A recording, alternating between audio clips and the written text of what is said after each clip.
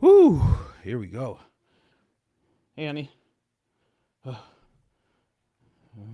gotta go. I'm live now. I love you, baby. Okay, don't worry about that. Bye, baby. All right, let's go. What's going on, guys? Whew, man. Man, oh man, oh man. Woke the kid up early by accident. What can you do?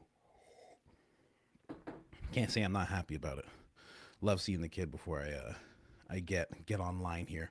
What is going on, everybody? We are live. Whew. A new Fed slopper has arrived, ladies and gentlemen. A new Fed slopper has arrived, and we're going to be seeing him. I know some people are going to be a little upset because they like the guy, but new Fed slopper is here, and this man just looks on, and he just says, I have deemed him the new Fed slopper. This is a new Fed slopper that is coming for you. All of you who like unofficial narrative are going to have to deal with this new Fed slopper. He's coming to you, and there's nothing you can do to stop the Fed slopper coming. He's coming to you. Whoop, whoop. Whoo, man. Anyway, I don't know who put that picture on the screen. Who put that up here? Am I the only one in here? Well, I guess it was me then. Anyway, let's move on. What's going on, guys? You guys know about buymeacoffee.com/Coach Colin, don't you? Oh, man. Is that link in the description? It is. It is. I pinned it beforehand. So thank you guys so much for all you guys that hit that up. And we're on Spotify, but I do not have the Spotify page up. We're on Spotify. We're on Twitch. We're on Kick. Soon we're going to be live streaming on Facebook. All sorts of stuff. So there you have it. Go and hit up the links in the description. Someone asked for a Discord link. I do not have one right now on hand, but I will at some point sort that out for you guys because we do have a Discord. And I do have to get on there and start talking to you guys. Big show is coming. Big show right now for us, but big show is coming. Apparently, Candace made it very clear that there is a big week ahead. Very big week. She even said you might not want to leave. You might want to stay home as she was talking to the Turning Point Inner Circle. You might just want to stay home, she was saying. So we're going to be covering all of that, all of Candace. I got that Elon Musk stuff that I never got to show you guys. There is a bunch of things. We're going to cover a little bit of Barron as well. Have those timestamps set out, and yeah, it's going to get pretty wild. But let's hear Candace herself talk about that because I don't know. Listen, something happens with the braids, guys. It's so funny. You know what's so funny? I'm leaving the house as I see the thumbnail and I see the braids, and I go, I should make it a post right now and say that there's an emergency because I see braids. You know, that's what I was gonna say, right? People don't realize that the hair is pulled back even more when you have braids. Ladies know this. Ladies who have done the French braid, they know this. When you have braids, it's even more pulled back. It's not a game when it's pulled back even more. So, I don't know if you guys realized it. If you didn't, you got hit hard. Those of you that realized it, you understood exactly what was happening the second you saw it. Let's just jump in. Let's hear Candace talk about it. Trapped in. So anyway, we are but I just want to say this also, guys. I have explosive stuff to report to you guys this week. Like, bad time, Andrew, to say that our sources are bad. That you couldn't have picked a worse week for you and the homies to try to make this happen, where you just keep pretending we don't have receipts, because we got a lot to drop this week. It's going to be it's not even a good week for you guys to go to DC. You got to be at home. Okay. There's like going to be a figurative fire. You know, you got to be at home for the figurative fire, because we are going to bring some heat this week. And you're going to look like the liars that you are. Lie about the dumb stuff. Why are we lying about Candace and Charlie having a friendship? Why are we lying about a meeting? Now it's weird. Now the meeting's weird. You could have just been like, yeah, we're meeting. We're going to go that week. I didn't know Bibi was going to be here. Now it's awkward. If you're caught lying about it, then we all wonder, well, why is it secret and weird? Oh, man. Something's going down. I don't know what it's going to be about. We can discuss what we think it's gonna be about, but something's going on. I think even Baron commented on. I think I have that here. Here, let's play another clip End of of this it. week. I'm just saying this is going to be a big week. I wouldn't say that unless it was really going to be a big week, right? It's going to be a big week. We shall see you guys tomorrow. I mean, she's not playing around. Something is dropping. I don't know what it's gonna be. You can see that's my entire story between me and Turning Point USA right now. I don't care about diplomacy in this matter. I want the truth, and I'm going to get it, and they're going to have a bad week. Don't go to DC. Okay, take my advice. Don't go to DC. Fire at home. Vader Moore writes, we've gone. Wow. Don't go to DC. They're going to get there. They're going to get there because Andrew's going, obviously. He's just playing like word semantics again. I think Baron called that out, not even addressing this situation, but he's just playing the word semantics. That's all he's doing. They're going to show up. And when they walk through the door, BB and the president are going to be like, What on earth are you doing here? I saw Candace. She had braids in. It was crazy. And she said not to be in DC. And you're here. This is nuts. This is the first time hearing about this. BB's going to be like, what are you doing here? You have to go back. Go back. Don't worry. Yeah. I give you money. I give you money. Next level. All that. Please. Go back. Quickly. Go back. Oh, it's going to be a problem. It's going to be a big problem. Especially if she says it is, Baron as well. Baron knows something. I know Baron knows something. He knows something about this whole thing. Oh. I anticipate the attacks will amplify this week. It always happens that way. I do find a lot of irony in what she's doing, though. It seems pretty obvious Blake is gone. He's on vacation or somewhere right now. He's not going to be back on the radio until Wednesday. It seems pretty obvious Erica's gone. She's nowhere to be found. She did her and has vanished off the figures.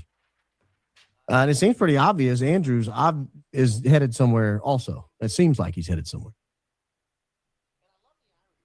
And I love the irony in it because every time Candace goes on vacation, the attacks amplify. You remember when she went to Russia? They went crazy. That's when they launched the attack on George Farmer, and they launched the attacks on Candace, and she's this and she's that. Then she goes to Spain, and it goes on overload while she's in Spain for a week or two. They're just nuts. It's just crazy. Your humble host doesn't face that problem because I don't take vacation. I don't have to worry about it. I don't have to worry about it. We don't do vacations in the Colin. No, we do. Just not often. Not often. Maybe we should. But the attacks tend to amplify. And when you have this amplification in attacks, every time she's on vacation, it's only right that she should wait until they're all gone to launch her attacks. And I think that's exactly what she's done. Now, I have this strong suspicion that it's going to be a really ugly week for these guys. It's going to be a really ugly week for the Fed slop narrative. And it's going to be a really ugly week for TPUSA. Really, really bad. You people who have committed to the mountain of evidence, and I'll give my final warning. I think this may be my final warning I'm going to be able to give you guys. Wow. You should run, don't walk, and try to get a deal. What's happening? What do you mean? What do you mean? What? Listen, you don't say things. There's no way. Listen, I know Baron. Okay? There's no way he says that and nothing is happening. There's no way. There's absolutely no. He's not the kind of guy who's just be like, "Hey man, you better watch out." And then the next week it's just like, "Oh, no. Something's happening. Oh my gosh. If they solve this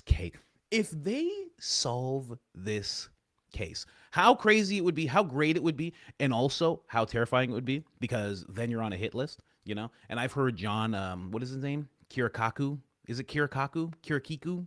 John, the ex-agency guy.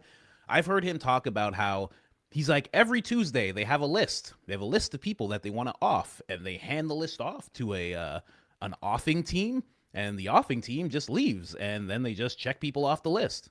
He says every Tuesday they do it. Every week they do that, apparently. So what happens if you solve this case? You know? I don't know. Barron doesn't lie. Someone said Barron lies a bit. No, he doesn't. No, he doesn't. No, not at all. Not at all. He's not going to say this and say, you guys better get a deal. Someone better get a deal quickly. He's not saying that for no reason. Just saying. Just saying. Because there's so much more that he has or knows that you don't know about. I mean, Candace already revealed, like, oh, Barron was over the other day. So that means they're meeting up. That means they're meeting up and having, you know what I mean? So you have to understand the things that you see from Candace, the baiting and everything like that. Now Barron is an extension of that. Oh, that's why you're here. I know. I give you that part that you didn't realize. He's now an extension of that. You understand? I hope you understand. Anyway, let's keep going here. That's my take. That's my take. You should try to get a deal. She had braids on today, gentlemen. Braids. She wasn't wearing a bun. She didn't have on a hat.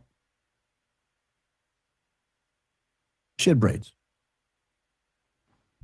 It's so funny. Somebody, me and my wife were laughing. We're driving and listening to it, and somebody's like, "I love the cornrows," and my wife's like, "Are they saying cornrows because she's black?" She's like, "Those aren't cornrows," and they're not. They're not. But hey, you know, it's all good. It's all good. It's all love. You know, it's completely fine, right? Somebody won't tell me I have a head like Jason Statham. They'll say a head like Michael Jordan. It's all good. It's all good. It's fine. You know? That's the way it goes. Someone said she just tweeted. Oh gosh. What'd she say? Can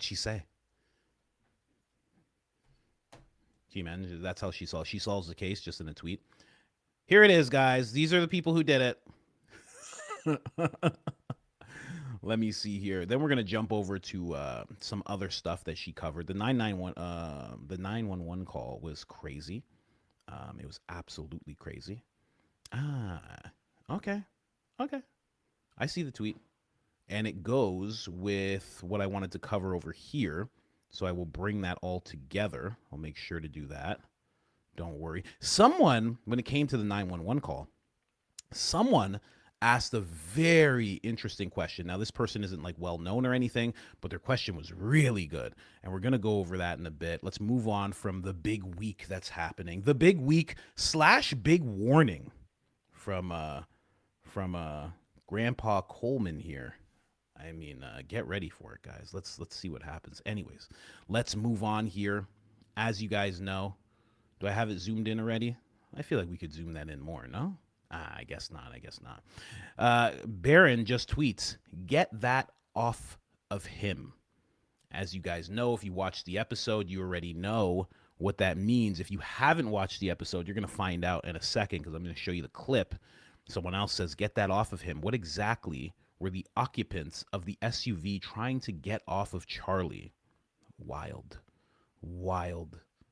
If they got caught like that. Now, somebody asked a really good question. We're going to get to that after. Let me play this first, and then we're going to have that question on the screen. It's going to be wild. Anyway, let's go. Someone phones 911 and then did not engage. No, not his shirt. That doesn't make sense because Brian cut it off in the hospital. Hey, who is this? Dr. Zakawi? Just hold on, Dr. Zakawi. You don't need to guess. Don't worry. It's going to be good. Don't worry. Trust me. With the 911 operator. The phone sounds as though it's dropped. It's running for approximately 5 minutes without the caller recognizing that it was still on. So almost like a 911 call turned butt dial. We'll have to get more details of how that could have occurred. But in the midst, what was heard on this call and what was captured rather on this call is, quote, "We got him. We are taking him to the hospital." Okay. Maybe that was supposed to be to the operator. A strange thing to say. Now on what's your emergency? We got him and we're taking him to the hospital. Maybe it was supposed to be said.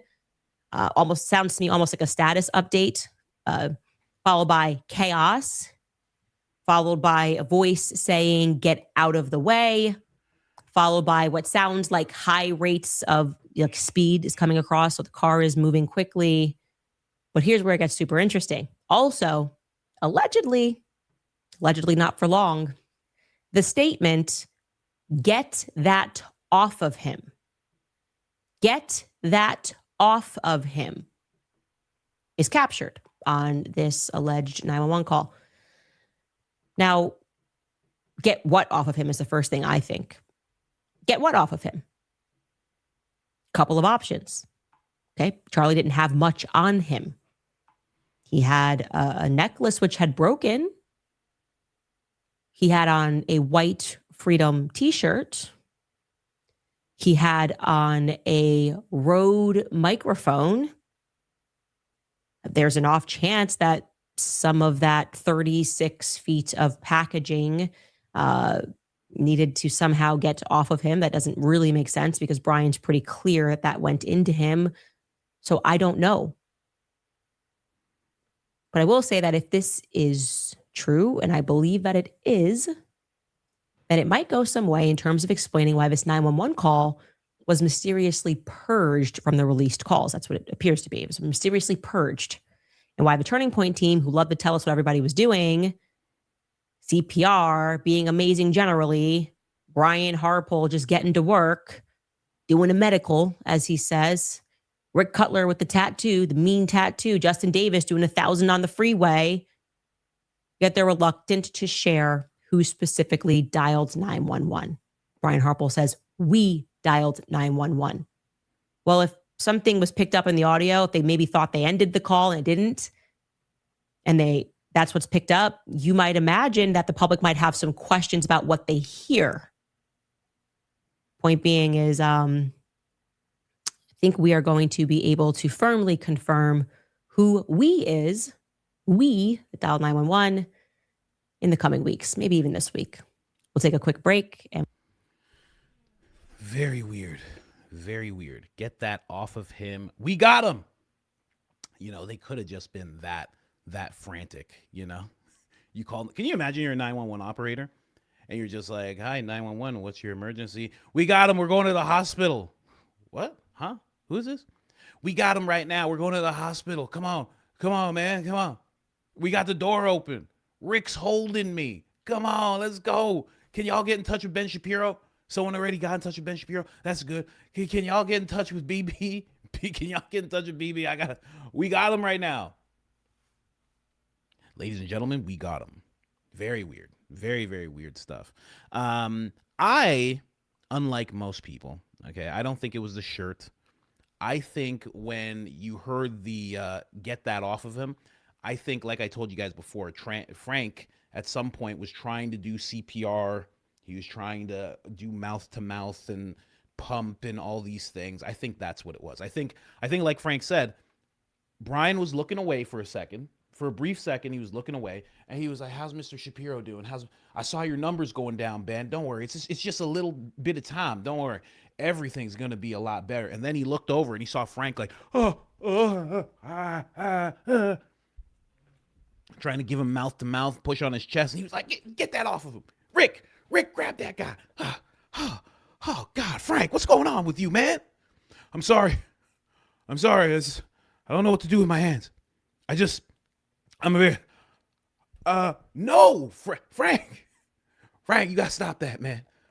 I'm hanging on by a thread. The door's open, Frank. You got to stop that. Put your tongue back in your mouth, man, please.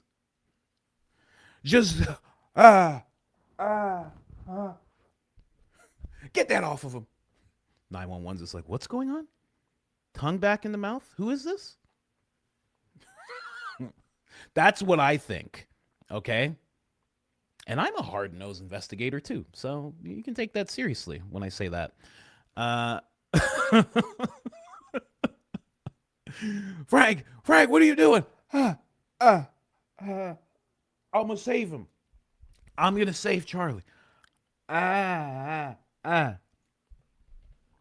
sorry. I didn't have to do all that. What if Frank sees this one day? He crashes out of the episode about me. And then the guy says that I had my tongue out. I was trying to stick it into Charlie. That's not what happened. That's crazy. You know, with his safety goggles on. I'm just kidding. Anyway, when I hear get that off of him, obviously everybody's mind goes towards the microphone. I thought at the beginning of this whole thing, 11 months ago, 10 months ago, I thought that his magnet from the microphone flung off. But after watching it time and time again, it does not fling off. It stays on, which makes sense because it is a damn strong microphone, a very, very strong magnet on that microphone. So it makes sense that it didn't come off. Maybe that's the thing that they want to take off. That would make sense. That would make a lot of sense. Harpole accent. That's Brian, man. You know, he only did one. I'm so glad he did. Listen, I didn't like that Shawn Ryan interview. I didn't like it at all. But I'll tell you something. I'm so glad he did it. Otherwise, I wouldn't know what he sounds like. He'd just be a guy, you know? As soon as he did that interview, I was like, oh my gosh, there he is. That's Brian Harpole, huh? This is just mints. It's just mints. That's all. What were you saying you were trying to get off of it? Someone said get that off of him. It was just mints. I was panicking. I was doing the gauze. My bag opened. It's just filled with mints. Chrissy brought me a bunch of mints, just a whole bunch. It was pouring all over him. It was all over the car and whatnot. It was just mints. That's all. It's just mints. Oh, okay. Okay. Can you come down to the station with me? Huh? What do you mean? Come on. Come on. What are y'all, conspiracy theorists? Come on. It was Frank. You should have saw what Frank was doing. He had his tongue out and he was doing all sorts of things. You don't need to take me. I'm kidding. Let's talk a little bit more about this 911 call. I think Barron talks about it here for a second. Pretty sure. Let's check this out. Well, he did not, because we know it was a guy named Guajardo, and he was the assistant or deputy medical examiner. Just subscribed to membership and wanted to send a super chat as a thank you for your hard work and thoroughness throughout this. Been watching for a while and finally able to support. Go Max and stay safe. Thank you, Claire, man. Thank you. I really appreciate that. You'll be, hopefully, present on the member show tomorrow. We'll have a good time. They're a little more laid back. If you've never been a member, go watch some of them. You'll see. It's a different type of show. I remember the interview Erica gave early on. She said she saw the autopsy report, if a report was even done. I have no doubt a report exists. I have no doubt that there is a piece of paper that says autopsy report. What I'm doubting is the veracity of that report and the supplemental documentation that would support that report and the thoroughness of the autopsy. I have no doubt there's a piece of paper. In my opinion, the Nolan W. from Mississippi is off as well. What adult allowed watched 18-year-old boy drink, boat, ocean swim? That's who's responsible for tragedy. The adult's parents, please take accountability. If USA, please take accountability. What is justice? I have no idea what you're talking. Christ is king indeed. I know that. Talking about Nolan. Officer Tatum's been talking about that a lot. Oh, here's the clip. My bad. But always good to hear Barron go through some super chats. What do we think? He's an iPhone guy, right? Not a Samsung guy. What could cause an iPhone to call 911 automatically? Crash detection, emergency SOS trigger, or accidental physical jolts. Jolts. Oh, you may have just figured something out. What if it was Charlie's phone? That is exactly what this person said. Wow, he beat that person, that super chatter. Let me see that name there. Amanda Lavender beat this person to it, because that's exactly what she said. Well, she asked the question to Grok just to see what would actually pop up. Here, let's play the rest of this, and then let's jump over to what Grok had to say about the whole thing. Calling 911. And it was the jolt that triggered it. Wow. Whoa. Do we know if he had his phone? We need to look at those pictures closely of him walking up and getting mic'd up and all that. Did he have his phone in his pocket? Also, first super chat, just want to say I worked with a... I think he did. I could be wrong, though. I think he had his phone with him. You know?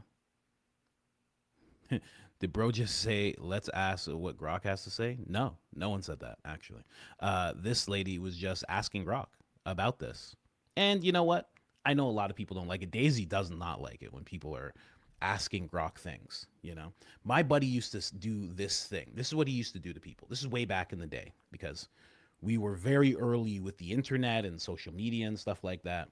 And we used to have people who would say, literally, as if I'm 67 years old, we would have friends that would say, oh, what did you look that up on the internet? And my buddy would always go, oh, did I look it up in the biggest library that there ever has existed in the world? Yeah, I did actually. Oh, he would always do that. And I would always cry laughing. I would always cry laughing. He would always just be like, oh, did I ask the biggest library in the world? Yeah, I did actually. He'd be like, oh, you're going to go to the library with the books? Oh, bye. Hope you find your answer. And I would cry laughing. And we had so many friends that would do that. It was like once a month he'd have to say that to someone. Oh, did I go to the biggest library that's ever existed in mankind at my fingertips? Yeah, I did actually. How about that?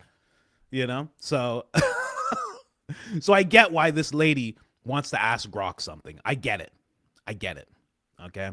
Hey Grok, could an explosion activate iPhone crash detection and make an emergency call?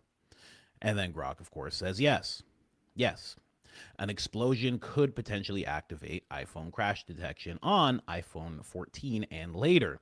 It uses high G accelerometer up to 250 Gs, gyroscope, barometer, and microphone to detect sudden high force impacts, rapid deceleration, pressure changes, and loud sounds. Loud noises! Frank could have activated it. Ah! He's just in the back. He's just in the trunk. Ah! Brian's like, why did you open the trunk for this guy? What is going on right now? Frank, come on, man. This is crazy. Guys. Yeah, man. Quiet down, Frank. This is possible. I don't know what happened in there. I'm just guessing. A blast might mimic a severe crash patterns enough to trigger the alert. You'd get 10 seconds to cancel before it automatically calls emergency services and shares locations. It's designed and trained specifically for car crashes, though, not explosions.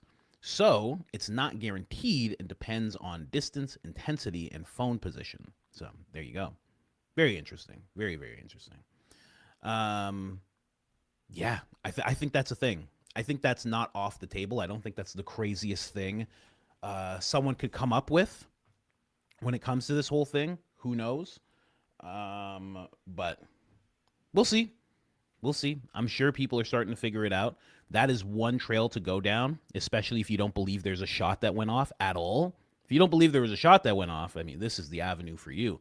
And I do think, you know, as much as Grok or whatever is saying, oh, it's only for car crashes. I don't know about you. I have an iPhone, right? The newest one, or no, it's not the newest one. My wife got the newest one. I get whatever's left. I forgot. But I've dropped my phone and had it activate that way. So I don't know if it's just for crashes specifically. I've definitely jumped around and had it activate as well. So I think it's possible. I think it's definitely possible. Interesting stuff. The 911 call. Get that off of him. I wonder. It makes the microphone theory so much more appealing. I don't know about anybody else, but I mean, it makes you think. That's all I'll say. It makes you think. Could that be a thing? Could it be that some kind of went off because he did go and then he did fall? There you go. So it's not just that it jostled him, and that's not the thing that activated it. It's the fact that he fell down on the ground. Now, when it comes to Rick didn't really jump. Frank didn't jump. Dan Flood didn't really jump. The guy who's in the passenger seat, he kind of jumped around, but not really. And then the driver, I don't even remember seeing the driver when the hit actually happened, but none of them seem like they did anything to activate that in their phones, and we don't know what kind of phone they had. It's kind of, I shouldn't say it's kind of verifiable. I'm sure I've seen Charlie with an iPhone, but who knows? Yeah, he makes smart decisions, so you would think when you make smart decisions, you're going to have an iPhone, right? I love doing that to people. People get so mad. Left, right, left, right. You know Samsung makes technology for iPhone. Don't worry. They all spy on you. Don't worry. They all spy on you, and they're all capable of blowing up if someone so chooses. They're all capable of it. They're all listening right now. It's okay. They're all the same device. It's fine. Don't worry, guys. Anyway, let's jump into the next topic here. Really quick, next topic. Someone said, I like my Samsung. I'm somebody who's able to jump back and forth. I'll get an iPhone, and then I'll just get an Android. I have a Note. I had a big Note, Ultra Note or whatever the heck it was called. And then I'll just go over to iPhone. And then I'll go back to Android. I don't care. Who cares? It's all the same stuff. It really is. You know? They all have facilities where they're making the phones. And there's a guy who's like, I'm going to jump out the window. And then he does. And then the facility has nets around because it happens so often. They all have facilities like that. Are you silly? Silly? Of course, they all have facilities where the people work for such long hours that they just live in the facility. They all have that. What do you think? They all have wild hordes of African people running at mountains, and they're all picking at things, and they want cobalt and they want lithium, and they're breathing it in, and they got babies on their back, and they're like ding ding ding ding ding ding ding ding ding ding ding ding ding ding ding. They all have that. It's okay, guys. Don't worry. Your phone, everyone's phone contributes to modern day slavery the same amount. It's completely fine. Don't worry. Don't worry, guys. We all have terrible, terrible devices in our pocket. We all have terrible, terrible devices in our pocket. Don't worry. Yours is no worse than anyone else's. Anyway, look it up. You think I'm making it up? Go look it up. Anyway. Oh, it's funny because it's true. Andrew Colvett, ladies and gentlemen. Andrew Colvett going to the White House. I didn't even think it's weird that Andrew would say no. Like, oh, I'm not in DC.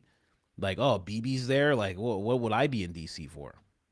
I feel like, of course you would of course you would meet up with BB.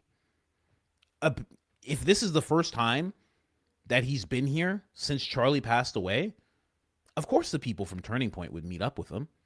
He reported on it. He said, Charlie loved us and loved what we were doing, and we loved him. Wouldn't it make sense that BB would meet with Erica?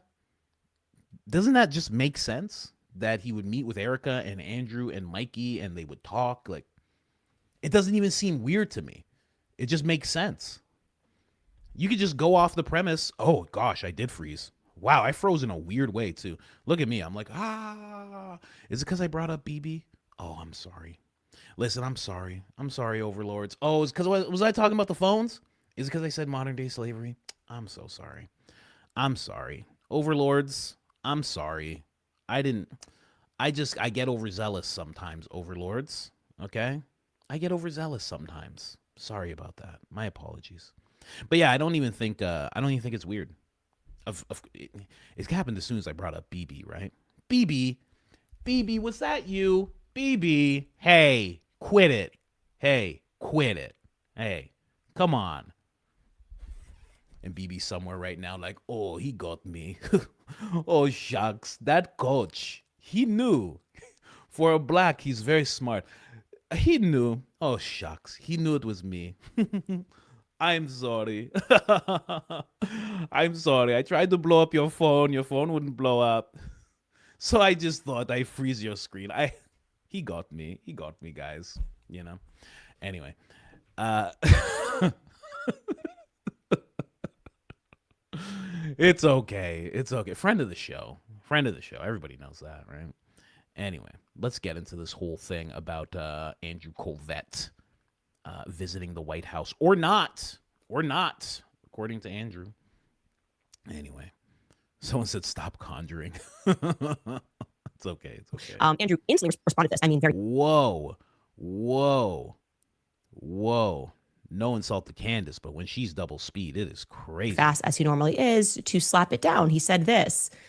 He wrote, LOL. No, can confirm I'm not in DC. Same is true for our in-house. Absolutely hates Andrew. Absolutely hates Andrew. LOL. That is the most disrespectful imitation of a person you could possibly do. Oh my gosh. Andrew doesn't even sound like that. Wow. I mean, that's how you know she despises this person. Very disrespectful imitation. Believe you me, she could do better if she wanted to. She's talked to Andrew in person. She could do way better. She's like, screw this guy, this soft weirdo. Lawyer and CMO. While we're at it, Candace claimed I was in DC on January 29th, meeting with top brass, and that I staged some elaborate pre-record with Kash Patel. Also false. I would check your source, Candace. Oh, that's right. You don't check your sources. So parking aside him then trying to relitigate another situation, which he's also lying about, it was very obvious to me that he's being particular by saying he's not in DC today. Bibi Netanyahu lands today and has a meeting tomorrow. So I just broadened the question tiny bit, came right back at him and said, thanks for the quick response. Not typical with you guys. Just to confirm, are you not slated to be at the White House at all this week? And then I followed up again. I don't know if you guys pulled it and asked him, and to be specific, like, do you have a meeting? Crickets. It's been 2.5 hours. Like, he was really fast, and then now he's really busy or something. Maybe somebody said he's on a flight to DC, but they keep trying to pretend like our sources aren't solid. Has anybody broke more news? When we go back and we had that list of the news that we broke, the things that we have shown, pretending that we don't have solid sources everywhere, to be able to give photos of the SUV after Charlie was taken to the hospital, something you guys don't want to speak about, to be able to give the information that we have given, eyewitness accounts. You're pretending that we don't have solid sources is just completely crazy. And like I said, this one's pretty solid. It's in your orbit. It's pretty solid.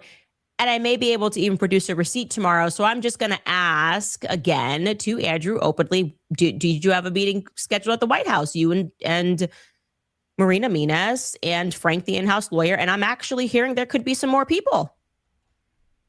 I wrote, I meant to say you may have become busy, but would be great to get an updated response here. Was or is the TPUSA team slated to meet in the White House this week, which happens to coincide with Netanyahu's trip? Marina Mina's, Frank, and yourself. I'm happy to correct the record if wrong. Thanks in advance. Sorry to be a stickler on the details. Maybe it wasn't today. You're supposed to be in DC today, meeting tomorrow, maybe the meeting on Wednesday. It'd be great to hear back from you. Let us know. The timing seems particular. Now, Bibi Netanyahu is saying that he is flying in for the same reason Zelensky is flying in. When these killers come to DC, it's to dictate their terms. Bibi will be probably in the Situation Room telling Trump who else has to die for the empire of Baal. And so it's not good. It's particular that he's coming under the guise of Lindsey Graham's funeral, a state funeral. Disgusting, by the way. Anybody trying to pretend that Lindsey Graham was not an absolute creep who was clearly blackmailed is deluding themselves. But okay, Bibi, who else needs to go? What else needs to happen? Okay, I'm so glad we're starting the conversation here. So I want to blow up Lebanon. Okay, I know, out of nowhere. Iran, of course, right?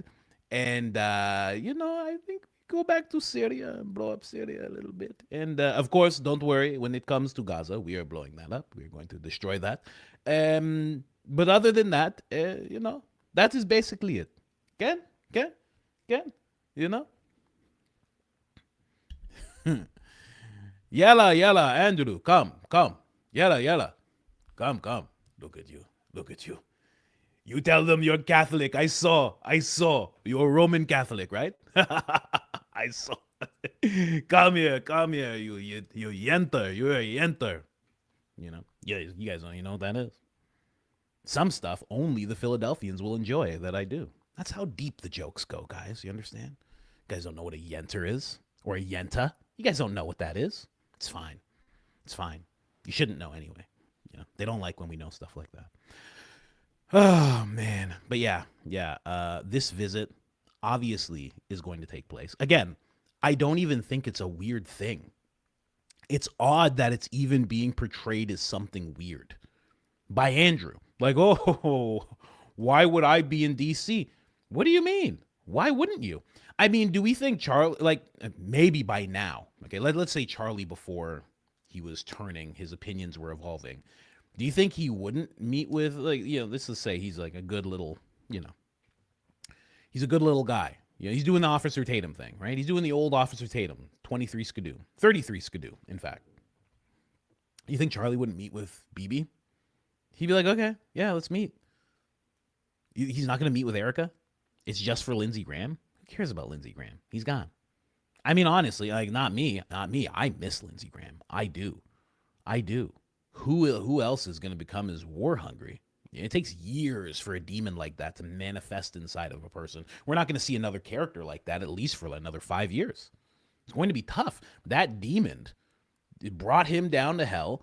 And now that demon's like, who do I use now? Who is opened? Who is as closeted as this man?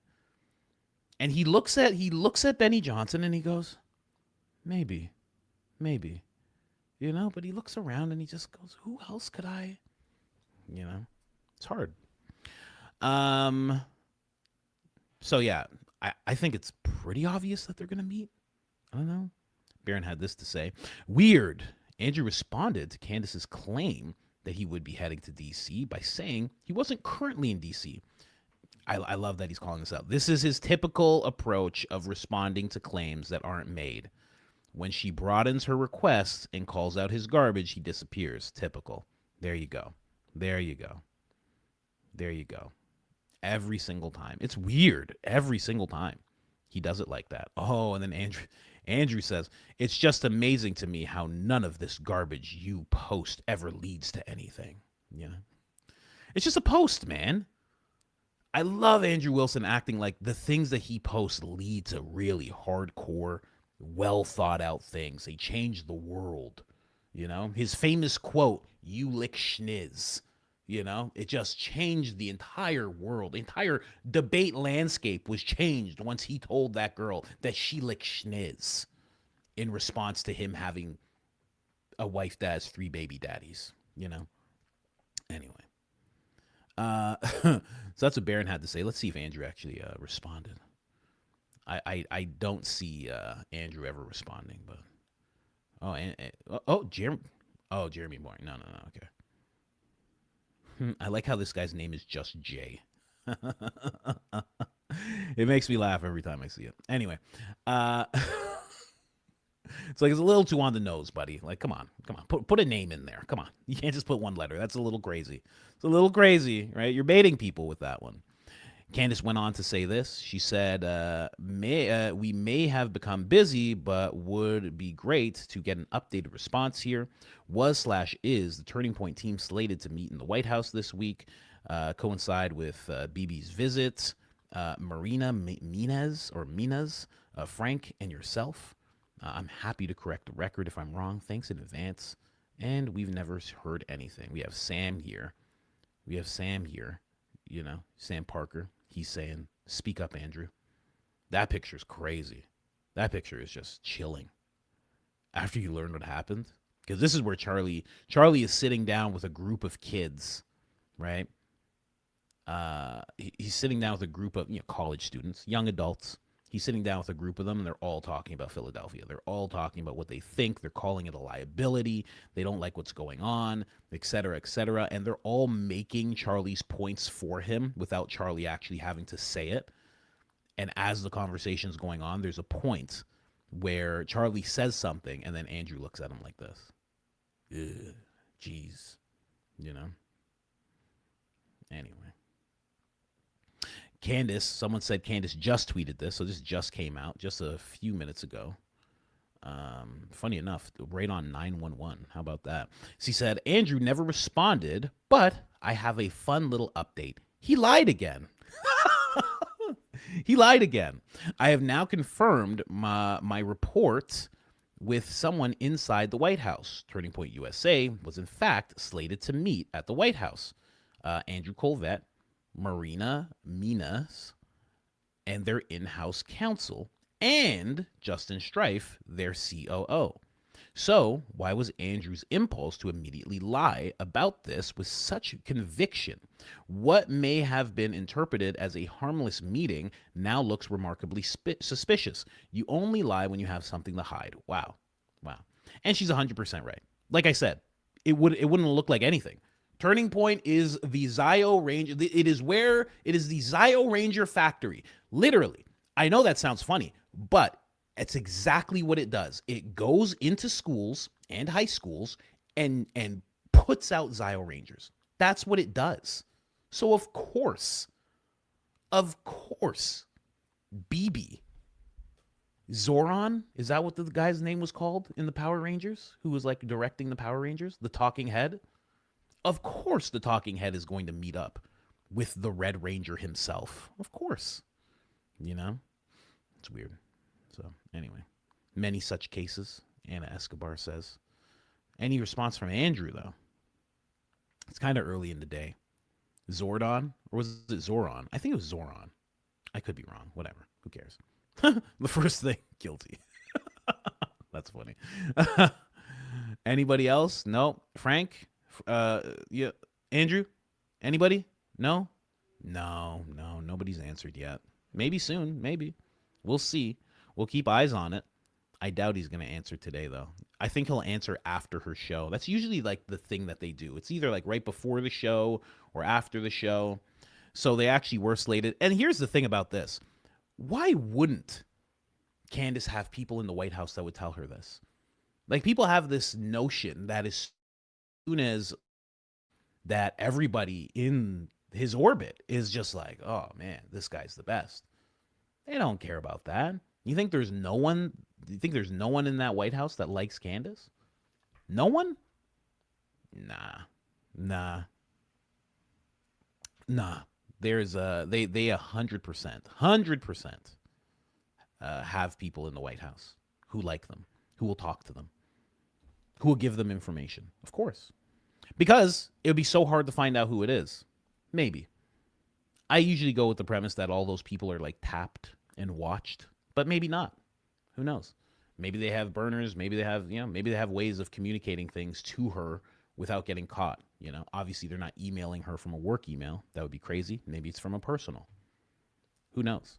But it would make sense that they have a bunch of people in the president's orbit, in the White House orbit, that'd be willing to give her information. So they're going to meet with BB. That makes sense. The fact that Erica's not involved in that is wild to me. She seems like the person to meet BB. And, in this whole Zio Ranger world, you're not exactly allowed to hide your ties to BB. That's one thing that they don't allow. That's why Jigsaw, if you remember Jigsaw and Balak's Tones actually had a long conversation, a good conversation. And Alex tried to hide it. And Jigsaw came out and she was like, nah, we had a great conversation and I was the one that pulled you onto our side and we had a lovely conversation. Why are you lying about this conversation? They don't allow you to do things in secret. If you're going to be for them, you're going to do it publicly and you're going to do it with a type of conviction where it would be so hard for you to turn the other way. That's why it was so hard for Charlie to turn the other way. That's why it was so hard for Candace to turn the other way. It's like what you have to do, you have to decouple. It's like the Matrix. You have that thing in the back of your head and you have to pull that thing out. And it's hard and you need help. And after it happens, you're shocked and you need Morpheus to come, and Morpheus has to give you some red and blue pill, and he has to, like, you know, rebuild your psyche because you have no idea what's happened. Happens all the time. I don't know who Morpheus is. They say I look like Morpheus, but I'm not. I promise. I'd tell you guys if I was, for sure. Anyway, let's get in here.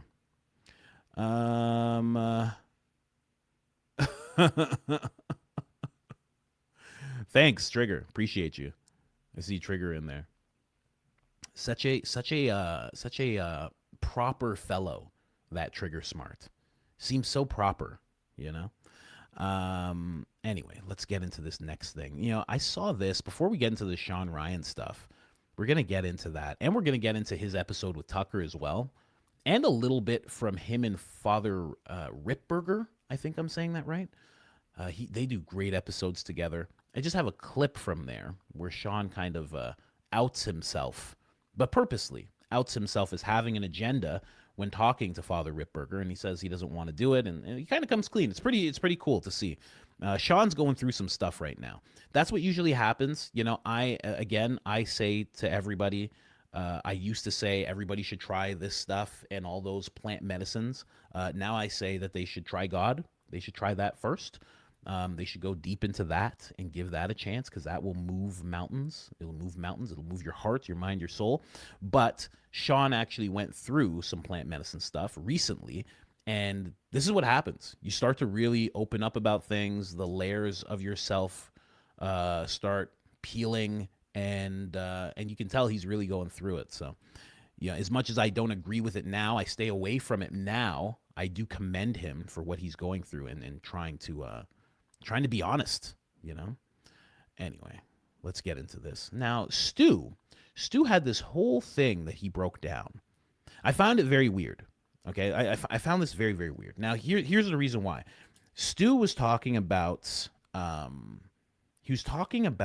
Candace Owens, and he was saying everybody should pray for Candace Owens because he figured out who was after Charlie and why. Which a lot of us have come to a conclusion on that, but apparently he has found something out. I don't know what it was, but his message overall was you need to pray for Candace Owens. You need to be praying for her because of what he found out.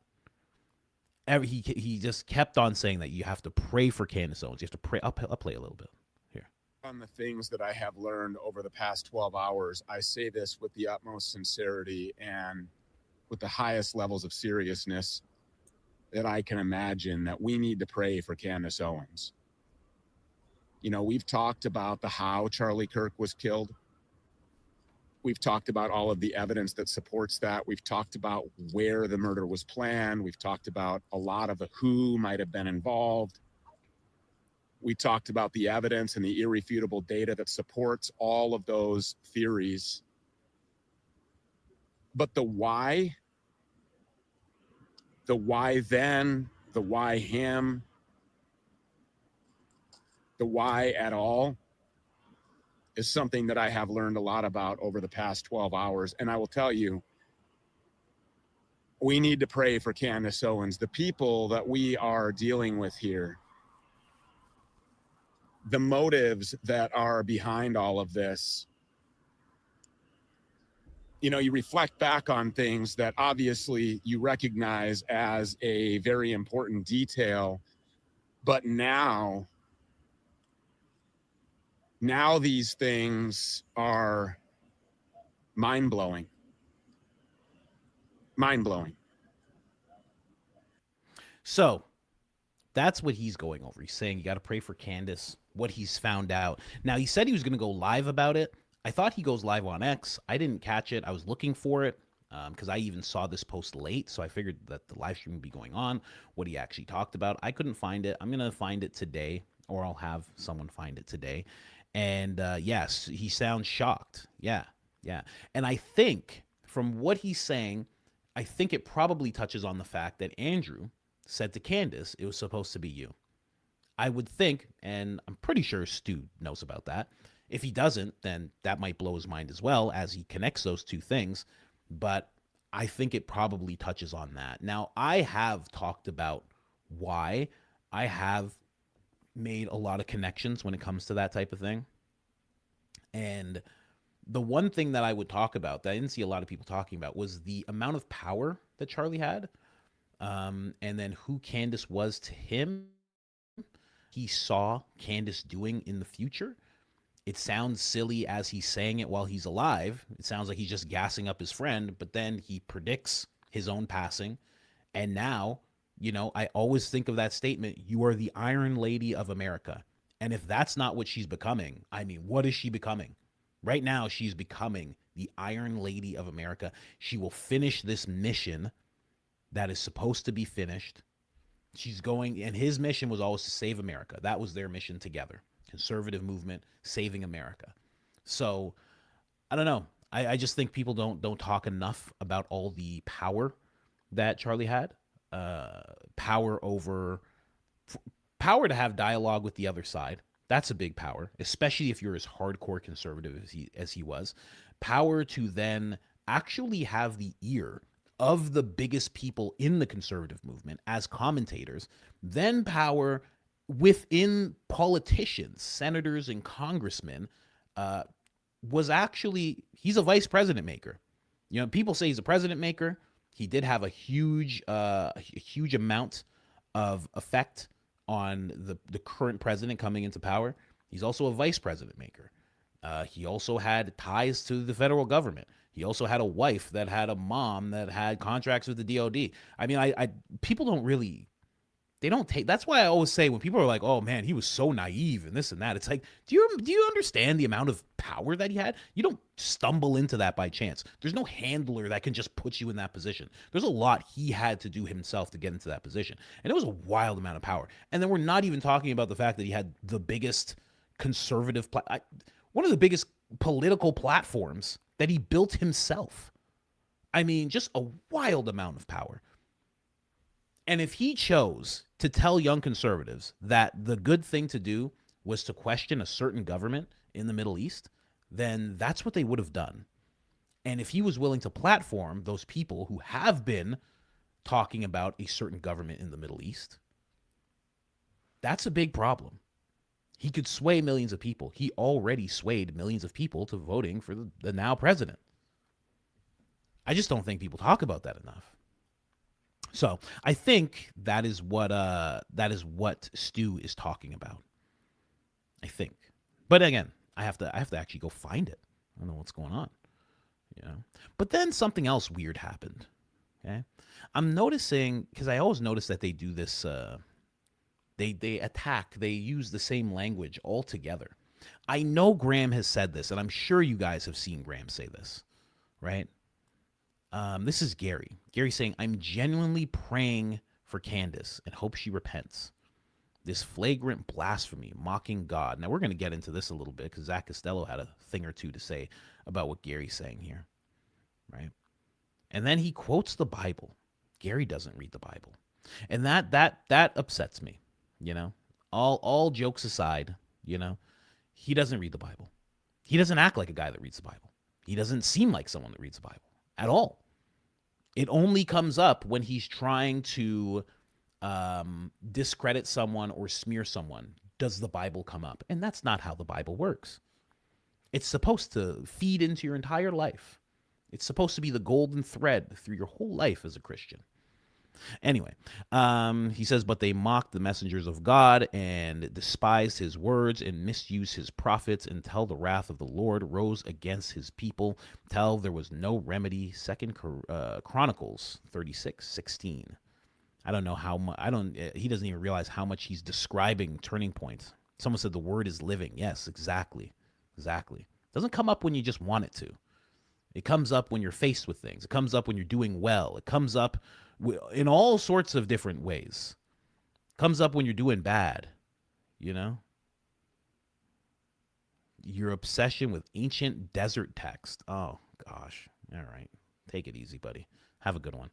Get out of here, I'm not one of those people like, ooh, live and let live. Nah, don't attack my religion, buddy. Get out of here. Kick rocks.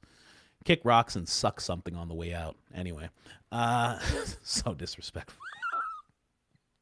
So disrespectful. Sorry. I'm using that one from now on. Suck something on your way out. That's a good one. Isn't that a good one? I'm using that from now on. Suck something on the way out. No, that's a pretty solid. I'm using that one from now on. I don't care what anybody says. I might write that one down. I don't want to forget that one. Listen, don't just use that with anybody. Those are fighting words. I'm just saying. Those are fighting words. Be careful. You know, don't, someone said, don't say that to Benny Johnson.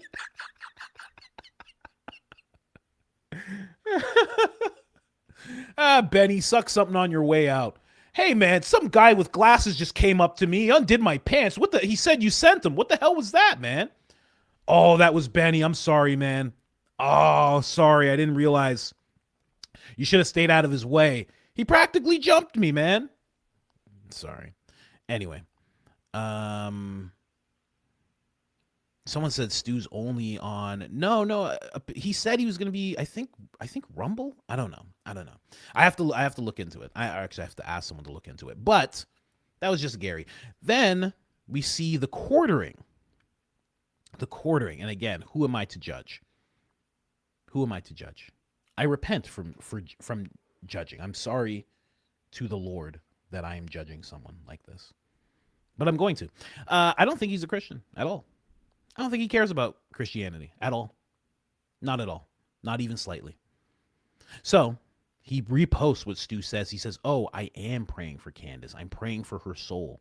It's very interesting how many people have come out, and not in a good way, and I don't mean you guys, because a lot of people are always sending prayers to Candace. You see it inside the chats and things like that. Live, super chats, etc. Even in this chat, you see stuff like that. It's not in that way. The fact that they're coming out saying that they're praying for Candace. Graham comes out, Gary comes out, Quartering comes out. I think that dude Bren comes out. Like, they're all saying that they're praying for Candace. You know? I don't know what that is. I'm not thinking that it's a threat, but I'm seeing it happen in unison, and that always makes me question what's going on. I don't feel like they're all having a come to Jesus moment and that they all just want to, someone said Gary cries at night. Oh my gosh. Someone said the Quartering's is he? No. Has other men run through his wife while he watches? Good gosh. What are you saying? Someone said virtue signaling. I don't think it's virtue signaling. I think it's something else. The fact that they're all doing it in unison shows me that it's not virtue signaling. It shows me that it's something. Maybe it's a threat. I don't know. It's weird, though. It's very, very weird. Yeah. Graham suddenly appear. Yeah. I don't know. Anyway, I just noticed that it was very odd. Candace did say thank you to Stu. Thank you. We all see what this is, and it's bigger than anything we could have imagined. So it's like she's kind of seconding what he's saying. I think there's something pretty big to it. I think that let's see if anybody went after her in here. No, not really. I think that Charlie was supposed to be president. I think presidents are supposed to be. I don't think that it's just like, hey guys, I'm deciding. I don't think it happens like that. I think they're supposed to be. Someone said they're weaponizing it, sarcastic weapon to insult her. I think it's something else. I really do. Because it's not genuine, right? It's not virtue signaling. There's something else going on. Maybe I'm wrong. Maybe it is some kind of oddly veiled threat. Maybe it is, because, to say like you're praying for someone's soul, it's like you're praying for them to repent. What needs to happen as a Christian as you pass, if you pass away? Well, we all hope that you repent so you can have the promise that God has given all of us as God's children. That's what we're hoping happens for you. That's what I was talking about with Lindsey Graham, hoping that he repented even in his last seconds, because that will give him the reward. As long as it's authentic, It can't be like, oh, screw you, Lord. Oh my God, I repent. Come on, just oh, Satan's in my booty. Come on, Lord. It can't be like that, you know. It can't be like that. It has to be genuine, you know. Yeah, so it's a seed in Valhalla, yeah. I don't know. I just found that very weird. Now let's get into Zach. Zach and Gary really quick with the whole pray for you thing. Zach did not like what Gary had to say at all. He said no. And this is in response to the guy that's on stage. This guy. Beware of talking head personalities who peddle conspiracy theories to their room temperature IQ audiences. Hey, thanks, man. Zach Costello, he said this very, very well. He said, no, this type of Christianity, whatever this pastor is going on about, is of the world. So perfectly said. It is definitely of the world. I'm noticing some people haven't seen that guy. Maybe we'll play it. I don't know. It's political commentary disguised as gospel. Perfectly said. That's exactly what this is, right? And I guess I can also touch on what we're seeing with the I pray for you stuff. Like, this is political stuff, and it's disguised. This stuff that Gary's saying, it is disguised as the gospel. But it's disguised as gospel. It's really political commentary. Mocking a quote-unquote pastor who has ordained himself. I didn't know that. That's crazy. That guy ordained himself? Come on. If you watch Candace's episode last night, she was like, that guy needs to grow up. She's like, grow up. She's like, put on some proper jeans, put on a button down. She's like, grow up. Mocking a quote unquote pastor who has ordained himself and his, let me just switch there, and his political commentary with background guitar music is not blasphemy. In fact, this version of Christianity should be called out and exposed. It needs to stop. And I couldn't agree more. I could not agree more about what Zach's saying. And then Gary chimes in again. He goes, no wonder you're trying to destroy Charlie's organization and legacy. It always goes back to that. See, this is what I mean. This is not a Christian. Zach is having a conversation about Christianity. Gary says that it's about Christianity, praying. He even drops a little Bible verse that Grok clearly gave him, because Grok gives him everything. And then all of a sudden it switches back to Charlie and his legacy. Well, that was what you were after the whole time. You're after your little propaganda piece. This is exactly what Charlie did and who he was. That's not what Charlie did. Charlie did not preach like that. He did not preach like that. He did not have gospel that was actually political commentary. That's not what he had. This is why they killed Jesus and Charlie Kirk. Wow. I mean, listen to Gary. Just absolute diarrhea on the tongue and teeth coming out of the mouth. Diarrhea, palate, just, spewing out. It's getting on our shoes. Religion and biblical morality are politics. Whether you like it or not, yes, mocking a pastor is blasphemy, and now you've condoned and participated in it. The Bible has multiple examples of catastrophic consequences for such acts. This guy is a piece of sugar honey iced tea. I mean, just ridiculous. Just absolutely ridiculous that he's trying to take this to this place right now with Zach. I mean, completely the wrong person to do it with. Zach is so, in Christian land, we call it on fire for Christ. He's so on fire for Christ. He's so not the person to try and do this with. So not the person. It's so silly that he's trying to do this with Zach of all people. He goes, I am as much of a pastor as this guy, and you've mocked my Catholic skin suit, as Gary put it. Therefore, you are guilty of blasphemy. I'd rather Turning Point not continue down the path they are on. I'd rather it not be destroyed, but reformed. I'd like to see it taken in the direction Charlie was trying to take it in the last few months of his life. Perfectly said. And yes, I'm biased because I like Zach and I do not like Gary. Okay. So I acknowledge that. Someone said, bro, maybe take a knee to Gary.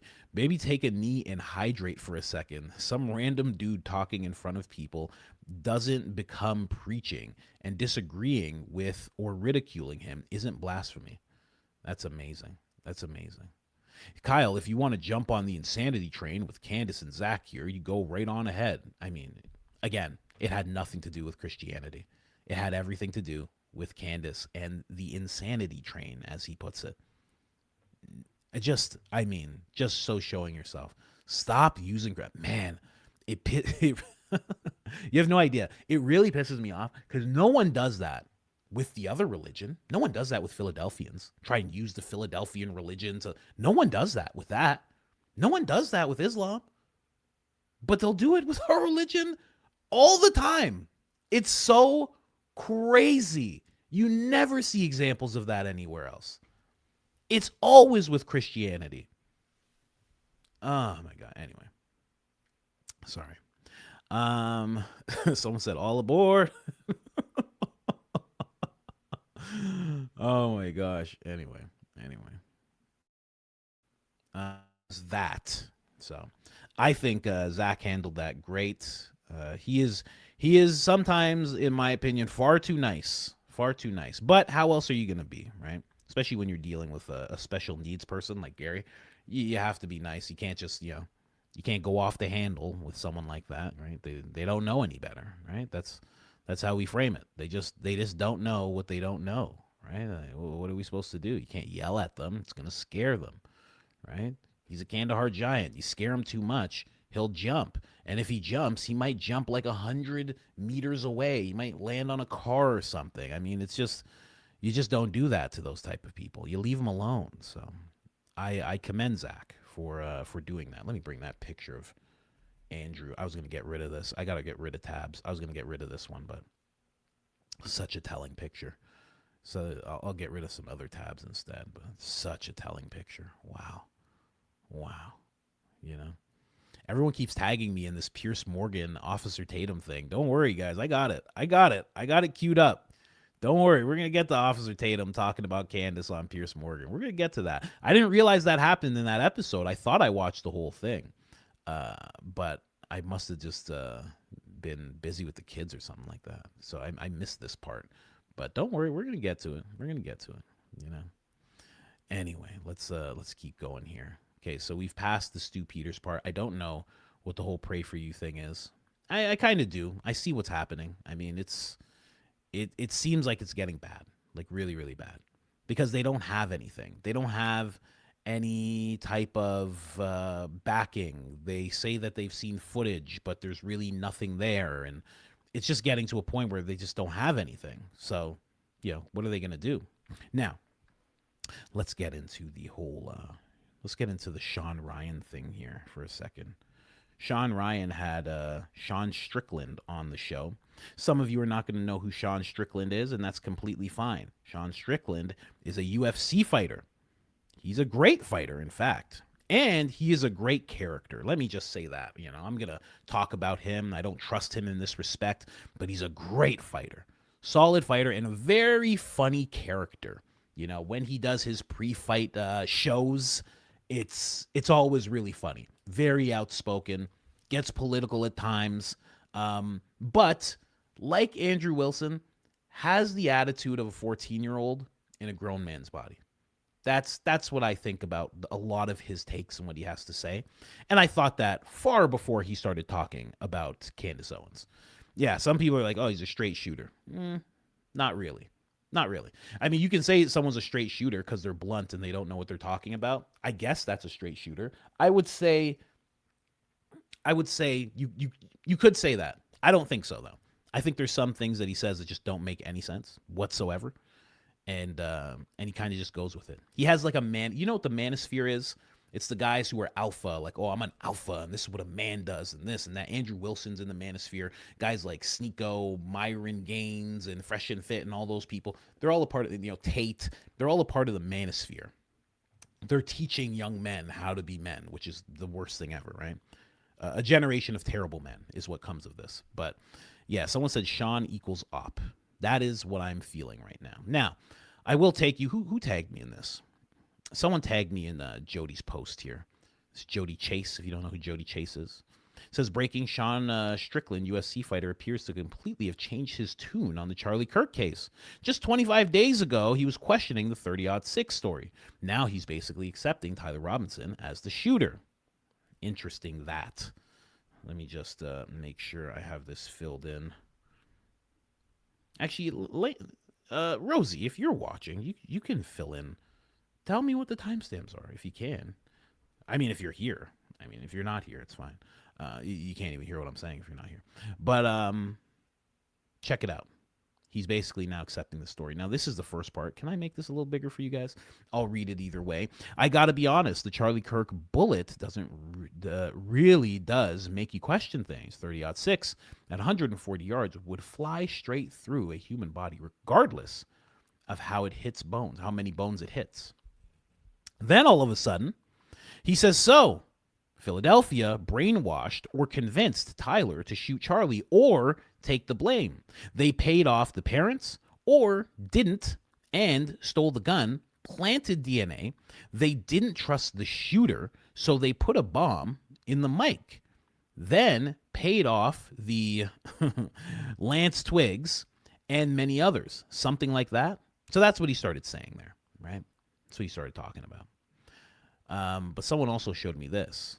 Oh, I hope. Oh, this is just me. This is just me. I said, Shawn has taken a very special interest in the case. Very weird. Nobody was trusting it either. John Bray was like, he needs to be brought up to speed. Somebody else was just showing this. Someone said, no, he's taken a special interest in Candace. He mentioned her 4 times. As soon as Shawn offered to put him in touch with her, he didn't bring her up anymore. Yeah, exactly. We're going to get to that. Didn't he come out initially in favor of the alternative theory in the case? Now he suddenly seems to be mocking it. Then somebody showed me this. Okay, we'll get to that in a second. A few more people just, don't trust Shawn, basically. Then somebody showed me this. They said, how much money would it take for you to kiss the wall in, quote-unquote, Philadelphia? Honestly, only person who really responded that was big was Thomas Massey. He said they spent $30 million because I wouldn't. Now, this question that he puts out here was kind of like, hey, guys, like, was it really the craziest thing? Like, how much money would it take for you to go and do that? Literally. And then within the next day, week, whatever, or within the next few days, he starts really going hard on the official narrative and really spewing at the people who believe in ulterior narratives being possible. Then he goes on Shawn Ryan's podcast, starts talking a bunch of smack about Candace to Shawn Ryan. Shawn actually pushes back. We don't usually see that from Shawn. We usually all talk about how Shawn doesn't push back, right? A lot of people don't like the way Shawn operates because of that fact. But in this case, he actually did. So somebody actually you broke it down a little better. Who is this? Let me see here. What is this? Maracama? Thank you so much for breaking this down. So he's basically just showing this and then showing this. This is July 2nd where he was questioning the narrative. Then all of a sudden, July 27th, he's changed. And what changed from June 2nd to July 22nd was him just talking about the wall and, why not give it a kiss? Why not just kiss it a little bit? You just got to kiss it a little bit, All good. Do what you got to do. Do whatever you feel like you got to do. Anyway, let's get into this Shawn Ryan clip where he questions this. And to anyone who runs Shawn Ryan's account, do not try to come after me like you guys usually have.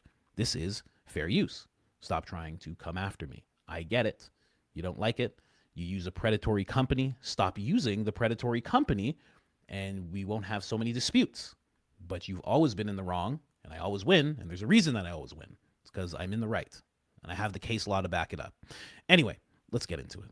This is a little house cleaning. That's a little behind the scenes house cleaning that I got to put out there. They tried to take my channel down once.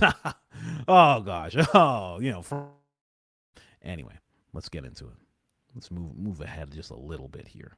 Oh, and get ready, because Shawn's going to swear a whole bunch. He's going to swear a whole bunch, and he's going to have really bad takes. So get ready for that. fancy things that people don't agree with. Okay, let me see. I got it on double speed. You know, I have to listen to someone like him on double speed. Oh, But like, oh gosh, here we go. He's joking. He's joking. Da, da, da, da. Okay, good for you. Anyway, going back to, people like, why does the Israel lobby, George Soros, why are they, one of the first movements of communists, like 5 people were like one of the main people of like the communist movement were like Israeli, Jewish, not Israeli, Jewish. So let me find where he actually talks about Candace. I think we go ahead a bit here. Little secret for you guys. This is what we do. We go here. We find transcript. We pull up transcript. Okay. For those of you that don't know, YouTube has a great thing now. When it comes to transcript, we go here. Boom. This is where they start talking about Candace Owens. Okay. Let's go. There it is. I was only a few seconds off. what you have is people like Candace Owens going and saying there's like this Jewish around a table pulling strings trying to destroy America, when that's not the case. You have hyper intelligent people, hyper wealthy people doing what they believe is the right thing to do. The thing they believe is the right thing to do is to have open borders, to have a fluid gender. This is why they go to Hollywood and they push it. There's no evil strings. This is what they believe in their heart is the right thing to do. And usually if you're hyper intelligent, you're more liberal. That's just how it works. I don't know, man. I'm going to disagree with you on that one because one, with Candace, I think Candace is I love Candace on the right track with a lot of things. There's a lot of things that I'm unsure of that she says. And okay, let me ask you, why does hold on. And I don't like you are kind of grouping all these Jewish people together. Well, I'm not, because I have a lot of Jewish friends. All Israelis together. And I don't believe that either. I believe that there is the people that are under right now have an agenda. I think it's been there for a long time. And I think there is definitely 100%. Well, let me explain. Maybe not to destroy America. There's two but they have completely infiltrated American politics through APEC, through Hollywood. I mean, but let me through ask a lot of things. But why is Hollywood to push the Zionist agenda? But why is Hollywood to propagandize the United States with the Zionist agenda? And we've bought off on this for a long time. We've fought a lot of the wars for them. Those are our people. But yes and no. And so if you think about it, it's actually a genius plan because we are the proxy. Like, okay, just let's like unpack. Hamas is a proxy. We are the proxy. So, who's funding the majority of the war in Iran right now? Yeah, I get it. We are. Who? But see what I'm saying? And this is coming from Zionist influence. I have questions. And so there are powerful people in all. I mean, someone said, "Wait your turn." It's because he's trying to get something out. That's why he's trying to. Yeah, I get it. He's trying to stop him from talking so he can say the thing that he needs to say. Also, I will point out, every time someone's on a podcast, you always have to think, why are they on the podcast? Is it just because they're just on it? That's what it seems like a lot of the time. But if you watch a lot, especially the big podcasts, when people are on these podcasts, if you listen to the entire thing, you will find a blip of something that you didn't think they were going to talk about or is kind of out of the ordinary for them to talk about. And that is the reason they're on the podcast. And they will be on the 3-hour podcast so they can get that one point out. And for Sean Strickland, it happened at 2 hours and 20 minutes. That's when he started to get out the thing that he wanted to talk about. Sean's pushing back more than we're used to seeing Sean push back, but that's what's going on right now. And all these, look who owns all the media companies. So okay, you know, let's unpack. I got questions. Let's unpack. So you say all wars, but again, let's remember, patterns don't always equal conspiracy. Sometimes there's patterns that just happen to align and they're together. So go back to the petrodollar. We had an agreement. When was it? Fucking the Hold on. Let me get back to more Candace here. And also, if you'll notice, he was just like, he's like, yeah, there's not always a pattern, they're just together, and let's keep going here. He's not fully making sense because he's not on there to fully make sense. And I believe he does not fully understand what he's saying. Someone says, bro, stick to someone said, bro, stick to UFC. Yeah, that's what it seems like. Let me see. Where does he start talking? Let me get here. Let me go up a little bit. Because there's a point. Actually, you know what? I think I got it right here. Let me see here. Oh, I think I got it right here. Let me see this. Oh, I think this sums it up a lot better. Let's go here. Someone said morally prolapsed.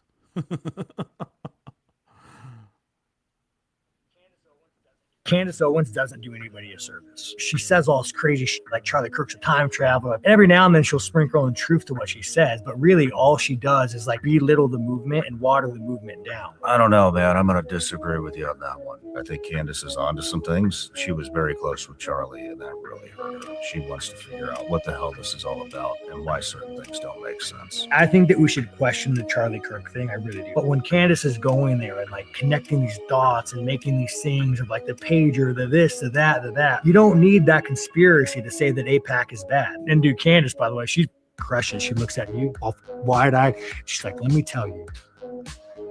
And you're just like, damn, Candace. Like, yeah, I believe it, dude. The Jews, Charlie. Have you met her? No, I'm sure I like her though. I'll link you guys together. You guys sort this shit out. We go shoot some guns, bro. Candace Owens. Now keep in mind with what he said. She waters down the movement. What movement is he talking about? You know what it reminds me of is when Charlie was with Megyn Kelly and he said, we thought you were on our side. And Charlie's like, what side? He's like, I'm an American. He's like, I represent this country. What movement is Shawn talking about? Is he talking about the conservative movement? It kind of echoes someone said my conservative movement. Yeah, exactly. It kind of echoes when, Tim Pool is like, oh my gosh, like we're going to lose midterms. That's all that matters right now. I know Charlie's gone, but like, come on, midterms. And then Braylon Hollyhand is with Officer Tatum. And he's like, come on, like Charlie's gone, but midterms. And now we have Sean Strickland, who's like, she's watering down the movement. What do you mean? She's watering it down. How? By just doing an investigation on her own with her fan base. It's not like the White House doesn't have to participate. No one has to. Turning Point doesn't have to participate. They don't even have to answer anything she says. She's doing her own investigation. But somehow that's watering down the movement. See, now, when people use this type of language, he's not talking about the movement being watered down. He's not saying that for no reason. He's saying that for you to hear it, for you to hear that the movement is being watered down.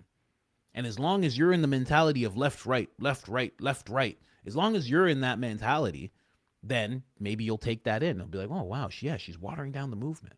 But that doesn't even make sense. It's weird. It's weird. Very weird that Shawn jumps out like that. I should say Sean Strickland. There's two Shawns. I was trying to explain that to my editor. I'm like, you got to make Shawn bigger and make Shawn smaller. He's like, what are you saying right now? Yeah, very weird. Very weird that he just comes out of the gate doing this. Just out of nowhere, seemingly out of nowhere, until I broke down the rest of that stuff for you guys. But there's something going on there. Candace Owens doesn't do anybody a service. Now check this out. There's more to it. Oh, I'm glad I found these. These are helping to sum up way more. Thank you. Thanks so much for all these people finding these clips here. Check this out. Because I know she's your. Now check this one out. That's exactly what I'm talking about. Why is he talking about? Someone said I'm so sick of the left-right BS. Yeah, it gets tiresome. It gets very tiresome because it's a box. How long can you stay in a box for? Just like the whatever color you are or whatever, what I mean? Those boxes, they get tiresome after a while. Anyway, let me play this one. Because you have people like Candace Owens, and I know she's your friend, But like Candace Owens doesn't do anybody a service. She says all this crazy shit like Charlie Kirk's a time traveler, like blah, blah, blah, blah. And every now and then she'll sprinkle in truth to what she says. But really all she does is like belittle the movement and water the movement down of what it is. Conspiracies don't, like, patterns don't always equal conspiracies. There can be a pattern, but just because there's a pattern doesn't mean there's like some, like, you know, that there's just because there's a pattern doesn't mean there's some like puppeteer pulling the strings. Because you have people. It's crazy that he's even trying to have this conversation. This is why right now I'm, you know, that's why I called him in the thumbnail and I called him a new Fed slopper, because he doesn't even know what he's talking about. He actually doesn't know what he's. You can always tell when you're in the tinfoil realm. You can always tell when someone's just gotten there. And they're like, do you know what the Zapruder film is? It's like, oh, do I know what the Zapruder film is? Yeah, I know what the Zapruder film is, man. Okay. Have you heard of the Skull and Bones? Oh, Skull and Bones. Yeah, I heard of the Skull and Bones, buddy. Okay. You can always tell when somebody's just gotten in. He's not even at that level. He's just like, you know, just because when there's a pattern and it doesn't always mean that there's people pulling the strings. And you're like, this guy probably doesn't even know what the World Economic Forum is. He probably has no idea that Henry Kissinger was Klaus Schwab's mentor. He probably has no idea that Henry Kissinger and Klaus Schwab were in the Bilderberg group together. And Klaus Schwab had an organization that was just a European management movement. And then he met Henry Kissinger and he changed it to the World Economic Forum. And Klaus Schwab's dad used to make flamethrowers and gas for the World War II bad guys. He probably has no idea. Probably has no clue. You know? You can just tell. You just started, man. You don't get cardboard. You get to keep that hat. That backwards hat is what you get to keep. You don't get a tinfoil hat yet. No. You definitely don't get a Speedo. That's for dang sure. You're in the kiddie pool. You don't even need a Speedo. You can go in there with your basketball shorts. You're just fine. It's ridiculous. But the things he's saying, yeah, it's very interesting. Very interesting to see this guy pop out like this. And again, the reason that I'm saying this is because the reason I'm saying it seems like he's been pushed to do this is because he doesn't fully, you can tell by the way he's talking about Candace and he's talking about the show. He doesn't watch the show. You can tell he doesn't know about any of the theories she has. If he did, he would have mentioned one. He would have mentioned something that she's actually talked about and talked about why that is not a service to anyone. He would have brought up something, but he didn't have anything. So it seems like he just has talking points, and they're not working all that well. Anyway, IQ meme, the same ones, the high IQ people. Let me see this one. Okay, that's the same clip. Saying everybody's just reposting that clip over and over again, right? But yeah, that's what Shawn Ryan's dealing with. And again, I'm really glad that he actually pushed back, because he doesn't always push back, Shawn. I don't know if you ever saw the Brian Harpole interview. It was a travesty. It was an absolute travesty. Here, let's play a little bit more of this. Again to whoever aligned Shawn Ryan's podcast with that predatory company that comes after people who are small creators. Leave me alone. Anyway. Candace, what I think she fucks up on, and like we're talking about the big voices, like she's saying there's a puppeteer. You have interests that are aligned together. Well, those are multiple puppeteers. Yeah, but I mean, they're not really. Yeah, but right now, Shawn's like, hey, man, I saw the Brian Harpole video. Like, what the heck, man? What's all this pushback all of a sudden? I didn't see this with Brian Harpole. I didn't see this with any of you. You didn't do this to Candace. What's all the pushback all of a sudden? Puppeteers, because they just want what they want. Israel wants. That's a puppeteer. Yeah, but it's pretty obvious. Like Israel wants to control, want the greater Israel. Like there is no, anytime you ever talk to Israeli and they let their fucking guard, I'm sure you have, they want the greater Israel. Legal settlements. They like, if you ever talk to someone from Israel, and they and a lot of them don't, but if they let their guard down for a second, you're very aware of what they want. Like, have you ever experienced that? I know a lot of Israelis. and every now and then they'll let their guard down. And like they'll be like they think they're in a safe place, and all of a sudden they let their guard down. And then like, oh damn, like yeah, you're about that life. Ah, that's interesting. He knows a lot of them, right? Somebody was like, "Ah, the wall thing. He was joking." Oh well, I don't know. Maybe he seems to know a lot of them. Those are his words, not mine. You know, interesting. Yeah,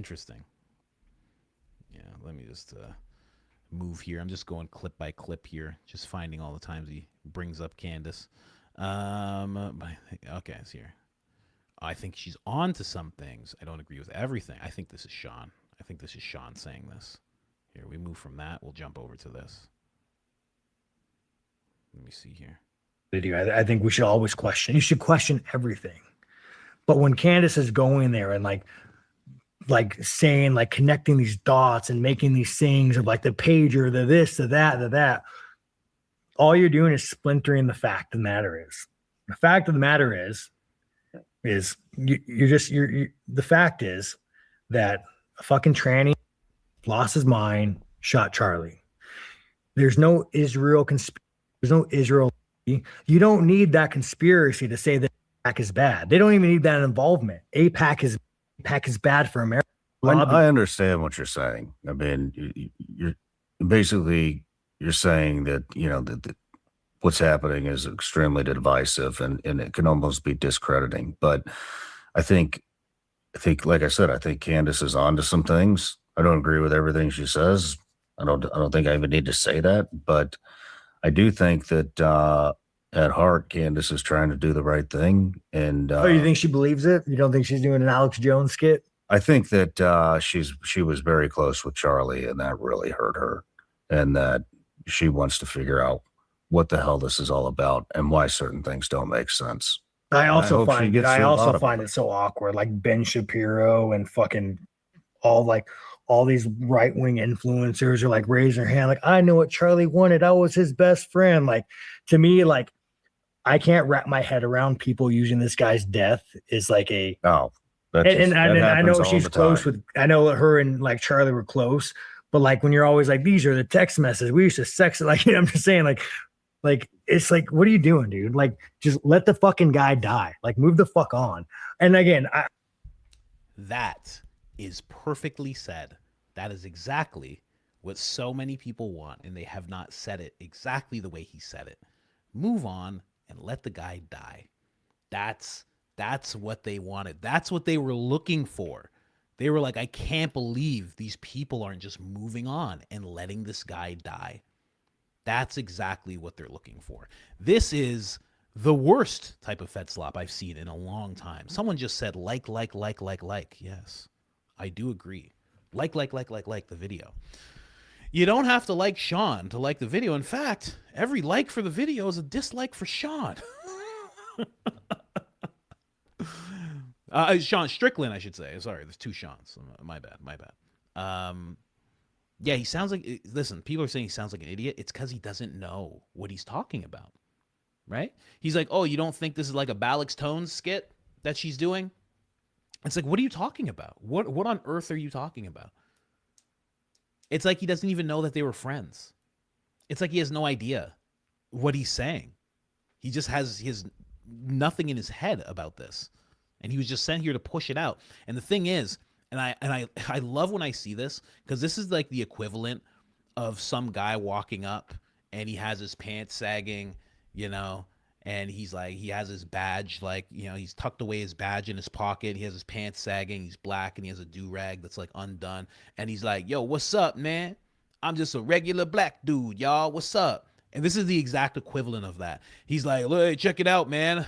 You guys know me. You guys know me, man. I got my backwards hat on and I got, gosh darn it, aren't my work boots just worked in like crazy, man?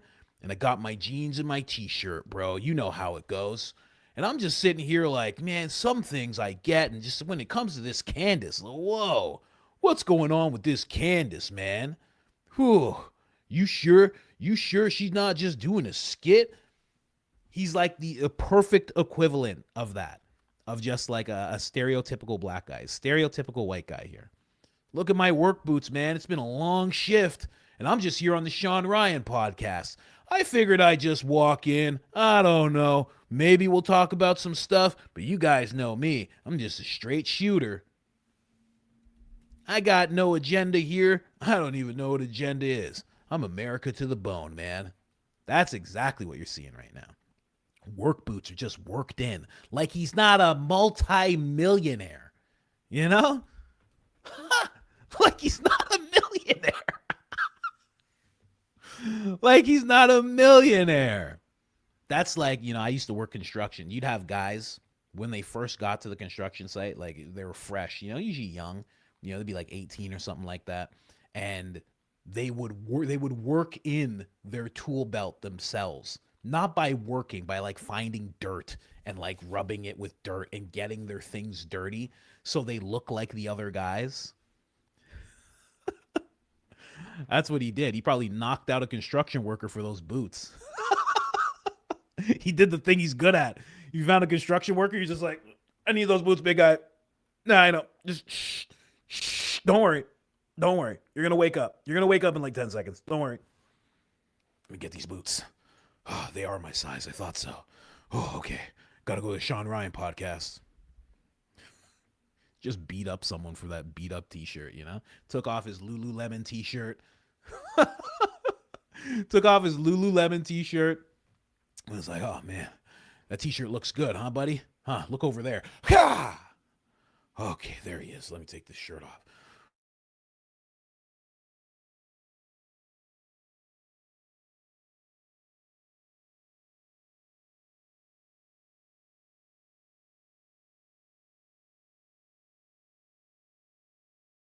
Now I've disappeared, and now I'm back. And for some reason, I cannot click on what Trigger Smart is saying and show it on the screen. Interesting. There it is. What are you saying here, Trigger Smart? The part you haven't addressed is about Shawn Ryan, is that he allowed Shawn to say this stuff on his huge platform. He's acting like he's for Candace. I mean, there is that element. There is that element as well. I don't know that they talk about, or I don't know that they have any pre-vetted questions. There's definitely a phone call beforehand.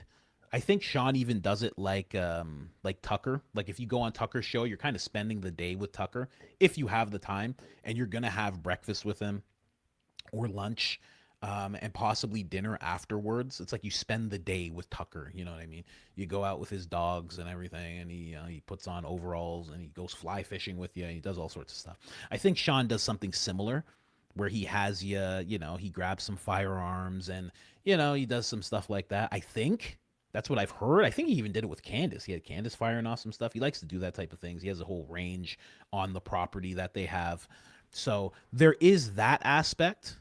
But yeah, there is that as well. You could look at it like Shawn Ryan is acting like he's being the alternative voice, where Shawn is this voice where it's like, nah, I think Candace is kind of off on something. He's like the alternative voice that kind of pushes back on it, but allows him to say more and more.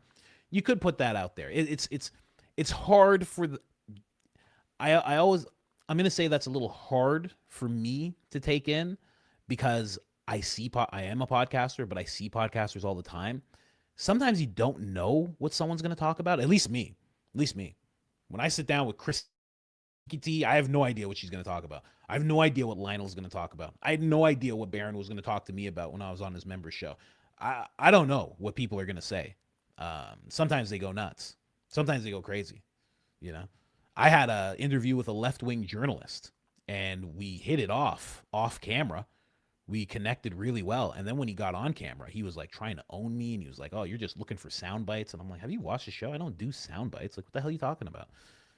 And I had to like straighten him out a bunch of times. And he got real argumentative. And he started treating me like I was Elon Musk and Donald Trump, like mixed into one. It was weird. Sometimes you just don't know. But I don't know if Shawn Ryan is authentic as I am. I mean, I'm quite authentic, right? But yeah, you are right there, though. That could be what's happening. But what else? What else does he talk about here? I think you should question it, and I'm happy people are questioning it. But when the average American hears a shit like Candace Owens says, they're not like, it pushes them away from it. You're like, well, wait a minute. But like me, when I tell you, hey, when I explain to you why AIPAC, why Maryland sin is bad. See, he's trying to kind of walk this road where he's like, yeah, I'm really on this side. I'm all about America only. I'm not doing any chucking and jiving for that blue and white flag or anything like that. He's trying to kind of walk that road. But then at the same time, he's like, oh, it's going to push Americans away from it. But then what he believes is the official narrative. So what is he actually talking about when he says it's going to push the average American away from it?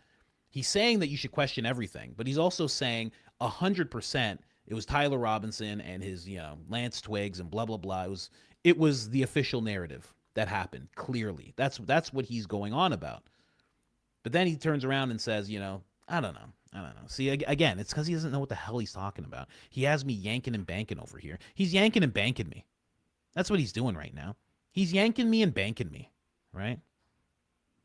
Why George Soros is bad for America. I could articulate it, and I could explain to you in a way that you can grasp it and say, hey, yeah, you know what? Maybe we shouldn't vote for AIPAC candidates. Maybe George Soros isn't the best. Maybe Marilyn Adelson giving Trump or maybe AIPAC giving Trump $300 million is not good. And maybe that is why Trump was forced or manipulated to Iran, because when you take the military industrial complex, you take Israel, you take all the donations, you take the people in his inner circle, I could see how they can manipulate him into doing this, which is good for big business and oil. I could see how that happens. And if you could dissect that and make it rational and you can unpack it, now you could start identifying, okay, well, Marilyn Allison's bad, AIPAC is bad, the military industrial complex is bad. But you don't have to go so far as to make it seem like some crazy fucking thing. Because go in that water, you lose a mass portion of the sane country. Mm-hmm. The moment you start telling them all this shit, like, oh, is he actually going down a road where he's saying that he explains things better than Candace Owens? Is that the road he's going down? I was unsure as we were on this road, But is that what he's saying right now? He's actually going on about him being able to explain things better than Candace Owens? This is crazy. Wow. That's where we're at? Listen, this is the last clip I'm playing. We're going to move on. This is crazy. You like 9/11 fucking Jews did not. I don't care if they did or didn't. The moment you tell a big portion of this country that happened, they're gone. They're fucking out. You got to break it down and present it in a more digestible way. You know what I'm saying?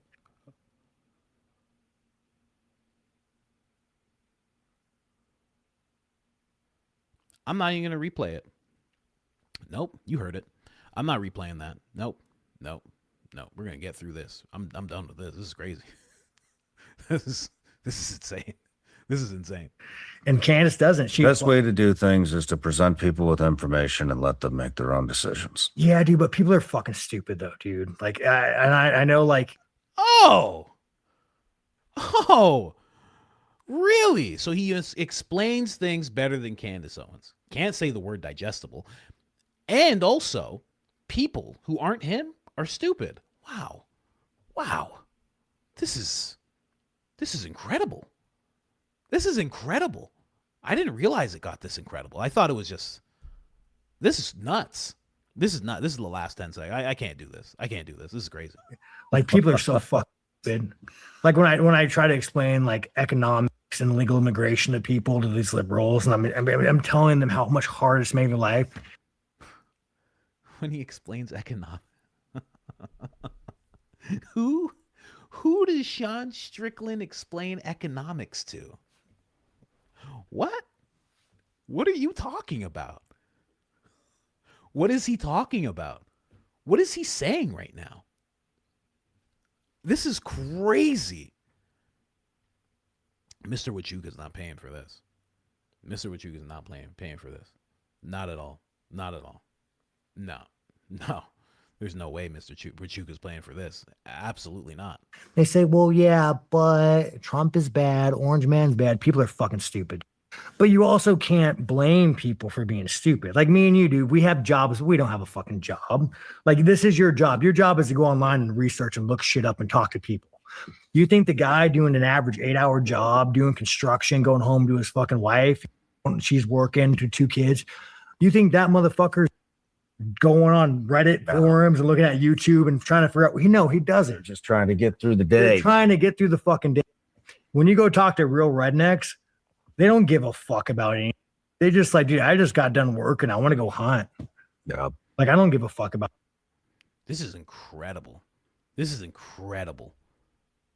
How dumb he thinks people are as he's being so dumb. It's absolutely incredible. I've never seen anything like this before. I didn't realize it got like this. I thought he said that little blurb and that was it. I didn't realize it got like this. This is nuts. This is nuts. Dude sounds drunk. It's punch drunk. He's punch drunk. If you don't know what punch drunk is, eventually you get hit enough times, you start slurring, you start not being able to pronounce words, not being able to structure your thoughts. It's because you're punch drunk, and it's just from getting hit so many times. It's actually a sad thing when it happens, but sometimes a person is just so insufferable that you don't care when it happens to them. He happens to be one of those people. Just crazy. And let me tell you something. I know for a fact. I know because I have people who email me all the time. There are many people who work 8, 12. First off, never been on a construction site. 8 hours on a construction site, but out of your mind? 8 hours? Okay. Introduce me to that union where you just get 8 hours and that's it. And then you're just out. Oh, please show me that union. This guy's never been on a construction site. It's crazy. I make all the jokes. I was a pipe fitter for a long time. I was a pipe fitter and I worked with the plumbers. Okay. Make your jokes if you want, but that's what I did. And so I know about construction. It's very much not 8 hours. You'd be lucky if you got 8 hours, you'd be real lucky if you got just a slick 8 hours every single day. 40 hours a week in construction. Like, okay. All right. Anyway, but the fact that he's saying all this about people who work regular jobs, they are some of the most informed people. You notice that there are, I don't know, if I get hundreds of emails, Candace gets thousands of emails, Baron probably gets thousands of emails. These are all from regular people like yourselves. Of course they have the time. Of course they have the time to go and get informed. He thinks if you work a job, you don't get informed at all? What? They do it more. Sometimes more than the people who actually have these jobs of being a podcaster. Because they're always looking in, always want to know. And then they watch, my channel and another and another and another and another. And they do that on repeat. And then they do their own looking into things. That's happened so many times. I've seen stuff like that. Trigger smart. Coach used to lay pipe. That was always the joke. That was always the joke on the site. Yeah. Laying pipe. Yes, exactly. But yeah, Sean Strickland, ladies and gentlemen, friend of the show. Reluctant friend of the show. Very, very reluctant friend of the show. You have no idea how much it gets to me when people think that way about regular people. First off, yeah, I am regular, I think. The diaper genie's right out there. I can smell the diapers, right? For years, working construction jobs, working regular jobs, working, in bakeries, working in, assembly lines, filling tractor trailers by hand with boxes.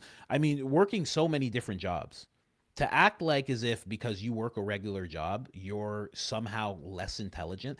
I always despise when people in this position talk about the people who are the lifeblood of society, literally the blood of society. They talk about them like they're just like, oh man, those guys, they don't, it's just, they're too dumb. As soon as they're done work, all they want to do is just brain rot. That's all they want. Like, what are you talking about? You know how many millionaires have come from regular people? Most millionaires aren't, dudes who just inherit money. They're people who are regular people who do the work and look into things and go deeper and make something happen. I mean, just a moron. Absolute moron, man. Anyway. I would love for him to explain economics. Oh, gosh. You guys ready for that lesson? You guys ready for that lesson from Sean Strickland? on economics. Listen, dude, like, the thing about it is it's like it goes up, the percentage, and then, if it goes up too much, it's like, come on, man, where's my eggs? And then all of a sudden I'm like, where's my gas? Right? And then, it's like if it goes down and sometimes things blow up and then it goes down, it's like, okay, I get more eggs, maybe 24, right? And then, my gas, I fill it up some more. You know what I mean? That's probably like his advanced economics lesson from Sean Strickland. And don't get me wrong, I know he can knock me out. Good for you. Good for you. You're still a moron, Many a morons can knock me out. Okay? I just have to look away. I just have to look away for a second. You punch me in the jaw. You probably knock me out. Probably. I don't know. Enjoy your check, sir. I know that UFC money doesn't last forever, and it doesn't catapult people into 9 figures of money all the time. But he has definitely made some money, but they always end up needing more money. So I suspect that's what's going on with that gentleman. Someone said, shout your trade/union. Yeah, go ahead. I'm still in the film union. I'm in IATSE. IATSE's nationwide. I got IATSE designations in Canada, in America, Canadian Film Guild, American Film Guild. Like I'm in all sorts of stuff just so I could work everywhere. Because when you got to work in film, you got to work. So you just go wherever the work is. If they're like, you got to be in Scarborough, Ontario, you're like, okay, Scarborough, Ontario it is. If you got to be in Florida, you're like, okay, well, Florida it is. Let's go. Like you just go wherever you can. Some guys sleep in their cars. It's crazy. Film is way more blue collar than people realize. It's only the people who are in front of the camera who are all like prissy and stuff. Everybody else is just like, you're just working. You're just working hard. Got to wear construction boots, all that stuff. You gotta wear certified shoes, all that stuff. Got to get certified on lifts and all that stuff. It's crazy. Before that, I was in a labor union, though. I was in a labor union for a long time. Just skilled labor. I remember me and Jimmy Dore talked about that. Me and Jimmy Dore talked about it, and the film guild is, it's a film union is IATSE that I'm in. And when I was talking to Jimmy Dore, I said Antifa because I was so nervous talking to Jimmy Dore. I said Antifa. I was like, oh yeah, I was a part of, I've been a part of Antifa for a while. And Jimmy didn't even call it out. He was like, oh yeah. He's like, I kind of used to like them. And in my head, I'm like, what did I say? I'm like, what's the film union called? I'm like, hold on. What the hell did I just say to Jimmy Dore? I'm thinking this as he's talking to me. I'm like, correct yourself, man. Correct yourself. It's like 3 minutes later. I'm like, IATSE. I'm actually in IATSE. I said Antifa. I meant IATSE. I was like, oh my God, I got to clarify that. And he's like, oh, okay. I was like, jeez, this is terrible. I'm so nervous. Anyway, where are we going to next? Oh, Erica's appearance. Well, this is where Zach Costello chimes in. We already saw. Oh, mouse is doing weird stuff. Let me see here. This is where we talk about this guy really quick. Let me just throw this really quick. Then we're gonna jump onto it like a bunch of like boom, boom, boom, boom, boom. We're gonna do some rapid fire stories for you in a second. Let's hear what Pastor Russell has to say. Take a listen. Beware of conservatism that is void of Christ. Beware of talking head personalities who peddle conspiracy theories to their room temperature IQ audiences in hopes of generating a few more clicks and a few more dollars for their narcissistic pseudo empires. You know what? I will say? I'm not going to play this whole thing. I will say about this, like, it's funny how this guy's talking points line up with Sean Strickland's talking points, right? That line up with Ben Shapiro's talking points, line up with Jeremy Boring's talking points. Jeremy Boring saying, oh, people are just so, they don't understand. They think Candace is in their house and that they're friends with Candace. They don't understand that they're just watching a show. And then Ben Shapiro, people are so dumb for listening to Candace, and they're so dumb for thinking that they should be able to retire at some point. It's ridiculous. He even said people are dumb for thinking that they should be able to live in the same state, in the same neighborhood that their parents and grandparents are from. They should have to move. They should have to make big moves if they want anything from life. It was so crazy. And then all of a sudden, Sean Strickland talking about how dumb people are. And then you have this guy right away pointing at Candace Owens' audience and anyone's audience, and I guess us as well, for being dumb because we listen to her. It's funny how these people, these Zio Ranger types, all have this depiction that people are just dumb.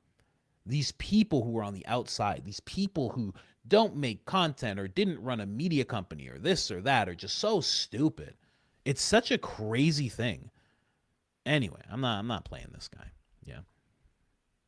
You should at least have to look at the camera if we're going to play a whole clip from you. This guy doesn't even look at the camera. You're reading the whole thing? This is disgusting. Come on, man. You know, you get no respect from me. I riff for 5 hours a day. You kidding me? You get no respect from me. You out of your mind? You have to read a thing? Oh, gosh. Do you know how organized this show would be if I started reading things? Oh, if I had notes? Oh, gosh. Do you know how crazy it would be if I had notes on this show? Oh, it'd be it might be a better show. I don't know. I have no idea. But you get no love for just reading something off a piece of paper, you know, especially something that you're wrong about, you know? To finish the foundation he laid, we must build upon. Get out of here. I mean, look, if they're applauding, I will applaud. I just love the person strumming. Like, can you imagine that job? It's like, trying to get that, like, I don't know. That he's a guitar hero right there, trying to get people to feel the vibes of that. It's so cringe. It's so embarrassing. Is it a church? Can it be real? Could he really be a pastor? Well, he's relatable. Pastor Russell, I've got ripped jeans on. Look how he's dressed. That is just so disrespectful to even dress like that. Look at this. This is one of Erica's favorite pastors. Look at that. Look at that right knee. See, it's ripped. He's cool. It's relatable. Obviously he's a real pastor and he's giving people the good word. Of course, it's a Turning Point faith event. I'm sorry, guys. I tricked you. Close your Bibles. You're not receiving the good word. You're going to receive a grift. I'm sorry. I was confused. The faith grift. This is the brainwashing program that pretends it's not political and that it's faithful, aimed at the youth. That's, like I'm telling you, that's why I think he bought those jeans whole and just cut it. I just feel like he cut that at the knee. Anyway, Erica spoke at this event because this is the Make Kevin Crowded tour. So he's getting her all revved up and the audience fired up. And once again, I just generally have no idea what Erica is ever saying, what these pastors are ever saying. And I've realized this is a new language. This is Christianese. People are now just speaking in circles and randomly inserting the Bible into circles. I'm tired of pretending, and I was very happy to see Stanley Kubrick's daughter, Vivian Kubrick, actually. She's been amazing on X, and she just took this event and was like, no one knows what these people are saying. No one knows what any of this means. This is a new language. It's Christianese. These people speak Christianese. And Vivian Kubrick laid out Christianese. It's so funny she's saying that because that's actually a thing. And it's not when people are just like making no sense. Like Christianese is like God is good. And then somebody says back to you all the time, God is good. It's like those little things that you only hear in church, you know, on fire for Christ, things like that. Like you don't say that in like regular speak. That's what Christianese is, but she's taking it to a funnier place. But you know, like Christianese, like when the preacher's saying something, they go, come on. It's like, you don't do that regularly when somebody's talking, you know, you usually only do that when the pastor's on stage and he's lighting it up. He's lighting it up, you know. Won't he do it? Like things like that. That's actually Christianese. The things that you only say when you're in Bible study, in the Christian men's group, in church. That's what Christianese actually is. But you know, she's bringing it to a funnier place here. Erica, right? She's not interesting. She's not capable. She's not intelligent. I'm sorry that people now have to be rude and assert it. But I have said from the beginning, this is the Kamala Harris campaign. This institutional power trying to make somebody a thing who would not. Somebody said, don't tell me he can't do it. Yep, that's what you hear in church. That's what you hear in church. All right now, Holy Fire Luna. All right now. That's what you that's the Christianese stuff. You can only get away with saying this stuff in church. What happened to Candace? Come on. Not be where they are on the basis of a pure meritocracy. And then they launch these strong emotional arguments and people notice, how dare you, Biden's suffering, Kamala's here to bring us together. How dare you make fun of an old man who's suffering and, Kamala's here to take his place. This was the Kamala Harris team. Nobody voted for her and she's here and they're just going to pretend she's got the it factor. Anyway, I want you to take a listen to what Erica says. If you are not fluent in Christianese, this may confuse you because people just keep applauding and pretending that there's something profound in what she's delivering. It's a car crash. It's just a car crash. And it's just sad because Charlie was the exact opposite. Take a listen. I've always been heaven focused, but way more heaven focused now since the murder of Charlie, in a way that I still cannot fully explain. But someone once told me that eternal life begins the moment that you truly know Christ. And it's so true.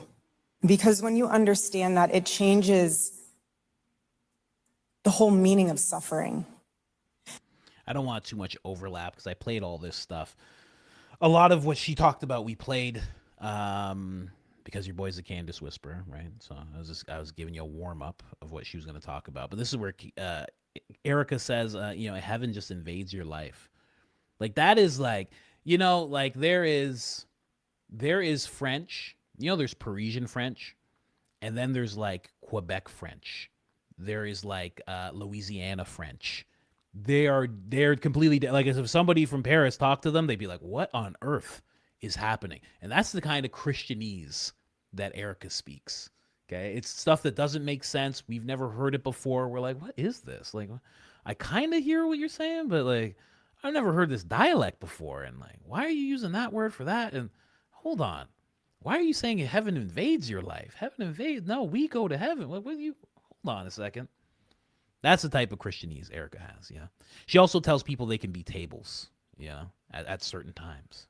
Cajun, yeah, exactly. Cajun, Haitian French, yeah, exactly. Yeah, you guys get it.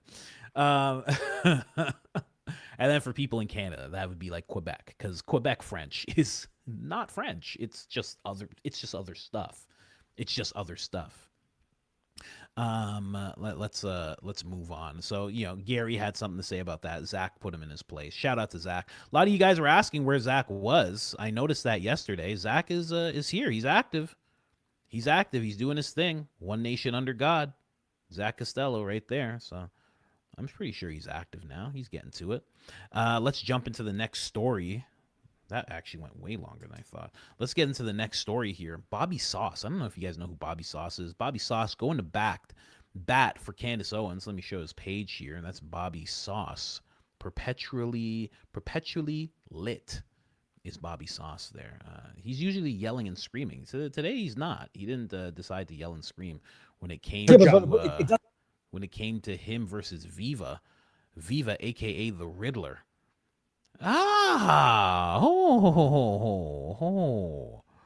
Yes. I have questions. You sat down with me. Perhaps you don't know what you've quite done right now. Riddle me this.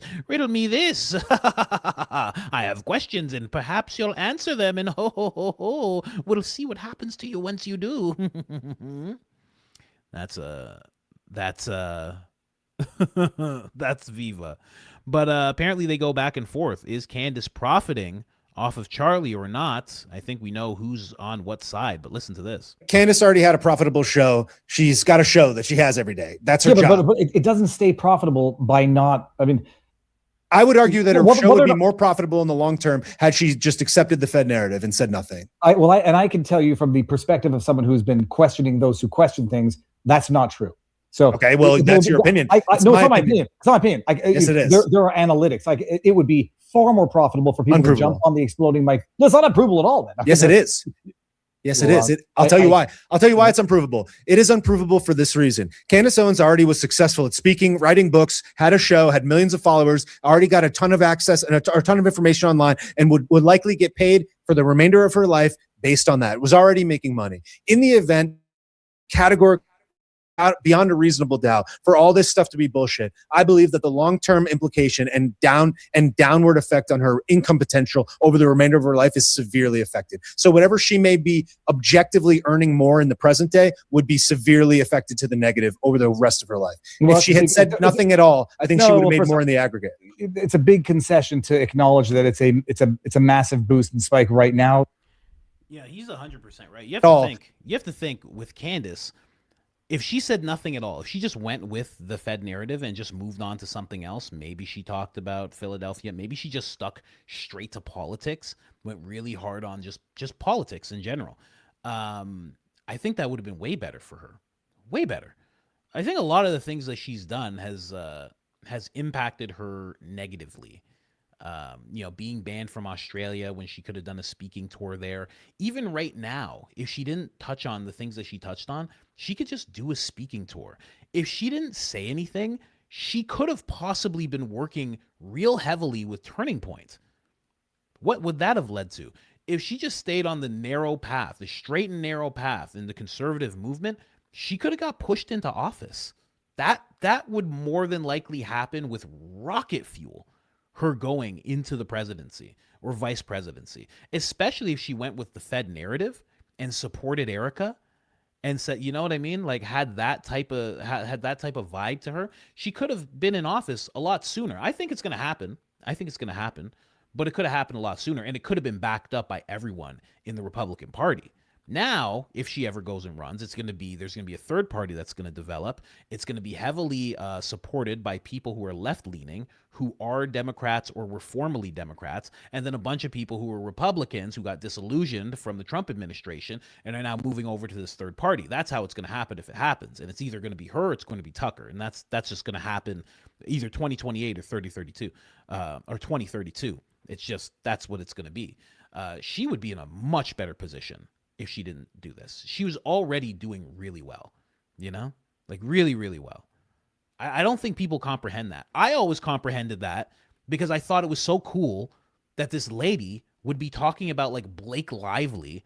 And I was like, I'm like, wow, she's talking about this. Because I thought she focused on politics more than anything. So when I saw the Blake Lively thing, I'm like, this is like reality TV stuff. I'm like, I wonder how, this is my actual thought. I wonder how much her views have dropped from covering this Blake Lively thing. And I go and check and I'm like, holy jeez. I'm like, they just stay consistent in the millions. And I'm always doing the math on that type of stuff. And I'm looking at it and I'm like, this lady does better than Joe Rogan. It was like, if she just didn't go on vacation, she'd do better than Joe Rogan. She'd be number one consistently in the world. Not on this chart or that chart. She'd be number one consistently in the world if she just never went on these hiatuses at all. But she just does it consistently because she has to, to keep her sanity, I'd assume. Anyway.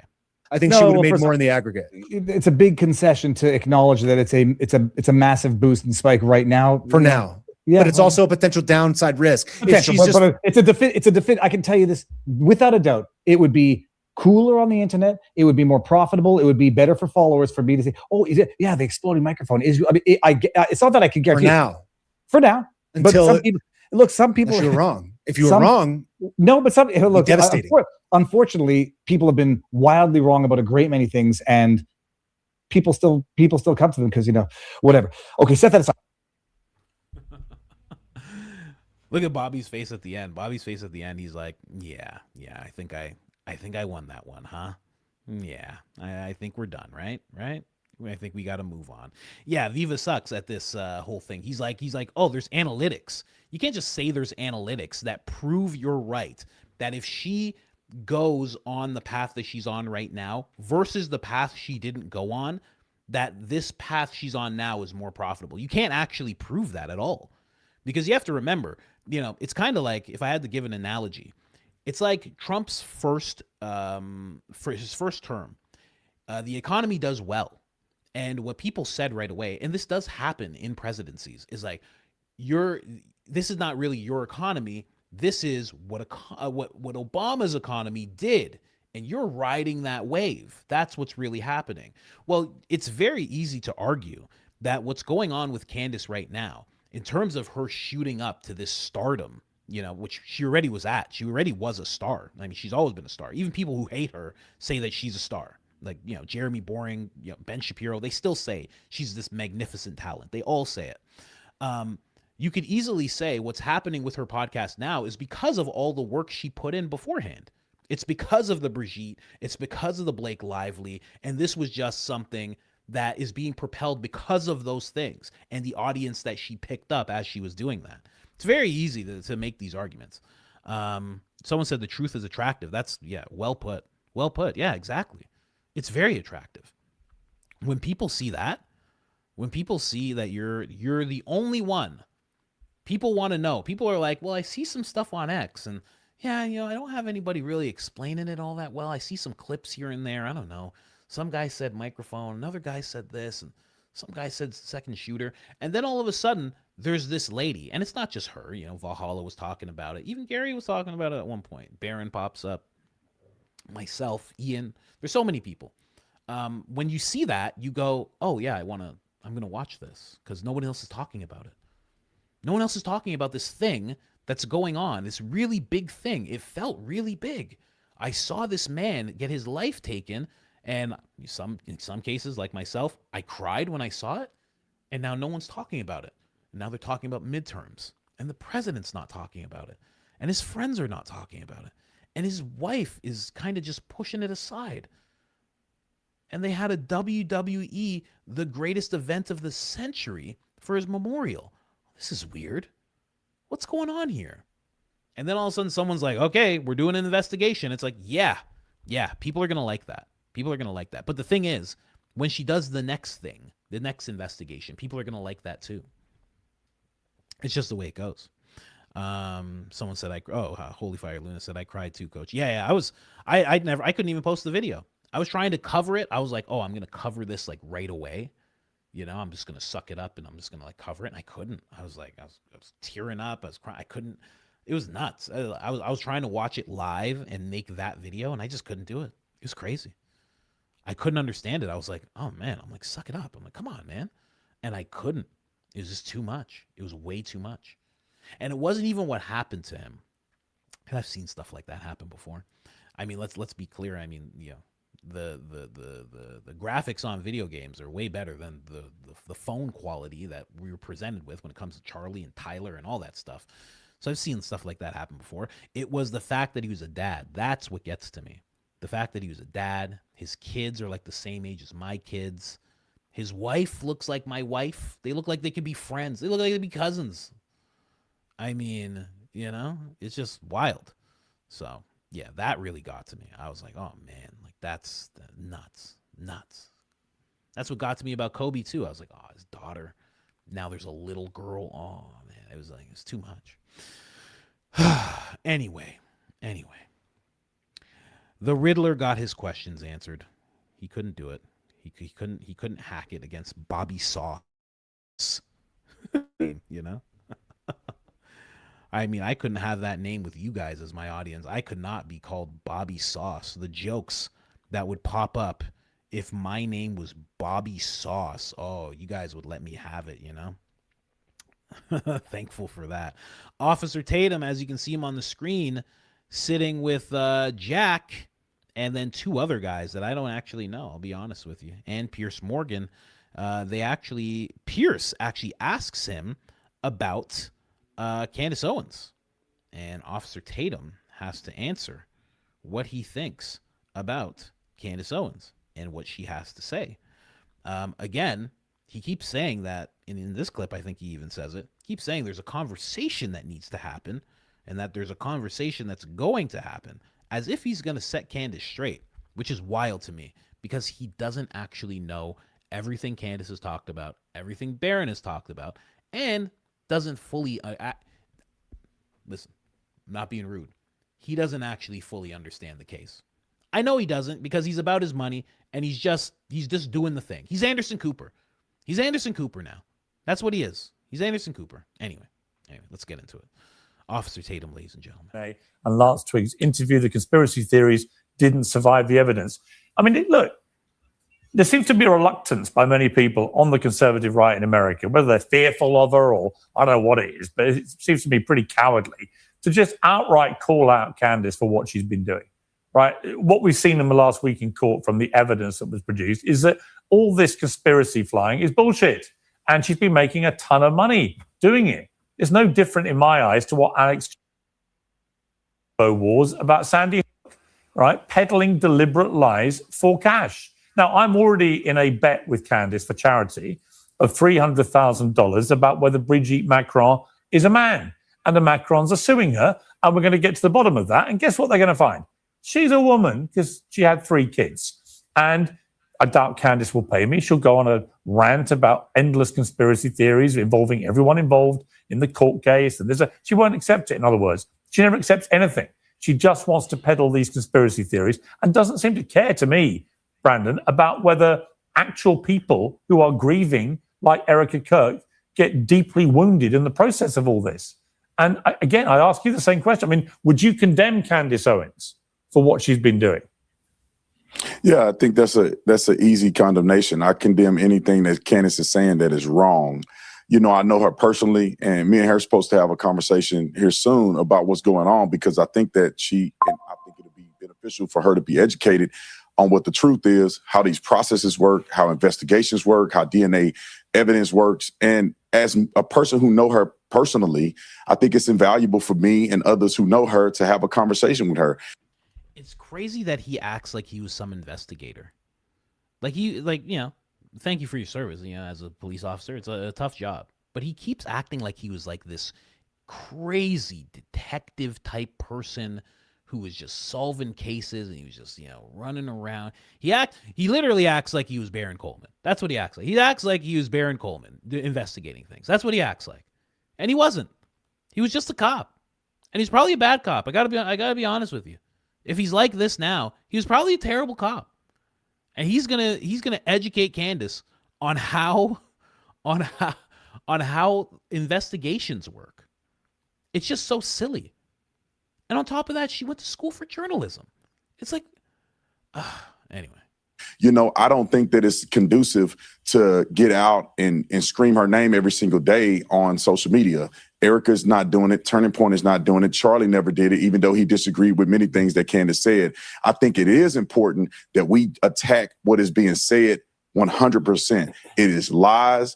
I think the things that are being said are evil. They're hurtful. They're counterproductive to Charlie Kirk's legacy, who he was as a man and what he stands for. And I condemn anybody that's out here peddling lies when we have evidence that's unequivocal that came out in court in the preliminary hearing. It's going to be even worse if they go to trial. There's going to be even more evidence. There's going to be more witnesses. And so and the gentleman that's, I guess next to me, I don't know if the audience. This is crazy. He says there's going to be more evidence. There's going to be more witnesses. Why does he keep talking? I've been saying this for so long now. Why does he keep talking like he has all this information? Like he's seen things that he's not supposed to be seeing at all. Why does he keep doing that? What has he seen? I wonder. I don't know. Maybe he's friends with Daisy or something like that. Maybe he's friends with Daisy and Baron. We just don't know it. He's palling around with them. Mama, come on over here and meet Baron, Mama. Mama Baron here, he been showing me the evidence and the witnesses. Come on, meet Mama. Come on, meet Daisy. Come on, Mama. Oh, baby, I'm so glad you's done being a shill. Oh, baby, it is so nice to see. What you mean, Mama? Baron here, he believe in the official narrative with Daisy. He believe official narrative. He believed Tyler Robinson and his furry booty bandit boyfriend did this thing. Baron's like, I'm sorry. I didn't realize. Your humble host here didn't realize that's what you thought of. I actually don't believe that. I have a lot of evidence to the contrary. Me and Daisy, we've been doing research. We thought you were here to hear what we have to say. Oh, y'all lied to me. Mama, don't come down here and meet these people. They lied to me. Your humble host lied to me, Mama. Him and his Daisy. Y'all get out of here. Y'all nut jobs. Y'all crazy. Yelling at Baron. Daisy has to pistol whip Officer Tatum. Terrible scene. Terrible scene, you know? just a sad scene. Anyway, I'm getting detoured here. Hold on. It's seeing it the way I'm seeing it. Yeah. But what a complete fool to sit and gloat and have your opportunity to say, well, I'm excited that the MAGA is fighting each other on the back of Charlie, who was assassinated for just being a man who spoke the truth. He was a good man. He was a good father. I knew him personally. And it's a shame that we can't sit here and just condemn hatred. We have to go and point that it's MAGA, it's not MAGA. That's foolery. This man lost his life representing what America stands for, and that is the freedom of speech. He would voluntarily, people came to debate him on campus. He never was belligerent with people. He didn't get violent with people. He gave people opportunities to speak. And a leftist. He was asked about Candace, right? Right? I'm not making that up, right? He was asked about Candace. What's he talking about now? Scared. He's talking. I could have swore he was asked about Candace. What happened? All of a sudden he's talking about something else. What's going on? He's talking about Charlie now, father, this, that. Interesting. How'd that happen? Someone's Holy Fire Luna says scurred. He's very, very scurred.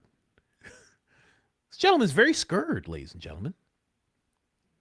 Nut job that followed this anti-Trump hatred towards Christians and conservatives is the one that took his life in callous with no remorse. Okay. And so don't give me that crap about MAGA. The left is the most violent group of people in this country. They tried to kill the president multiple times. How did he get to this? How on earth did he get here? That was a talent. How on earth did he get over here with this conversation? He asked him about Candace. He said condemning Candace, calling Candace out. What happened? Now he's over here? Isn't that something? Huh? You know? They killed Charlie. They've tried to kill Congress members. These people are threatening my life, Jack Posobiec's life. I mean, we got letters in the mail from these nut jobs claiming to kill us. You cannot name a single instance in recent history where conservatives are doing the exact same thing, targeting and killing a Democrat. Name one. Well, I would say, I would say that it is provable that in this century, that for the overwhelmingly large part of this century, most of the political violence in America has come from the right. I mean, that's inarguable statistically. Assassinations. Well, you know, how about that? He ended it with name one. I don't know how he got there. That was very skillful. But Officer Tatum is not going to be talking about Candace Owens. This phone call that he's talking about, I don't know if they're going to be having that phone call. And I feel like Candace probably doesn't want to, because I think in the media landscape, they've come up for a long time together. They've probably known each other about 10 years, maybe more than 10 years. It's probably one thing to know that your friend is off doing something. He's chucking and jiving, you know? He's on that wall, right? He's scooping up the Chosen spit, and he's like, oh, this Chosen right here. Oh, Lord. Oh, this Chosen. Thank you, sir. May I have another? Oh, in my mouth. Go ahead. In my mouth. I ain't no booty bandit, but in my mouth, please. That was a bit much.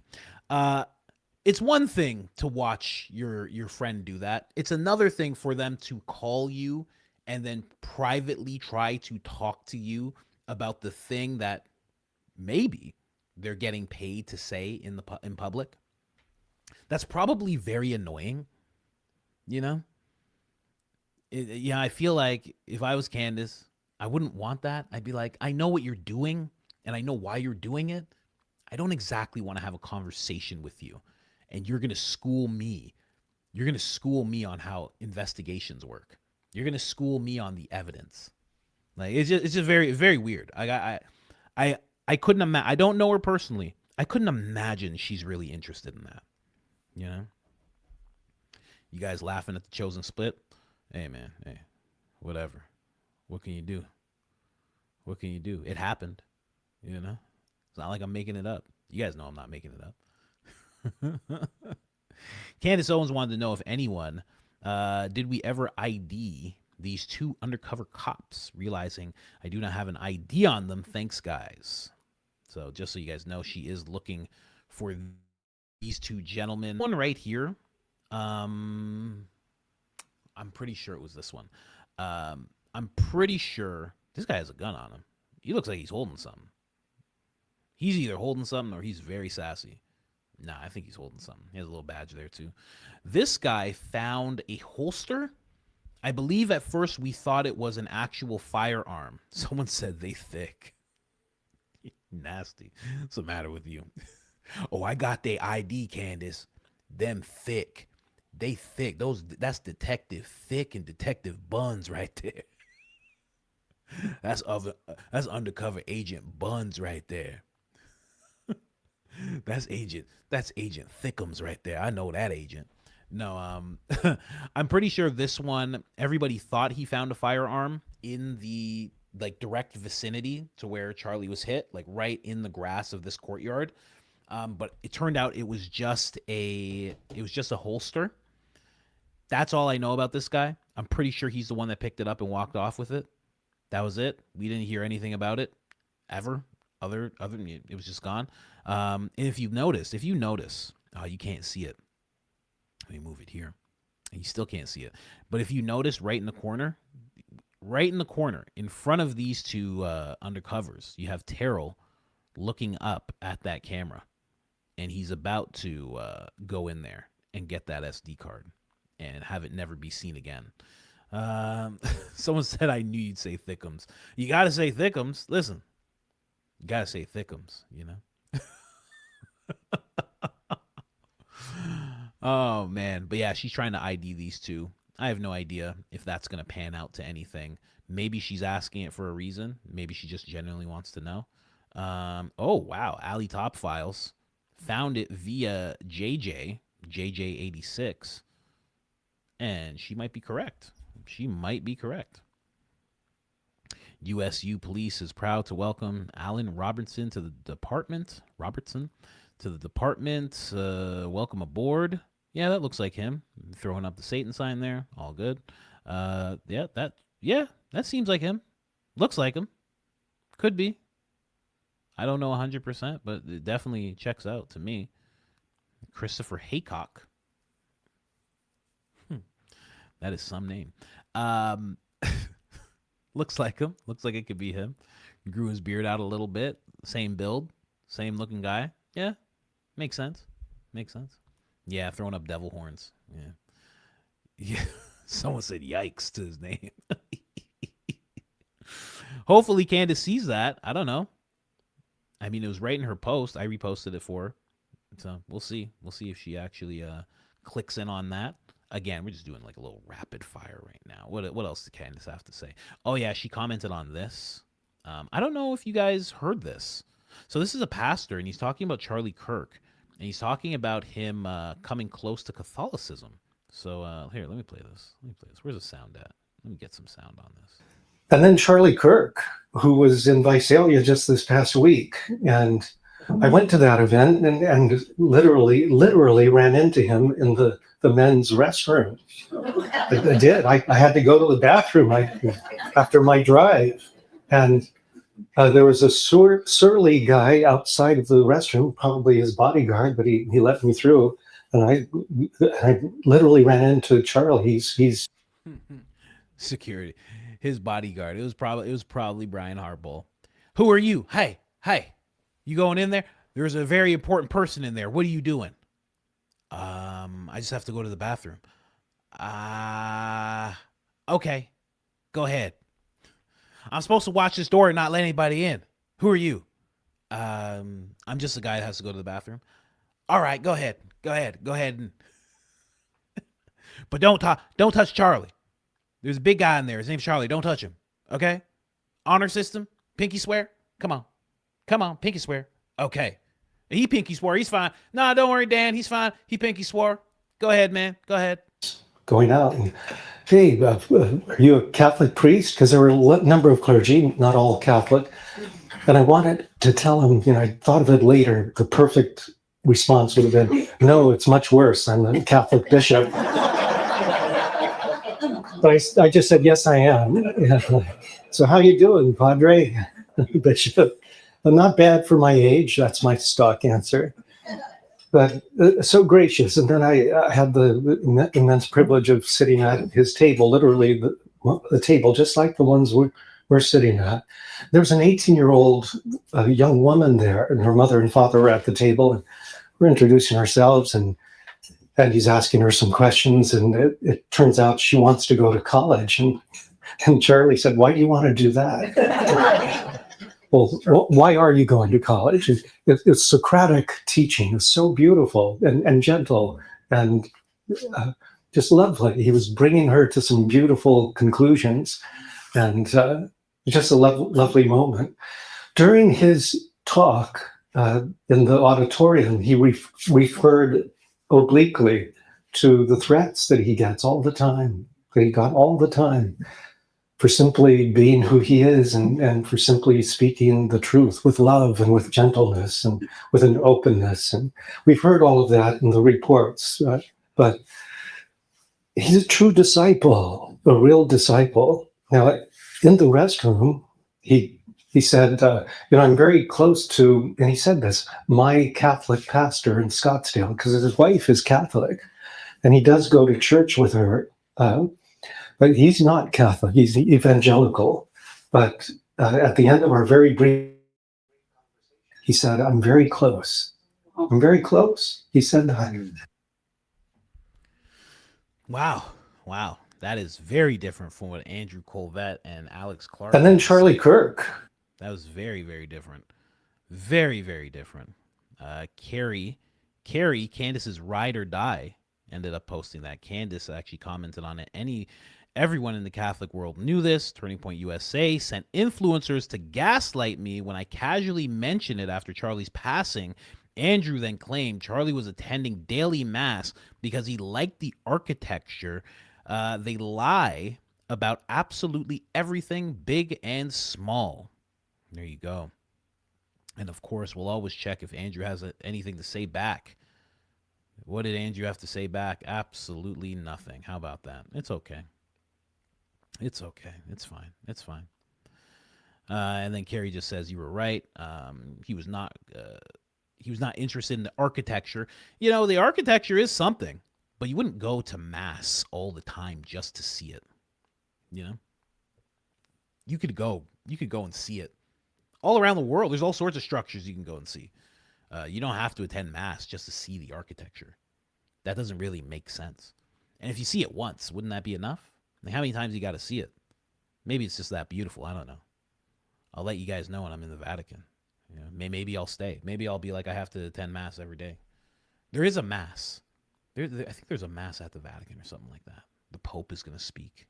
I think we're going to be there during that time. I think. I don't know. All of us podcasters becoming Roman Catholics. Isn't that something? I'm kidding. Am I Catholic? Someone said, is Coach Catholic? No, I'm not. I think I was baptized Catholic. I literally, I don't know about other people from who have Caribbean backgrounds, but my family is just the history is so fragmented. Even the history up until I was a kid, a baby. I don't know. So I was baptized. I think I was baptized Catholic. That's what it seems like, because that's not something that you often do in as a Protestant. You don't usually baptize babies. That's something you usually do in the Catholic tradition. So I was baptized that way. We always had pictures of Mother Mary in the house. It was the first thing you saw as soon as you walked in the living room was a picture of Mother Mary, baby Jesus, right? The Last Supper, which is big in a lot of Caribbean households, Filipino households, Caribbean households. A lot of immigrant families will have the Last Supper, right? Other than that, there was nothing, right? I asked my mom what religion we were when I was a kid. She said, don't ask stupid questions. And that was pretty much it. So I didn't think about it much after that. But yeah, no, I'm not. But I am. I'm looking into Catholicism. I'm looking into Orthodox. I'm looking into Christianity in general. The baby had a pee and a poop in the potty today. Wow. That's amazing. Tell her I said great job. That's amazing. Wow. So nuts. So nuts when that happens with kids, man. You know? When my wife was like, "Oh, we're gonna change from pull-ups, from diapers," I was like, "No, because the kid's growing up, and now the kid's getting potty trained." And it's like, wow, oh my gosh, crazy. It's crazy. Oh, it's crazy. You want him to grow up, and you don't want him to grow up. Kind of like Jeremy Boring, right? He's a small little guy, and you're just like, I want him to grow up, but I don't want him to grow up because he's so cute in his little kid-size Gucci jackets and stuff. He's so cute, but he has to grow up sometime, hopefully. Anyway, this is him having another therapy session about Candace Owens. They often have these therapy sessions. They're very, very upset about Candace and what she has done to them. Can you point to where Candace touched your media company? She touched it right there. Oh man. Anyway, let's get to it. I don't even know who this guy is. Every time I see him, I'm like, that guy looks interestingly hairy. Not a bad thing, but I just go, a lot of hair on this guy every time I see him. What's his name? His name's Nick. It's like Nick J. What is that? Fritas? I don't care. I got to be honest with you. Let's get into it. I had somebody come up and ask me, they said, Nick, I really love what you have to say, but I totally disagree with you on Candace Owens.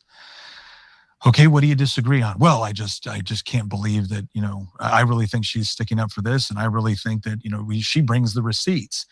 And I looked at her, I said, can I just ask you an honest question? If your family was being destroyed right now, like you personally, or maybe your husband or someone you cared about, if their reputation was just being wrung through the ringer, if everything that somebody had built, worked their entire life to build was being systematically destroyed, based off of the evidence that Candace has brought, would you think you've been justly dealt with? And she just kind of looks at me and doesn't quite know how to answer. I said, I'll give you my answer. I said, I am no Charlie Kirk, but I do the tabling events with Turning Point USA. I've served in the legislature. I talk a lot on social media about same things that Charlie did, nowhere near as effectively, but same thing. And I've had people yelling and screaming and threatening to, harm me at these events. Do me a favor. If someone ever kills me at one of these, and someone purporting to be my friend. So he said this in a normal conversation with someone who just said, I disagree with you about Candace. Okay, cool. Either you're a maniac or this is not real. One of the two. You can pick either one that you'd like. Comes in and tries to implicate my wife, the woman I love, the woman I've raised children with, in my death with this quality of evidence. Can you please side with my wife? Can you please side with my grieving widow? Okay, so he wants you to decide with his grieving widow, okay? This is what he's saying right now, okay? He's like, please side with my grieving widow. Full stop. That's what he wants. He doesn't want a friend like Candace.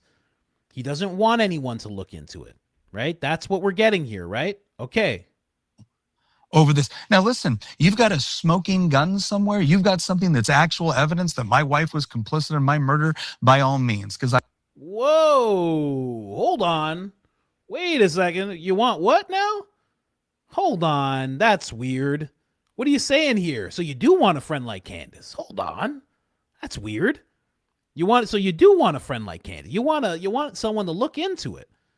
Because we can't find a smoking gun unless we look into your wife. That's weird, man. That's weird. I guess he didn't realize what he was saying. So he actually does want someone to look into his wife if something, God forbid, happens to him. How about that? Seems like that's how most people would feel, It's so funny. He's like, oh, listen, let's side with my wife. Side with my grieving widow. Unless you can prove she did it. I mean, if she did it, I want her to go to jail. Oh, okay. It's going to take some investigating. Are you sure? I feel like you hate Candace. Hold on. So you do want an investigation. Okay. Anyway. Silly guys in their little therapy session. Look at Jeremy. Jeremy looks like an absolute maniac.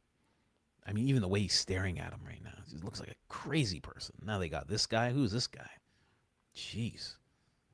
This guy looks like a Gen X Matt Walsh. Why is he always with different versions of Matt Walsh?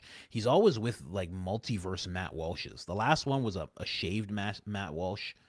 Now we got the Gen X Matt Walsh. Why is he always sitting with a Matt Walsh? It's weird. Maybe it's because he wants to be like Ben or something. I don't know. I want the truth more than anything else. Oh.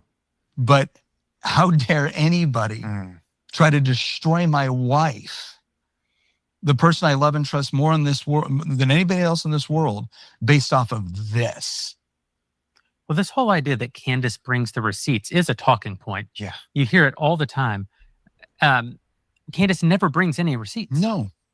Candace, this is I've talked about this before, this sort of idea of gish galloping as it relates to conspiracy theories.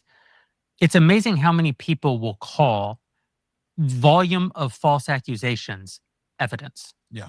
It's actually, it overwhelms the sort of rational immune system for a lot of people. It actually makes them believe that they've been presented with evidence. Yeah. Oh, yeah. We're getting back to people are stupid again. Thank God. Thank God he's letting us know that people are dumb. Jeez. I was wondering when that was going to happen again. I like being put in my place all the time. Just so we know. It's something that we can't even imagine. It just, our immune systems can't handle it. I mean, we're just so dumb, guys. Oh, thank you for straightening us out, man. Thought I was smart there for a second.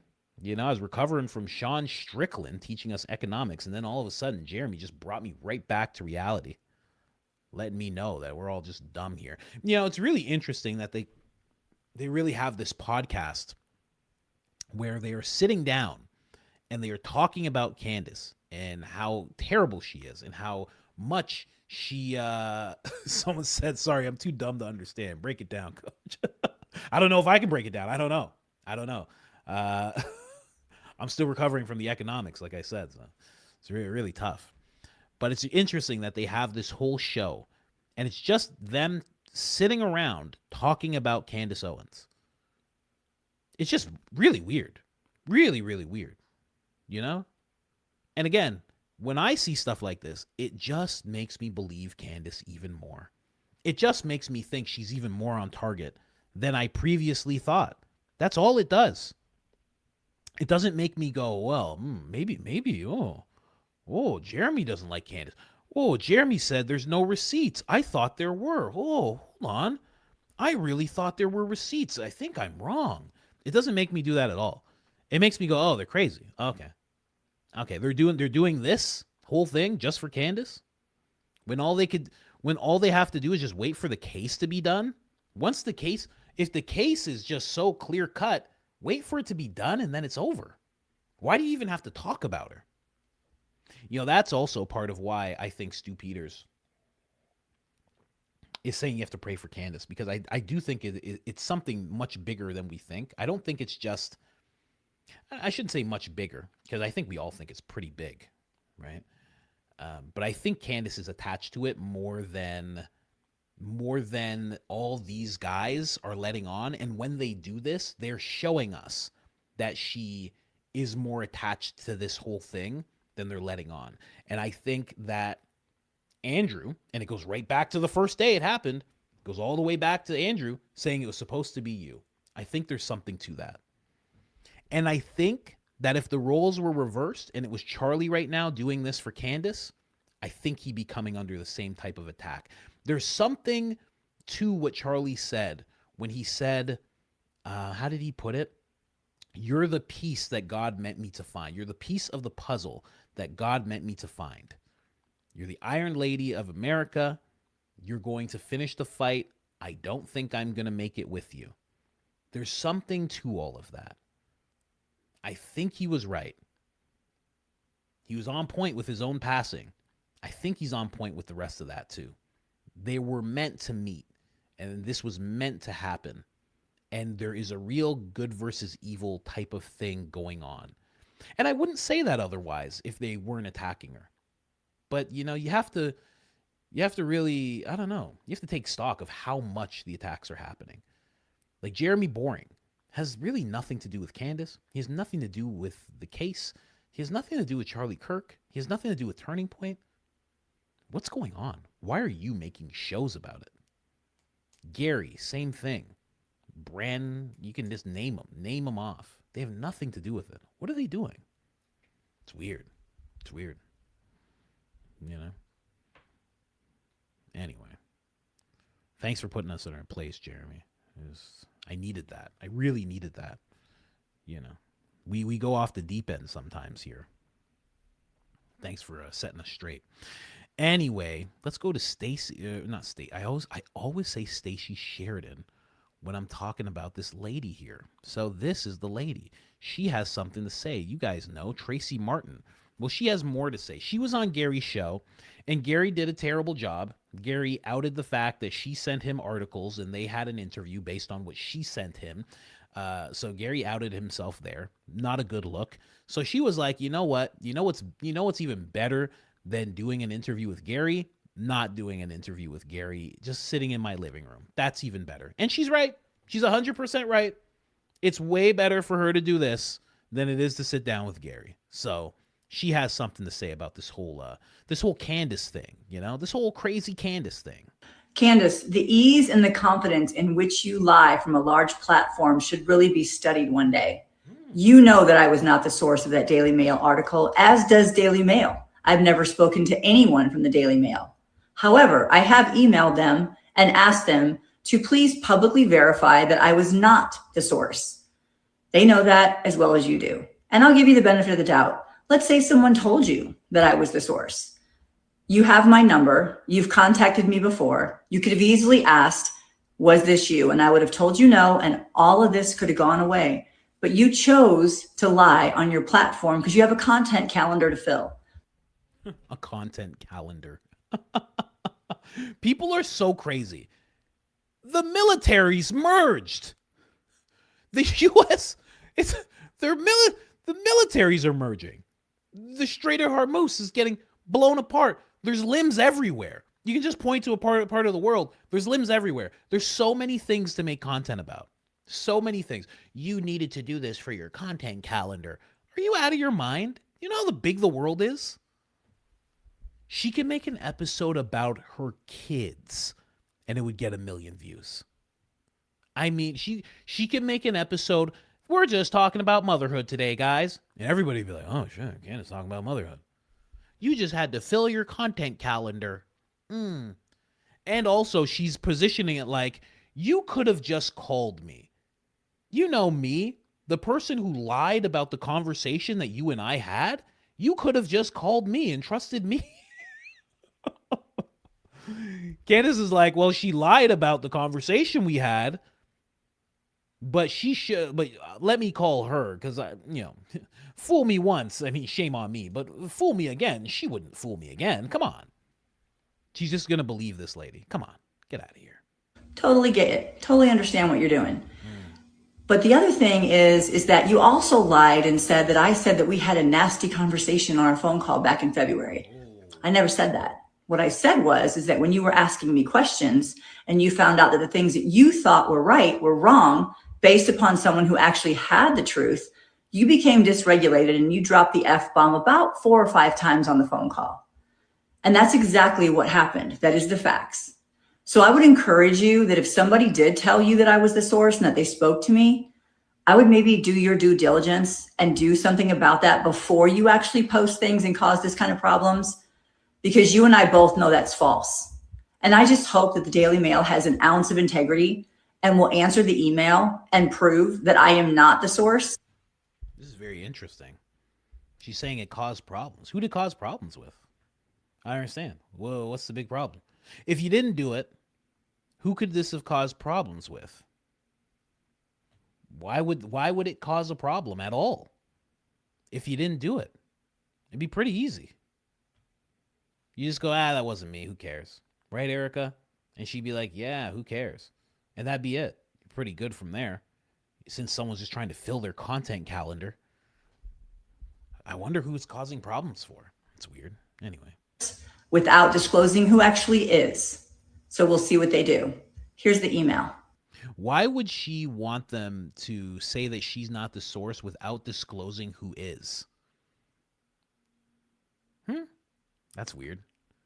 Listen, I'm not, yeah, way too defensive, someone just said, 100%. She's basically saying that she's like, hey, listen, tell him it wasn't me, but don't tell him who it was. Tell him it wasn't me, but don't mention anybody's name. Just say it wasn't me. That's it. That's weird. That's weird. Someone said, is that a man? How dare you? That's Tracy Martin. Okay? How dare you say that? Oh my gosh. Who said reptilian eyes? Stop it right now. How dare you guys? Who's doing that? Who's in there saying that? Botox resting face? Guys, come on. How dare you guys? Let's see this email. Ms. Owens publicly stated on her podcast that I was the source for the information contained in the article. As you both know, that is not true. I completely understand and respect your obligation to protect confidential sources, and I am not asking you to disclose them. However, I am respectfully requesting you issue a brief public statement confirming that I was not, highlight that, not the source of the information publicly, given the public nature of the allegation and resulting in harm to my reputation. I would sincerely appreciate your cooperation in correcting the record. I want to see the email from the top. Do I get to see the email from the top? No. Oh, I don't get to see the email from the top. Wait. Oh, we do. Okay, perfect. Okay. So who are you sending this to? Steven? Let me see if I can get a little bit more of this. Here, let's see. Is there a little bit more? Steven, I can't see that last name. Steven someone at Daily Mail. Okay. Request for clarification regarding blah, blah, blah. My name is Tracy Martin. I'm reaching out regarding the article published last week concerning Erica Kirk and Candace Owens, which was later edited and republished. No, it was corrected, briefly corrected. Miss Owens has publicly stated on her podcast that I was the source. Okay. So that's basically it. Hello, Stephen and Connor. Okay. All right. So that's what she put out there. We'll see. I'm guessing, when did this come out? This person reposted this. This is the 27th. I'm guessing Candace might talk about this, but she said it's going to be a big week. So we'll see. We'll see what actually happens here. Is this it? Or does she come back on the screen after? Thank you for your time and consideration. I look forward to your response. That's it. We'll see. We will see. I mean, I also think it was Tracy, because it just seems like she seems like an unofficial spokesperson at times. I mean, especially sitting down with Graham Allen.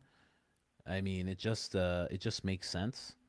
Yeah, it's weird that she would sit down with Graham Allen and have that conversation. What is this? Man, I can't express to you guys enough, right? I'm just looking at an email. I'm not going to click a thing. I'm not going to. Sorry, BB. I'm not clicking anything. I don't do that. I don't click things. Just never. It never happens. It never will. So just putting it out there really quick. Just never. Never, ever. Never, ever will I click a thing. I don't even click things from my own friends. I'll literally call them and be like, did you send me a thing? And they'll be like, yeah. And I'll be like, what was it? And they'll be like, why don't you just click it? And I'll be like, screw you. And I hang up. I'm quite a difficult friend. I'm kidding. But yeah, it does seem like it was Tracy. If she says it wasn't, then I guess it wasn't. But we'll see. We'll see. If Candace actually proves it, then that would be a little wild. I mean, it would be hard. That would be a hard one for Tracy to swallow. And it would also mean that they were very, very voracious liars. That's what that would mean if it comes out that she actually did it. Someone said, don't click it. Yeah, no, never.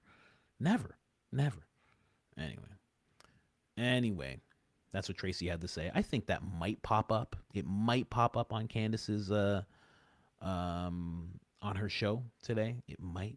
We'll see, though. We'll see. What was this? This is a weird one here. I saw this. It's from Crystal Smallin Smolin. She was trying to make this known to people. It's basically, it's very hard to read. Even if I made it bigger, you still can't read it. But it's basically somebody, yeah, if I just had to preface this, it's very much like the way Charlie had multiple people who were saying that he's going to pass away on the 10th. There was multiple people on X that were saying this is going to happen. That guy better watch out. Like, just like, things like that. And that's what you're seeing here. There's just this person. I don't know if they're a known person, but it's just someone named Tracy. No relation to the other Tracy we just saw on screen that I know of. It's just weird. And it's basically just saying, Candace would be wise to shut up. They're claiming that they have personal text messages and so on social media that they could drop. They're claiming that they have someone who has access to mobile phone databases, ton of dirt in texts and emails. Same applies to her core cohorts. Candace's communications with these men as every day, and they misspell every. It's just a lot of that. It's just basically this person like warning her, and also stepping on the fact that she's pregnant and touching on the fact that like something might happen to the baby. Like, I don't know, just really gross. And they're kind of like blaming her. They're like, based on the things you're saying, the poison that you're spewing, like something could happen to your baby. It's just really gross. Really, really gross stuff that this person's putting out there. Don't know who this person is, but I will say, they're threatening her. Very much so threatening her. And their name is Tracy. Here, I think the name, does she say the name? Yeah, Tracy Ben Nana. I guess it's Ben Nana. B Nana. That is the person who's doing it. No idea who that person is. No idea what they're talking about, but they're threatening Candace in a really disgusting way. So rather than not talking about it, like so many people did with what happened with Charlie, good to talk about it and just put that person out there. They're saying, vengeance is God, and I was pregnant. My biggest fear is that they would be born with a stillborn, and God allows bad things to happen to humble people. Like, just gross stuff. They're really, really gross. Really gross. Like, I don't even want to give it any more time, but I just want to put out there that there is somebody. No, it's Ben and Nana or whatever. But they are threatening Candace. Just to put that out there. That's a real threat. Pretty crazy. Then there was also this. I thought I would just throw this out there. Krista, what is this? Copley? I don't know. But they are saying that they think that Lance and this gentleman were in the same room, because Lance is here with these windows. Here, let me make sure you can see my cursor. Lance is here with these windows, and then they show an arrow here to this guy's room, and he has the same reflection of the windows in his office. Now, I don't know if it was said that they're not in the same room, but pretty weird. Pretty weird. I have not seen that. Someone said Lance is a freak. Yeah, well, I think that was established. I mean, you're wearing furry hats, and you're letting a guy like Tyler blow your back out. I think it was kind of assumed that he was a freak from the get-go. I'm just saying. I'm just putting it out there. Yeah. I don't know if it's the same chair. Kind of looks similar, but I mean, yeah, that's what I was saying. Somebody was like assuming that, like, hey, they're in the same room. What the heck is this? And I was like, I feel like they could be in the same room. I don't think anybody said they weren't. But yeah, he should have been in the courtroom. I'll say that much. But again, we're just doing a rapid fire here. Baron on redacted, ladies and gentlemen. Okay, I just want to play this just because the man. The boy, the man, the grandpa is doing big things. Let me see here. Let me play a little bit of this. Do you remember the guy on Fox News, and it looked very obviously like he was wearing a mask? Yes. This made a big deal not terribly long ago. Yes. It was very convincing looking mask if it was a mask. And if it wasn't a mask, it was very bizarre because he had this apparent mask opening at his neck. But it gets me wondering about these Tylers walking all over campus that kind of look like Tyler, and they're all kind of wearing the same clothes. How do we know that's him? Yeah. That you don't have his DNA anywhere. You don't have him doing anything. You just have a guy wandering around. You're like, oh yeah, that's Tyler. There's a guy in a maroon shirt right there. We promise you that's him. And then you get the boyfriend in there. He's like, I don't know. He kind of looks like him, I guess. You know, he kind of wears the same kind of stuff he wears. Yeah, I guess I could say that's him. Same thing with Lance Twiggs. But beyond just the potential to wear a mask and AI and all that, how do we know there wasn't somebody standing off camera, urging him on, telling him continue? You're not done. For example, go back Cue to the cards. identification. Yes. Yeah. Well, he looks at these 6 pictures. He's like, I can't 100% identify him. And then all of a sudden he's looking, he goes, yeah, I guess on those last 2, yeah, that's definitely him. Well, who was standing around you? What did they say to you? Were you wearing an earpiece? We have no idea. Whereas, we can create. I mean, the creative part of me was like, you could have his dog and you're like torturing the dog behind the camera. Like, you're going to say this. Like, you can. That was dark. I can't believe that is dark. I wasn't going to say that. But yeah. Your show. Like, I can't believe. I think like a criminal. Like, you're going to say this or I'm going to twist the head off your favorite. Yeah, I don't know where that came from, but you could. Anything is possible. What? That's why there's protocol for witnesses like this.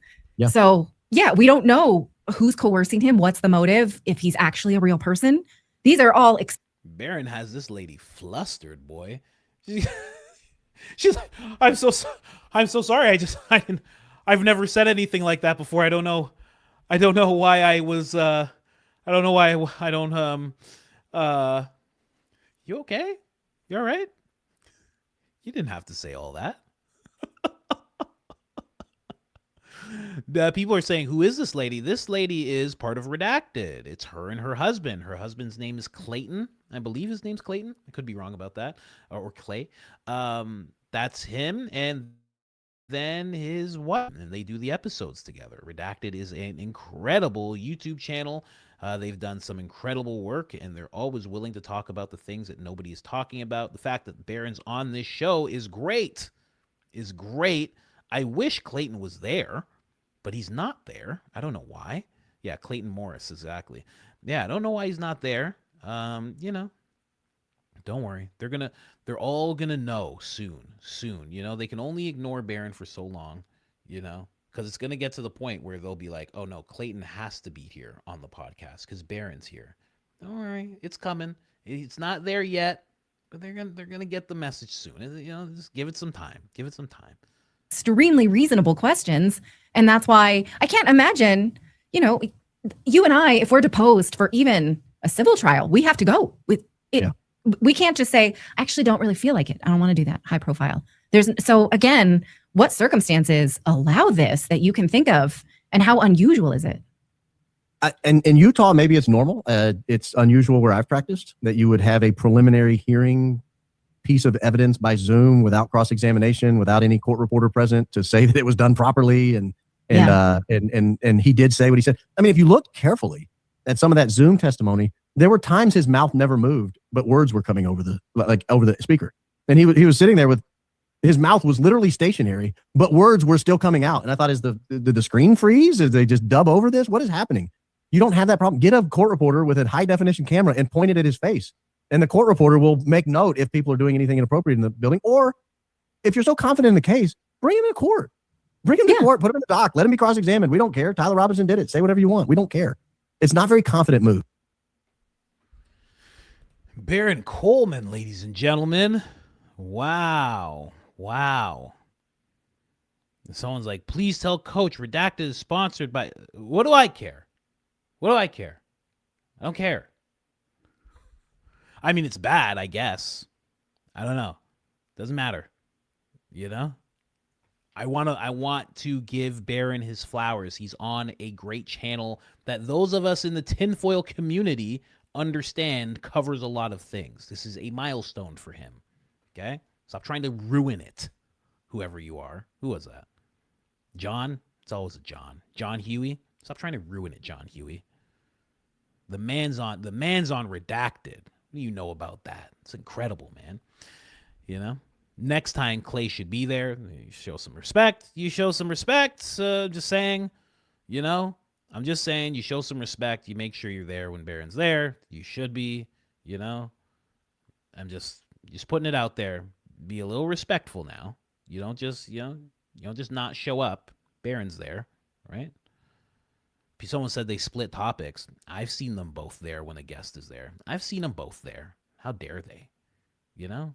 I've seen them both there before. I'm just saying. Anyway, shout out to Baron doing big things.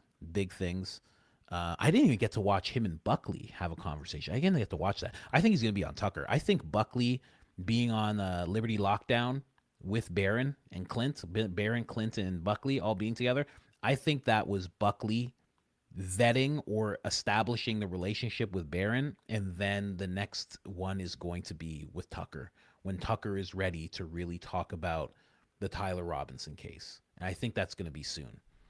I don't actually know. I haven't heard anything. I just, I don't need a lot of things to make connections in that world. I think that's going to happen soon, very, very soon. A lot of people coming down hard on Gary, coming down real hard on Gary here. Gary Paramount Tactical. Did anyone ask Gary about the almost $200,000 he was awarded from the Department of Defense the same month Charlie Kirk passed away? No one really talked about this all that much. Candace, I think, even mentioned it, but it is a known thing. This person... Oh, and you have music? Okay, so guess what? We're not going to watch this video. But I get it. It was more than $200,000. I think altogether is $251,000 that he was rewarded. It's around the same time that he changed his stance on the Charlie Kirk case. It wasn't, I feel like it wasn't before. I think it was after Charlie Kirk passed away. I don't think it was before. Pretty sure it was after he passed away. Anyway, someone else here. Kelly with an I? Is that what that is? Paramount Tactical had never held the federal contract until days after UVU, Charlie Kirk incident. There you go, days after, when it won an Army award as the only bidder. So they kind of won. Ever since, Gary Melton has been one of the loudest voices defending the federal narrative on that case. He also claimed he'd been talking with the government since June, per last night's X Space, about these contracts. Threads below. Award. Now, this is happening right now. The reason that they're talking about this is because Leia Files was doxxed by a bunch of little Garys, Lisa knows, various people. They started doxing the Leia Files. I don't know if you guys know Leia Files, but it's let me show you guys. This lady right here, they started doxing her. So they figured out who she was. They showed pictures of her child, who is a minor. And yeah, it's pretty crazy. Pretty crazy that they're willing to do that. So it seems like this is like, I don't know if it's retaliation, but as soon as she got doxxed, this stuff started popping up about Gary. Now, this stuff has been known about Gary. Again, it was right around the time that he, look here, there's the dates. So September 18th, due September 23rd, 5-day window, including a weekend. Only bidder, Paramount. He got $39,474. Award number 2 on the 19th. The $151,000 includes night vision equipment. This time, 2 offers received, but there's no solicitation letter, which is odd. So there you go. He got this. He got both of these contracts. It wasn't $251,000. Okay, so it was it was closer to $200,000. Okay. So that's what he ended up getting. A lot of people show the whole thing, the whole breakdown of what it looked like. And now people are starting to question this a lot more because, there's some people who don't arrive late, but they find things out when they do, and then they start talking about it. So now a lot of people are questioning what's going on with Gary. What is happening with this Gary Melton character? Why is he doing what he's doing? In fact, I don't even know where the clip is, but that guy, Uncle Tom, who cussed Gary out the other day, he was on a SpaceX with Gary, or X Spaces with Gary, and he was saying to him, he's like, what are you even doing? He goes why are you doing this? He goes, the more you do this, the more it seems like, Gary's like, I don't give an F what you think about what I'm doing. He's like, I'm doing this because this is the moral thing to do. And it was just so sure. Okay, buddy. That's why you're doing it. It's the moral thing. It's like, I don't know. I can't say he's getting paid. I can't say he's getting paid to do what he's doing, but he's definitely acting like he's getting paid to do what he's doing. I'll put that out there. And apparently, there are people within his community that have lost respect for him. That's what I've heard. Leia came out, said I was doxxed last night by a small group of people, ex-military, and a trash excuse for a woman. Lisa knows they harassed me, released photos of my minor children without permission just to harass. I announced, because she announced she's going on the Shawn Ryan show. Wow, Shawn Ryan talking to another person like this. Interesting. Okay, I can't wait to see that episode. I wonder when that drops. This is what they do. It's disgusting. Jealousy, hatred. Like Barron said last night, I think it was last night, he said the attacks are ramping up. I don't think they're just ramping up with Candace. They're ramping up all around. It's so obvious that these people have no idea how consulting works. Let me make something clear. My middle name is... she just doxed herself, basically. She said, my middle name is Leia. My first name is Ryan. Tried to protect my family for as long as possible, but there it is. As far as my career... She worked for NGA supported building complex, cost models, Northrop Gorman.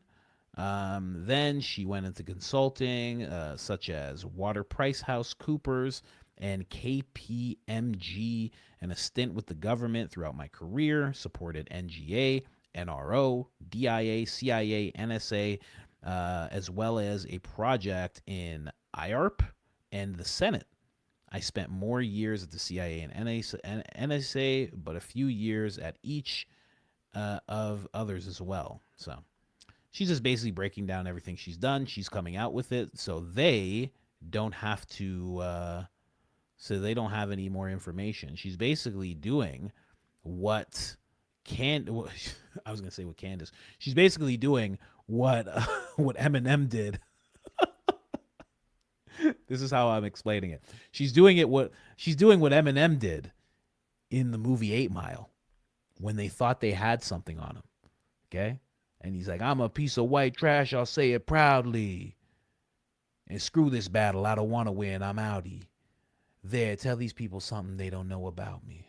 Ooh, and then he dropped the mic and everybody was like, white boy, white boy. Everybody from the 213, put your hands up and follow me. And Terrence has both parents. Terrence's parents have a real good marriage. I mean, I love that movie. I can't even lie. I don't like Eminem Today so much, but good gosh, that was a good movie. Anyway, let's go into this a little bit. Leia here explaining things.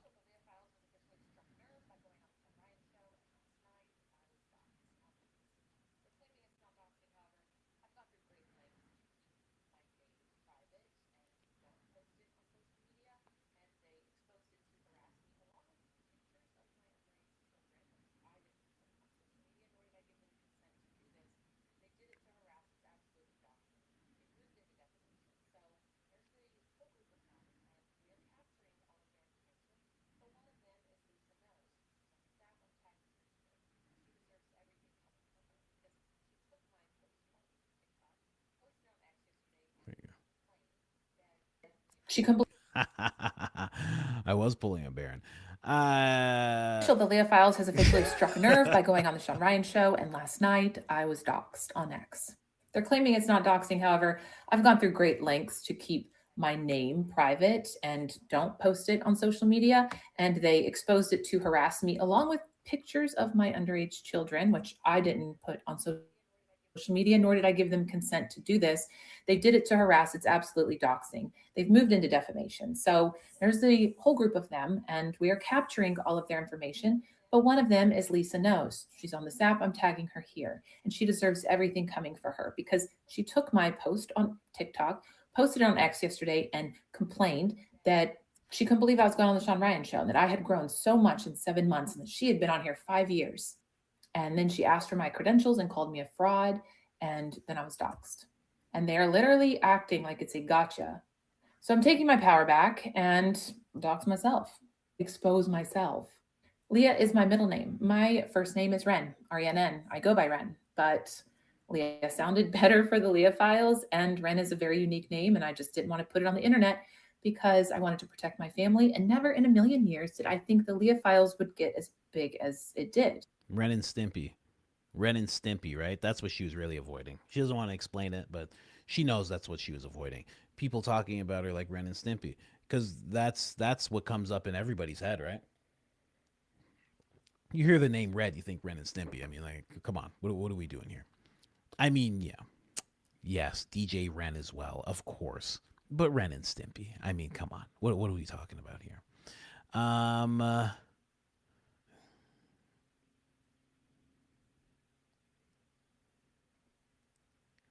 I hate comments like this. They're the worst. This is the worst. You're wrong, Coach. Candace is, you wrote if, is popular because people believe what Candace says because it's the truth. Like, yeah, that's what I said.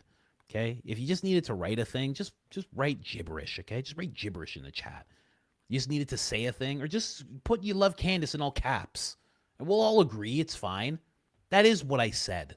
I broke that whole thing down. I know you're late and you're not going to see this until you get to this point, but be quiet, okay? What's your name? Yoshi? Yoshi buddy? Be quiet, Yoshi buddy, okay? Jeez. There's nothing I dislike more than a overprotective fan. Oh, there's not, even if it's for me. Oh, there's nothing I dislike more, because then you actually give in to the whole cult narrative that there is. Then you give into that whole cult narrative. I don't like that. Not at all. Anyway, that was Leia. Just wanted to cover that just a little bit. I don't want her to go through doxing herself. She shouldn't have to. I don't want to play that. And she has to tell everything and everyone about every part of her life now. It's like, it sucks. It just sucks that that's happening. Gary has tried to do that to me. Luckily, he was wrong. Lisa Knows is now upset because apparently Leia Files is now going to be suing her, or is taking that time to, possibly sue her or something like that. She's could be involved in a lawsuit very soon. So she's like, why is it happening to me? This guy did it, not me. They seem like they're all involved. They're all tied up together. It really does seem that way. Again, this is something that happened to Leia. This is something Gary tried to do to me. Gary's tried to do this to multiple people. I'm not saying he did this to Leia, but within that tribe of people, they've done this to multiple people. Everybody who is, for Candace, who is speaking out against the official narrative, they try to do stuff like this too. They try to intimidate. They try to make us feel scared. They try to make us feel like they know exactly where I live or where other people live. They try to do the same thing to Project Constitution. Gary said, I know exactly where you live. Project Constitution is like, you can come to my front door and suck it, basically. That's basically what he said. It's a tactic. It's a tactic they use. And honestly, I can say it again. I can't say they're getting paid, but if they are getting paid, it's not from just some entity. It's from a political entity or a federal entity. That entity is paying for these people who are ex-military and otherwise to harass citizens, regular civilians. It's crazy. Absolutely crazy. Anyway, let's get into this. Bren, Shawn Ryan's new everyone is bad, everything corrupt vibe is frustrating to watch. Seeing him go full nihilist is hard because I have been in that headspace before. No hope, throw in the towel. I've been there. It's a mental trap. It's toxic as hell. Propaganda wins the second you start believing the entire system is irredeemable. Refuse that, ladies and gentlemen. There are good people in the fight. Find them, lock arms. Build something better. Okay, sure, buddy. Hey, you gotta believe in the system, guys. Come on. The system isn't so bad. Oh, come on, guys. Oh, what Shawn Ryan's doing right now is just so bad. Oh, why is Shawn Ryan talking like this? We're gonna get into Shawn Ryan talking with Tucker and everything they were touching on. I haven't got to watch the whole thing, but like I said before I start covering this, you can tell Shawn is going through something. You can tell that he's it's not, I don't know if it's a come into Jesus moment. He's already apparently very religious. I think he started saying he's attending mass. I think that's where he's going with it. I think he's becoming Catholic himself. If he wasn't already, I'm not 100%. Yeah, he's definitely going through something. You know, I wouldn't advise people to try and go through, you know, spiritual evolution through psychedelic use, but that's what he did apparently. And you know, it's opening his eyes. So hopefully he goes from that and just trusts in God. That's what I would say to do. That is the smartest thing to do, in my opinion. But anyway, let's play what he's saying here. Never want to involve myself in the U.S. political system or vouch for any man again. Everything is a lie. Like that became like a coined term, I guess. But everything is a lie. I mean, every politician I've sat across from, I hate that I even have to say that. I don't agree with everything they have to say. You know, why the f do we have to say that? I like Eli, but everybody else, it's just, you know, it's been a lie. And then the other thing is, I mean, which it really shouldn't bother me, but you talk to somebody and then it's like, you, how dare you platform that person? And it's like, actually, I probably just did you a favor because he just spent 4 hours lying to me on my podcast that you're going to be able to use for his next political campaign. Exactly. Too stupid to figure that out, aren't you? But but I mean, it's, you know. And that's Bren. Bren has these new little things he puts together where he says his name at the end. Terrible name that you came out with. Bren 45,000. I don't know. Terrible name. But either way, that was summing up what Shawn Ryan was saying on Tucker Carlson's podcast. And I don't think he's wrong. And I think that's how a lot of people feel now. A lot of people feel disillusioned now. They really, really feel like everything is just, you know, out of whack in terms of the political system. And they feel like they were lied to, right? Let's also play this clip here. Barron has a lot to say about this clip. Some guy, Joel Berry, Berry like a fruit, says dark stuff happening in Podcastistan. Hey, what's with all the terms, man? What's with all the terms? That's enough. Okay, that's enough. That's enough with the terms. I'm not using that one. No, I'm not letting that one. Just like mogging, I'm not letting mogging into my vocabulary. I'm not letting Podcastistan.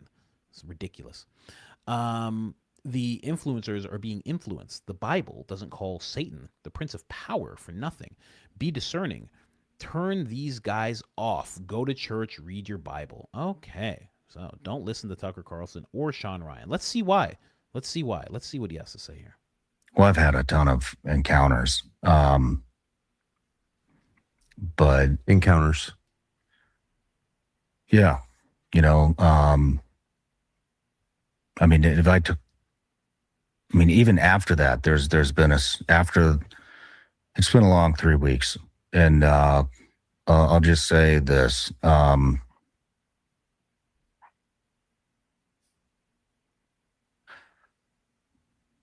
talked to some of the most respected exorcists in the country. And I've been working with them and things have happened. And like really scary shit. And if that's happening and that's real, which is more real than anything I've ever experienced, then the other is definitely real too. That's right. That's exactly right. It's exactly right. If there are supernatural forces that are evil acting on people, which there are, and I've experienced them personally, then that's proof of God. Is that what you're saying? Yeah, it's not faith to me anymore. It's fact. It is 100% fact. There's just no other way to look at it. Isn't that a comforting fact? Yeah, it is. I mean, I don't know what the hell we're in for here in the future, yes, but but I mean, it's definitely comforting. Oh man. So that's the thing that you should turn off. Two guys talking about realizing that the spiritual realm is real, which means that the Bible is real, and that evil is real, which means that God and the ultimate goodness is real. That is the thing you should turn off. He probably, when he says go to church, he probably means to go to one of those churches that guy was speaking about. He's like, if you listen to Candace Owens, you have a room temperature IQ. Let me tell you something about your room temperature IQ. If you listen to Candace Owens, sorry, let me just flip my page here. If you listen to Candace Owens, Baron Coleman, you got a room temperature IQ, you're dumb. If you have family members who do it, you need to disown them. Probably means to go to one of those churches, right? I think there's nothing wrong with listening to two guys. Again, I don't go into any experiences, but I don't even think Shawn's talking about a psychedelic experience there. I know he talks about ayahuasca at some point, but there he seems like he's talking about experiences with priests, and he's seen crazy things happen. Why on earth would this guy say, turn these guys off, go to church, read your Bible? He's literally saying, hey, shut up, read the Bible, and don't listen to anything these guys have to say. As these guys are saying, man, that means that there's real evil in the world. For some reason, this weirdo Joel Berry wants you to turn your eyes away from the fact that there's real evil in the world. How else? It's funny because he says be discerning. How else could you possibly be discerning if you don't know and recognize that there's real evil in the world? You know why he's saying this? Because if you're really discerning and you really listen to what they're saying and you start experiencing it yourself, you might watch a turning point event and go, something doesn't feel right. That's what I think. I think he has an issue there. Baron jumps in on this Joel character, which I've never heard of. I've never heard of this Joel person before. Joel's take here is ludicrous. Shawn Ryan admits to fighting evil and recommitting himself to faith. Spiritual battles are horrific and violent. They're active. They require confrontation, very much so. Shawn shared the experience. Joel tells you to look away and ignore his experience. I love that he called that out. Then Joel jumps in. He says, I don't think it's wise to take your advice on spiritual warfare from a guy who is visiting hell via a drug trip in South America. Pray for him. He's really in trouble, but don't listen to him right now. Listen, there's this wall. After he goes to this wall, I'm not going to say where the wall is. It's just, it doesn't really matter. But after he goes there and he comes back, then you can listen to him. Otherwise, right now, as he's platforming Candace Owens and all sorts of people I don't like, now you shouldn't listen to him. And notice, I don't like Sean Strickland. I'm not telling you to turn off Shawn Ryan all of a sudden. I'm just going to call out Sean Strickland and keep it moving. But these guys always move towards completely shut these people out that are showing you anything. Baron then replies, he says, listen again.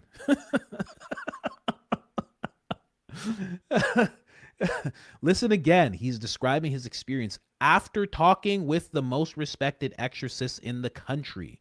He's confronting demons. I understand your deep desire to keep people from doing exactly that. Joel comes back. He goes, you didn't listen to the whole interview, did you? He goes, I did. I heard the Ibogaine segment. I also heard, so it was Ibogaine. Ooh, man, that's a deep, dark one. That's the only one I haven't done. Deep, dark one. 24-hour experience. It's wild. So wild. I also heard the segment you clipped about his experiences after talking to exorcists. You should follow his lead. It takes tremendous humility and deep honesty and deep confession. Prepare.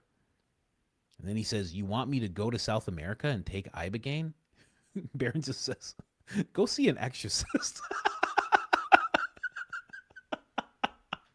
That's how he ends it. Go see an exorcist, okay? I have 8 kids already. I don't have time for another one, okay? I got 8 kids, okay? I've pretty much adopted Blake. I've adopted Andrew. I don't have time for another one. I'm sorry, okay? 11 is the peak. We can't go more than 10. I'm sorry.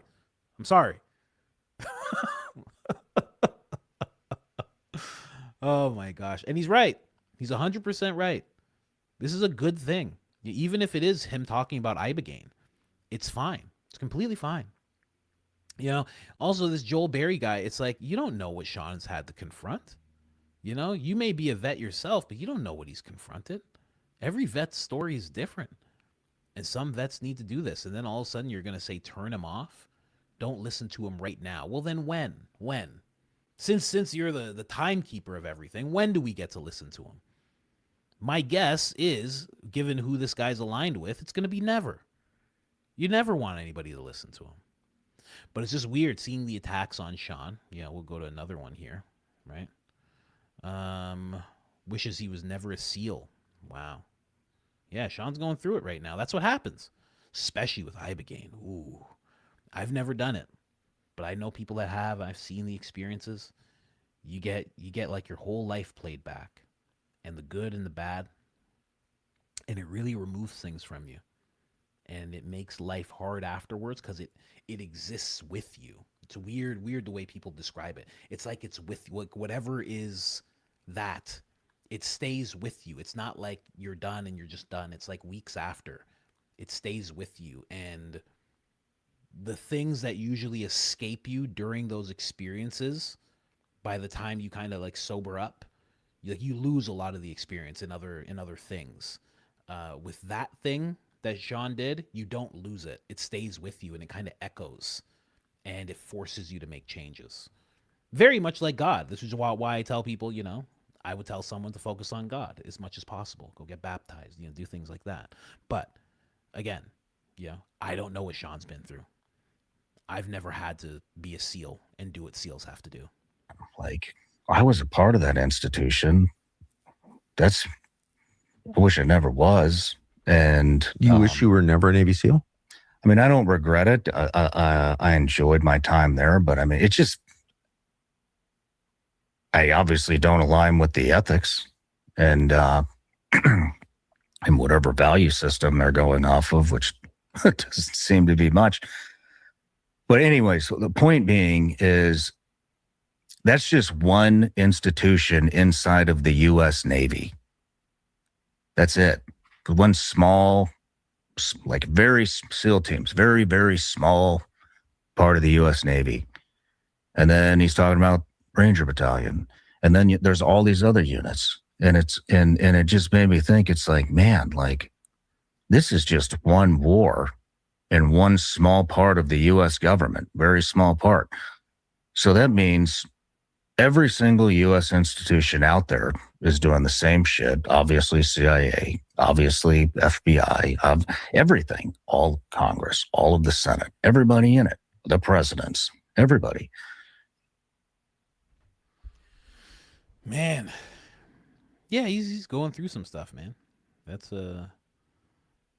is, and then of course the quartering, who barely gets up from his chair, has something to say about someone who was a Navy SEAL. Well, I can't wait to hear it. Shawn Ryan's entire career was based on being a SEAL. Okay, sure. Nobody would give a sugar honey iced tea about what he has to say without that false credibility. He's shown his true colors with that cringe Hunter Biden interview, as well as Candace Owens. Fraud. I mean, how do you even... Someone said he's unplugging. Yeah, that's what it is. I mean, it's crazy the quartering just says that about Shawn Ryan. False credibility. False credibility, man. I'm overweight now. I know I have to lose more weight. I want to lose like another 80 pounds. I got weight to lose. You can't be. This guy's nearly like grossly obese, like almost getting onto a TV show obese. And he has the nerve to talk about Shawn Ryan, calling his credibility false. If Shawn Ryan's credibility is false, I mean, not only did he serve the country, not only did he do that, but also he has a bigger following than you do, and he's doing what you do better than what you do. Like, what are we talking about here? I don't know. It's wild. Someone says show a picture of quartering. The guy looks sick. I'm not even gonna show a picture. He has big bags under his eyes, like his liver issues. Like it's rough. It's rough, man. He's going through it. Like, you know, I know what it's like to go through it. You know, I'm still going through it. People say, "Oh, yeah, you lost a ton of weight," but man, I'm still going through it. You know. Anyway, Someone said quartering's gross. Yeah, he's something else. He's something else. Anyway, let's hear the most terrifying thing he ever encountered. Check this out. Shawn Ryan, ladies and gentlemen. Night about my lab. I just got back from a Ibogaine 5-MeO experience. Didn't go great. Found hell. And I don't want to go too far into it because I don't want to have a meltdown on your show, but It's okay. But I'm just not ready, to dive into it. But yeah, I've felt what hell was gonna be like. Not like seeing devils and fire and whatever, demons and all that. Like it was a feeling, and I never ever want to feel that again, ever. So successful experience. I guess I never ever want to do it again. Maybe the most successful experience. Yeah, it definitely sent me down a new path, and I'm still trying to figure out. But I went to mass on Sunday, and I'm like full blown going back into the Catholic Church now, and the here in Maine I went, and the priest was talking about I want to butcher this, but he was talking about wheat and weeds. Have you heard this analogy? And he was, good people are the wheat and the bad are the weeds. And every once in a while, well, a weed will come out and he'll start calling out all the weeds only to become a weed himself. And basically what he's getting at is, I can sit here and I can call out this evil like all the time, and uncover all the fucked up shit that everybody's doing, that everybody, is put their blind faith in. But in the end, we're all evil. We all have an evil side to us. And then you meet these people and they're very charismatic and you're like, oh man, he seems like a really nice person. He's a nice guy. Maybe he is, but he's influenced. Yeah. They are influenced. We are influenced. And I think it's time to, I just think it's time to turn a corner because we all have an evil side. We all are selfish in our own ways. And it's too easy to call other people out all the time. Yeah. Yeah.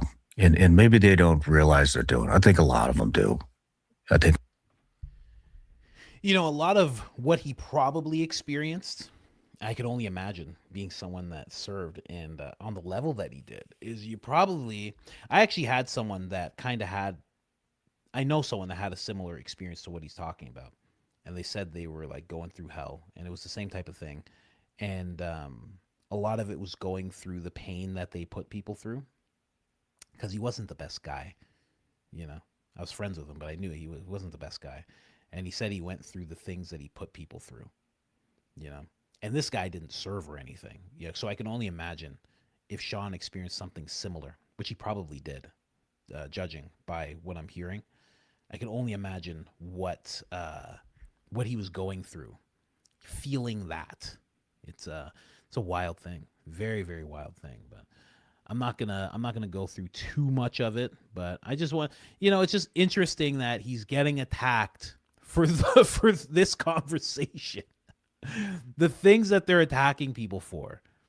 It's like he opens up about going through something spiritual. He's right back to the Catholic Church.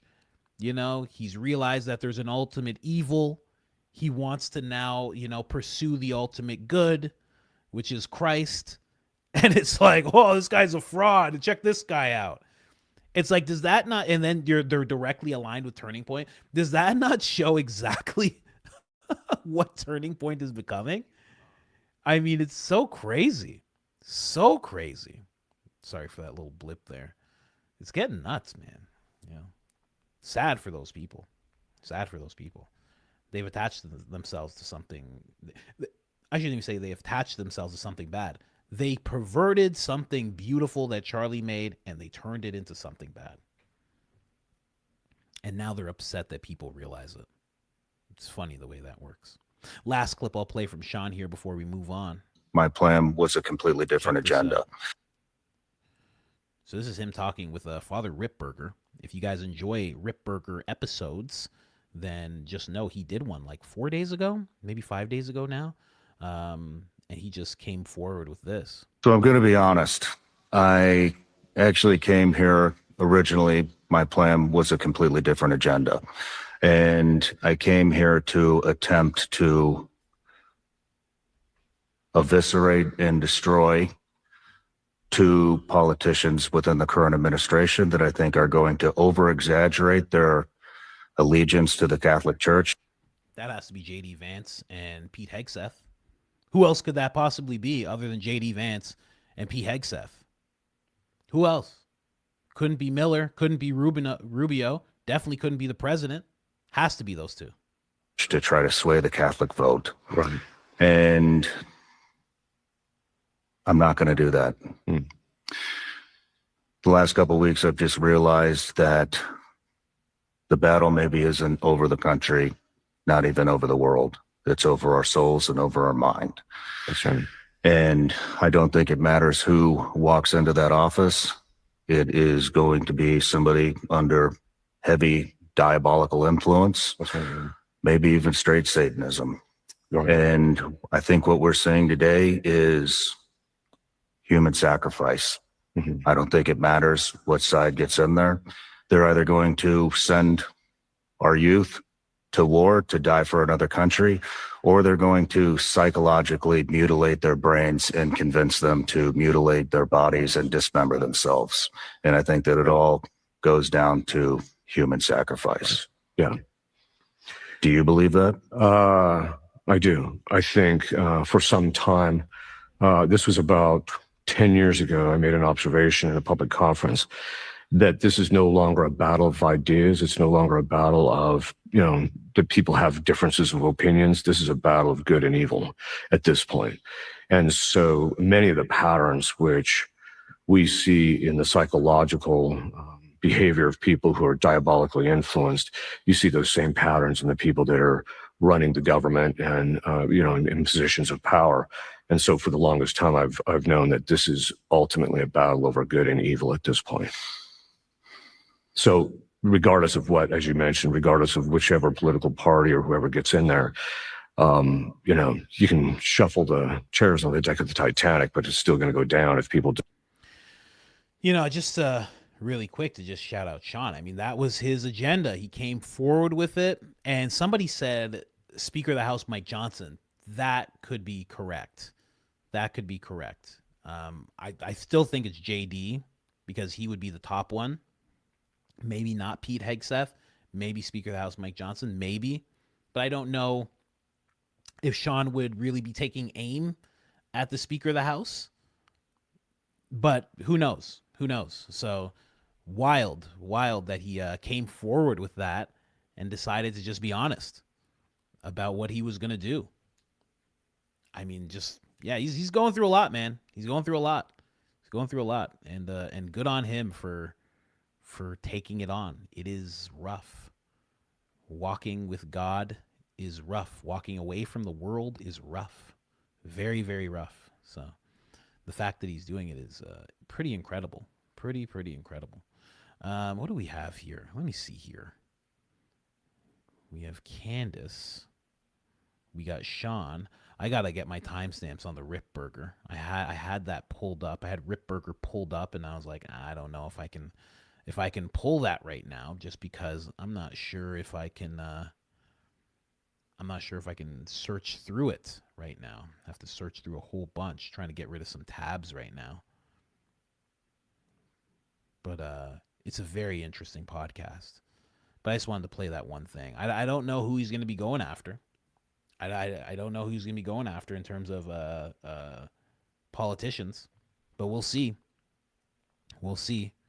Yeah, my tabs aren't taking me down. No, not yet. I'm closing them as I'm opening them. The only one I'm keeping open is this one. That one I'm not getting rid of. We keep that one. That one's important. Okay? Jokes aside, that one's very important to me. So I just that's the one I'm gonna keep open no matter what. But you know, the other ones, the other ones can be closed, but that one right there, that one has to stay open. I mean, it's just, what can I do? You know, I need to keep that one open. So, yeah, I can't explain why. If you don't understand why, there's nothing I can do for you. Okay. If you don't get it, what can I do? What can I tell you? How can I break it down for you? That one's very important. Okay. Someone said just drizzled. Just drizzled, you know? That's my guy right there. Make it bigger. There we go. That is Kash Patel right there, ladies and gentlemen. All-American Kash Patel. I wonder what he's going to do after he's the director. What is he going to do? He was on Stu Peters. Then he acted like he didn't know who Stu Peters was. He did all these podcasts. He said he'd do all these things. And now he's just the director. What's going to happen? I wonder what's going to happen next for him. I really do. I wonder if he's going to just like go back and just be like, or if he's going to do what Dan Bongino did and he's going to act like it never happened. He's going to be like, anybody who questions it's a doomer. You guys are just doomers. Is that what he's going to do? We'll see. Let's jump over to, I just want to see autopsy. Tried to skip the autopsy. Let me see here. I got a little bit of Baron here I want to play just really quick. Really, really quick. Just one Baron clip here. Let's get this going. Bring it over here. We're just going to get the body out of here. We're going to call in the medical examiner. They're going to waive the autopsy. This is about skipping the autopsy. He revealed a lot of weird things about the autopsy and the way Utah handles things. I mean, classic Utah. I say it all the time. Very close-knit place. You'll never see me step foot in that place. But he talks about it a little bit here. Check this out. Prepare the body, get all the paperwork in order. We're going to ship the body to Arizona. And the reason I think that is because Brian Harpole made such a big deal on the Shawn Ryan show about needing an autopsy. Brian Harpole seems to try to make himself the hero in every story. Brian Harpole was willing to risk his own life to try to save Charlie's. Brian Harpole, the way he tells the story, he's actually hanging out of the car. They're doing 60, 80, 100 miles an hour. They're yanking and banking. Apparently now we know from the 911 call that Candace talked about today, allegedly, we know that they are yelling at traffic to get out of the way. So apparently there was traffic while they're yanking and banking and doing 60, 80, 100 miles an hour. But Brian Harpole loves to be the hero. He loves to put himself in the center of the story. He loves to make himself heroic. Don't sue me, Brian. I'm allowed to speculate because we don't have the information. Oh. And because he wants to make himself the center of the story, he likes to weigh in on things. He likes to weigh in on what's going on. So he tells the story of him hanging out of the door and Rick Cutler, because he's got the tattoo, he's hanging on to him. And he's stuffing 36 feet of gauze inside of Charlie, and he's doing this and that. And then they get to the hospital finally. They get out of the hospital. They get him. They throw him up on the stretcher. Brian Harpole, man, jumps up there. He's cutting shirts. He's ordering people around. I need 2 cc's of this. I need that stat.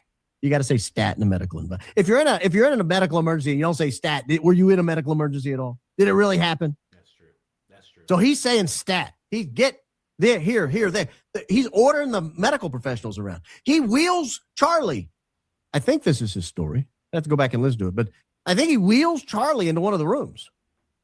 And then he decides Charlie might need a defibrillator, so he cuts Charlie's shirt off. That's a prime example of somebody putting themselves in the story, because nearly every medical professional that has reached out to this program and others has said that did not happen.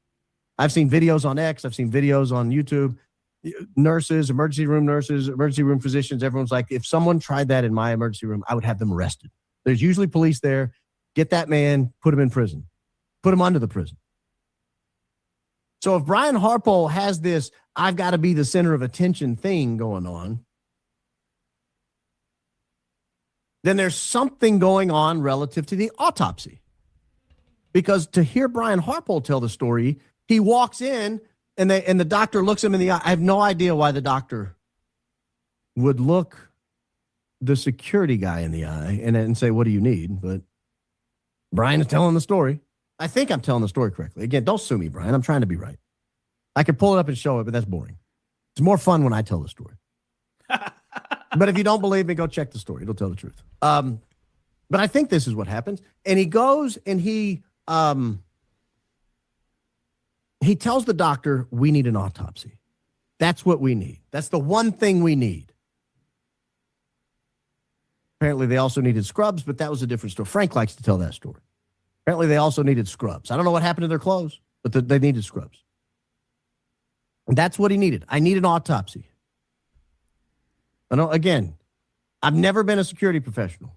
I've never had a friend die on me like that, and tragically in person. And I've never been in a hospital confronted with a doctor asking me in the wake of an assassination attempt, what do I need? But according to Brian, the first thing that came to his mind was an autopsy. And the reason is because he didn't want any of these dadgum conspiracy theories. This is a little bit of main character syndrome, in my opinion. Brian has now put himself in the story that may not have happened. That whole story may not have happened. And it leads me to believe that something weird happened with the autopsy. So I take Brian Harpole's story about, we need an autopsy so we don't have a JFK experience. And then I take the radio call from the cops saying they're waiving the autopsy. They're not going to do an autopsy. They're just going to sign the death certificate here and release the body. And I put the two things together and I say, ho, ho, ho, ho, ho, ho, ho, ho. I do believe before 3:30, before Erica got there, that was the decision that was made. That the decision was made, there was not going to be an autopsy. And remember, in Utah, that's a lawful decision. That's crazy. That is so crazy. Utah, huh? Just classic Utah. You know? Classic Utah. Just, you don't have to do an autopsy. And they go, you sure? And they go, don't worry about it. Get on out of here. And they go, all right, thanks, man. Take it easy. Hey, that's why we did this here. I know. All right, high five, man. All right. I'll see you in church. Right? Utah gonna Utah. It's great. It's so wild. It's so wild. I didn't know all this about Utah before. I thought it was just a bunch of quaint people, you know? You watch Real Housewives of Salt Lake City, you're like, these ladies are a little wild, you know? Some of them are Philadelphian. That's fine. Cool. Then you watch the Secret Lives of Mormon Wives, and you're like, these ladies are freaks. Oh, geez. Wow. Look, get freaky. They're swinging and stuff. Okay. All right. Allegedly. Then the Charlie Kirk stuff happens, and you're like, oh, this place is crazy. This place is nuts. It's too much, man. It's way too much. Anyway, let's keep going. We looked at that law yesterday. There's two classes of people who can demand an autopsy: a medical examiner or the law enforcement, either the county attorney or the attorney general. Only those two classes of people can demand an autopsy. Someone from the office of medical examiner, someone from the county attorney or attorney general's office. That's it. If the mom wants one, I don't know if they can require one or not. If the wife wants one, the statute doesn't say they have to have one. They probably would defer to the wife in that situation, but it doesn't say that they have to. I think along the line, somebody said, this is a really bad idea. You're going to want an autopsy here. People are not going to accept this case without an autopsy. It's a very high-profile political assassination. Keep in mind, by 3 p.m., my time, ABC News had broken into their regularly scheduled programming to cover the Charlie Kirk assassination without commercial interruption. I'm not sure they thought that was going to happen. That was a big issue. I remember flipping around on TV thinking, all the networks have broken in on this? I mean, Charlie was a big deal. I get it. I mean, he was a well-known guy. But it's not like it was Trump or Vance. It's not like it was Obama or some former president or even a Secretary of State. It's not like it was Marco Rubio. It was a podcaster. You know, if something happens to Shawn Ryan, are they going to break in on ABC News? I'm telling you, a lot of people, you know, it's funny you saying this, but like a lot of people don't get how powerful he was. You know, not everybody gets to meet with the president twice a week while they're traveling 300 days a week and they have a link to Korea, and they have a link to every single Christian conservative organization, and then they run the biggest one, and they have 4,000 pastors underneath their Turning Point faith. Not everybody gets to do that. You know, not everybody gets to do that type of stuff. Not everybody gets to talk to the president about going to war with Iran and then gets listened to. Not everybody gets to do that. The reason that happened is because the cover was blown. That's really what happened. They were blowing the cover out of nowhere. It was like, oh, he's not just a podcaster. And they knew that. People at NBC, all their political operatives, they all knew that. They went, this is Charlie Kirk. This is different. They knew that. They know that they see him at the White House. Joe Kent's like, oh, well, I saw Charlie in the West Wing. And Charlie said, hey, don't take us to war with Iran. He's walking in there like he works there. Because he kind of did. Way different than he thinks. The cover was blown of who Charlie actually was. He was supposed to just be seen as a podcaster and a guy who was just owning the libs by the conservative base. But in reality, there was another layer where all of a sudden he knew all these people in the media, and he was really good with that. There's a reason why the governor of California started the podcast, and the only person he wanted to talk to for his first podcast was Charlie Kirk. That's weird. So much more powerful than people realize. And ABC doing that just shows exactly how powerful he was. You know? BB trying to talk to him all the time, and Next Level, and this and that. Charlie writing a letter to BB about PR is as weird as BB calling Lindsey Graham and counseling him on how to approach the president about going to war. What? I mean, just saying. I doubt it. Shawn Ryan's podcast is higher ranked than Charlie's was. If something happened, Joe Rogan has the biggest podcast in the world. If something happens to Joe Rogan, are they going to break in on ABC, NBC, CBS, Fox News, MSNBC, CNN? Are they going to break into round-the-clock coverage without 100%. If something happens to Joe Rogan, 100% that's going to happen. Just so you know, if Joe Rogan gets shot somewhere, that's actually going to happen. It's not going to be a small segment. It's going to be crazy. It's going to be insane, actually. Yeah, it's going to be nuts. But again, it'll be like cover blown because he's like so much more important than anyone realizes. It has a detail of 20 people who are all ex-military. 20? You ever been to the mothership? There are huge X-Men type Wolverine guys on either corner when he's on the stage. It's crazy. And they're behind you as well. And you have no idea. And if you rush the stage, you will die for sure. I think you'll die. And then there's a bunch of Eddie Bravo's jiu-jitsu guys on one side and more of Eddie Bravo's jiu-jitsu guys on the other side. It's crazy. It's actually crazy. You have to look around. Maybe you've been to the comedy mothership. Take a look around when he's on stage. Look at all the people. You'll know who they are because they're not laughing and they're standing like this. It's very dark in there, but you'll find they're just looking around like that. Oh yeah, it'd be crazy if something happened to him. commercial interruption on the death of Joe Rogan, the tragic death of Joe Rogan? Probably not. Oh yeah, there would be. It'd be crazy. And I doubt the people affiliated with Charlie Kirk thought there was going to be around the clock, joined in progress coverage from major news organizations. Because that started about the same time that the call went out that there wasn't going to be an autopsy. And then 2 months later, Brian Harpole gets on a podcast and he has now created himself as the main character saying, I'm the reason there was an autopsy. I demanded an autopsy and I wanted it done fast. That's why we got an autopsy, ladies and gentlemen. Brian Harpole. I mean, that's how I took the story. That's the effect on the listener, Brian. That's how it came across to me listening to the Shawn Ryan show. And so I think at that point they said, oh, crap. We have a real problem on our hands. We have a real problem on our hands.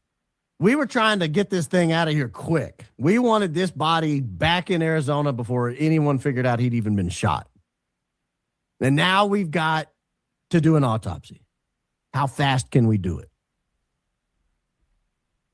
So the medical examiner shows up, I think around 10 till 5. We have a news camera coverage that shows the medical examiner show up. I think it was around 4:49 or 4:50 Utah time. It's around 4.5 hours after Charlie's picking up. Medical examiner shows up. Medical examiner probably walks in and they're like, we're going to have to do an autopsy. But here's the catch. The vice president's coming in tomorrow.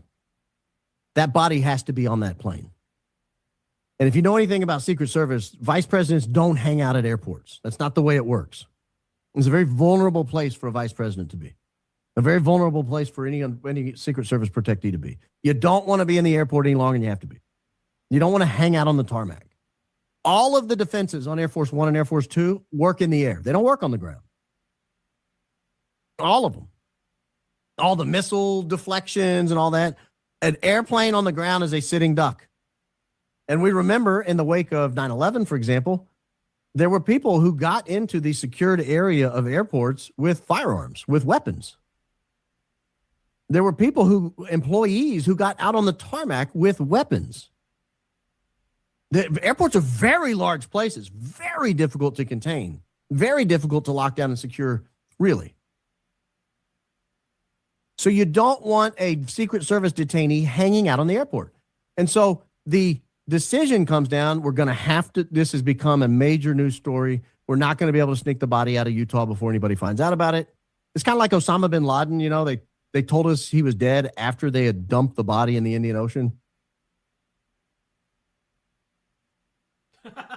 Hold on. Yeah, I don't know if you can see. I don't know if you can see the eye roll, but it was there, I promise. But they told us they dumped the body after, they told us they killed him after they dumped the body. I think that was the way they wanted to break the news on Charlie Kirk.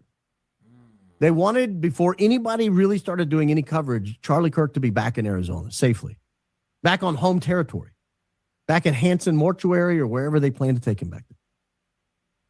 But unfortunately for them, they had to do an autopsy. Now imagine you're the medical examiner. You're doing an autopsy that nobody wants. You're doing an autopsy that nobody wanted in the first place. You're told this has to be done quickly. You're told that the vice president of the United States is on his way, and he's expecting to leave quickly with a body. He's not going to hang around the tarmac for 8 hours waiting on you to finish. There's really nowhere else for him to go in Utah. They haven't done advance. When the vice president travels, they do advance work. They hadn't done advance work that day. He just showed up the same day he left. I mean, unless they knew Charlie was going to die before September 10th, they had no idea to go ahead and sweep for bombs and put snipers on roofs and all the things you do when the vice president travels. They just flew him into an airport. Again, not a very secure place to be if you're the vice president of the United States. And so there's a lot of pressure on you, the medical examiner, not only to finish the autopsy, but you can't transport a body fresh off an autopsy. It's hot again. It's been back at room temperature for several hours. It hasn't been embalmed. Wow. And there's a law that you have to embalm the body before you transport it out of the state. Whoa. You have to have this disposition certificate we talked about. That's the reason I went through all this. All these records should exist, and they should start existing from the moment he showed up at the hospital. The moment he showed up at the hospital, the moment they declare him dead, he's no longer a human being. Unfortunately, you become property. You become the property. You become in the custody of the state of Utah. Wherever you die, you're the custody of that state. And there's somebody charged with taking over each step of the way. There's a chain of custody that takes place. And so Charlie Kirk bang on at 12:23. He goes down. They take him to the hospital. At some point, they declare him dead. Mikey McCoy, allegedly the general himself, the Admiral Mikey McCoy, the bravest man in the history of mankind, gets on the phone with the vice president of the United States. Get to Utah. We're going to have you transport him out of here. Stat. Again, you're in medical setting. You got to say stat. Get him over here. Get over here, stat. Okay, no advance work. We got to fly in the vice president. So you wheel the body into the ME's office, and you know that the time is ticking. Not only do you have to do an autopsy, you've got to get the body transported from the medical examiners back to a mortuary service company that can dispose of the body. Somebody has to pick up the body. They have to drive the body back to a mortuary service place. They have to embalm the body. They have to prepare the body. They have to put it in a transportation casket because it's leaving the state. All of this is why I think they were going to waive the autopsy. Because all of this slows the process down considerably. And keep in mind, we don't yet have a criminal defendant. We don't have anybody in line that can object to the disposition of the body. We don't have anybody yet that can object to getting the body out of the state. And so the clock is running. The vice president's coming. We don't have a criminal defendant. Let's go, let's go, let's go. How thorough do you think that autopsy was?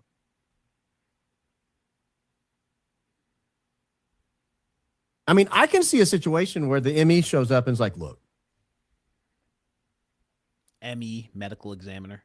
it's late. It's the middle of the night. They're making us do this.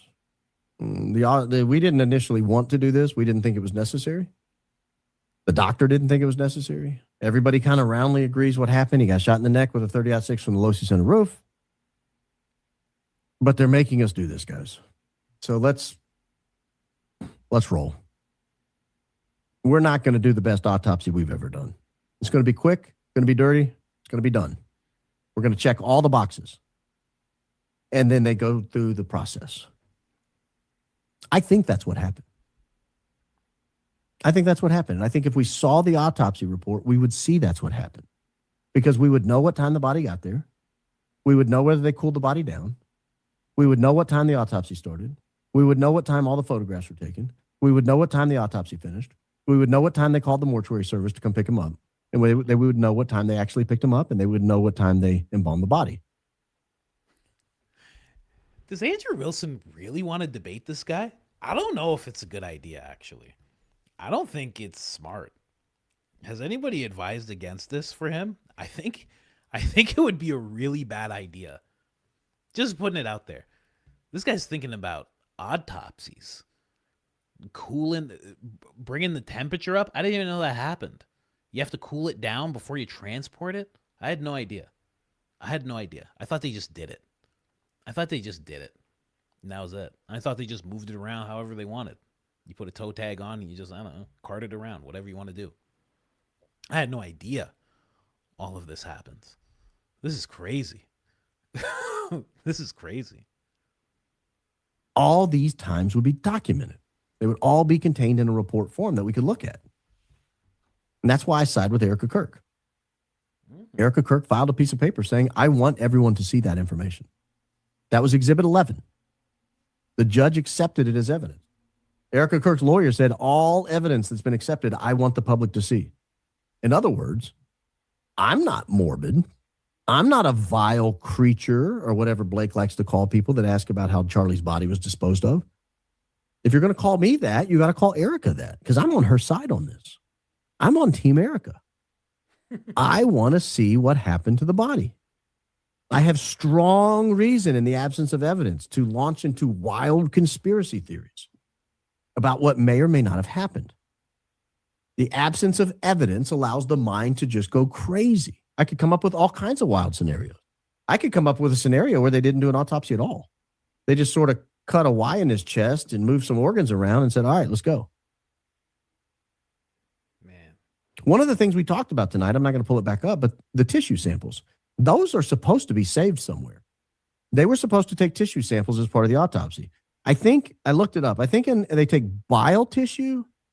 I'm doing this off my memory, so don't quote me on this. Bile tissue, blood, urine, maybe stool, heart tissue, and maybe brain tissue. I'm not sure, but they take like 6 or 8 pieces of tissue, and they take a good amount, and that stuff is preserved. It's somewhere. It's available. It can be inspected.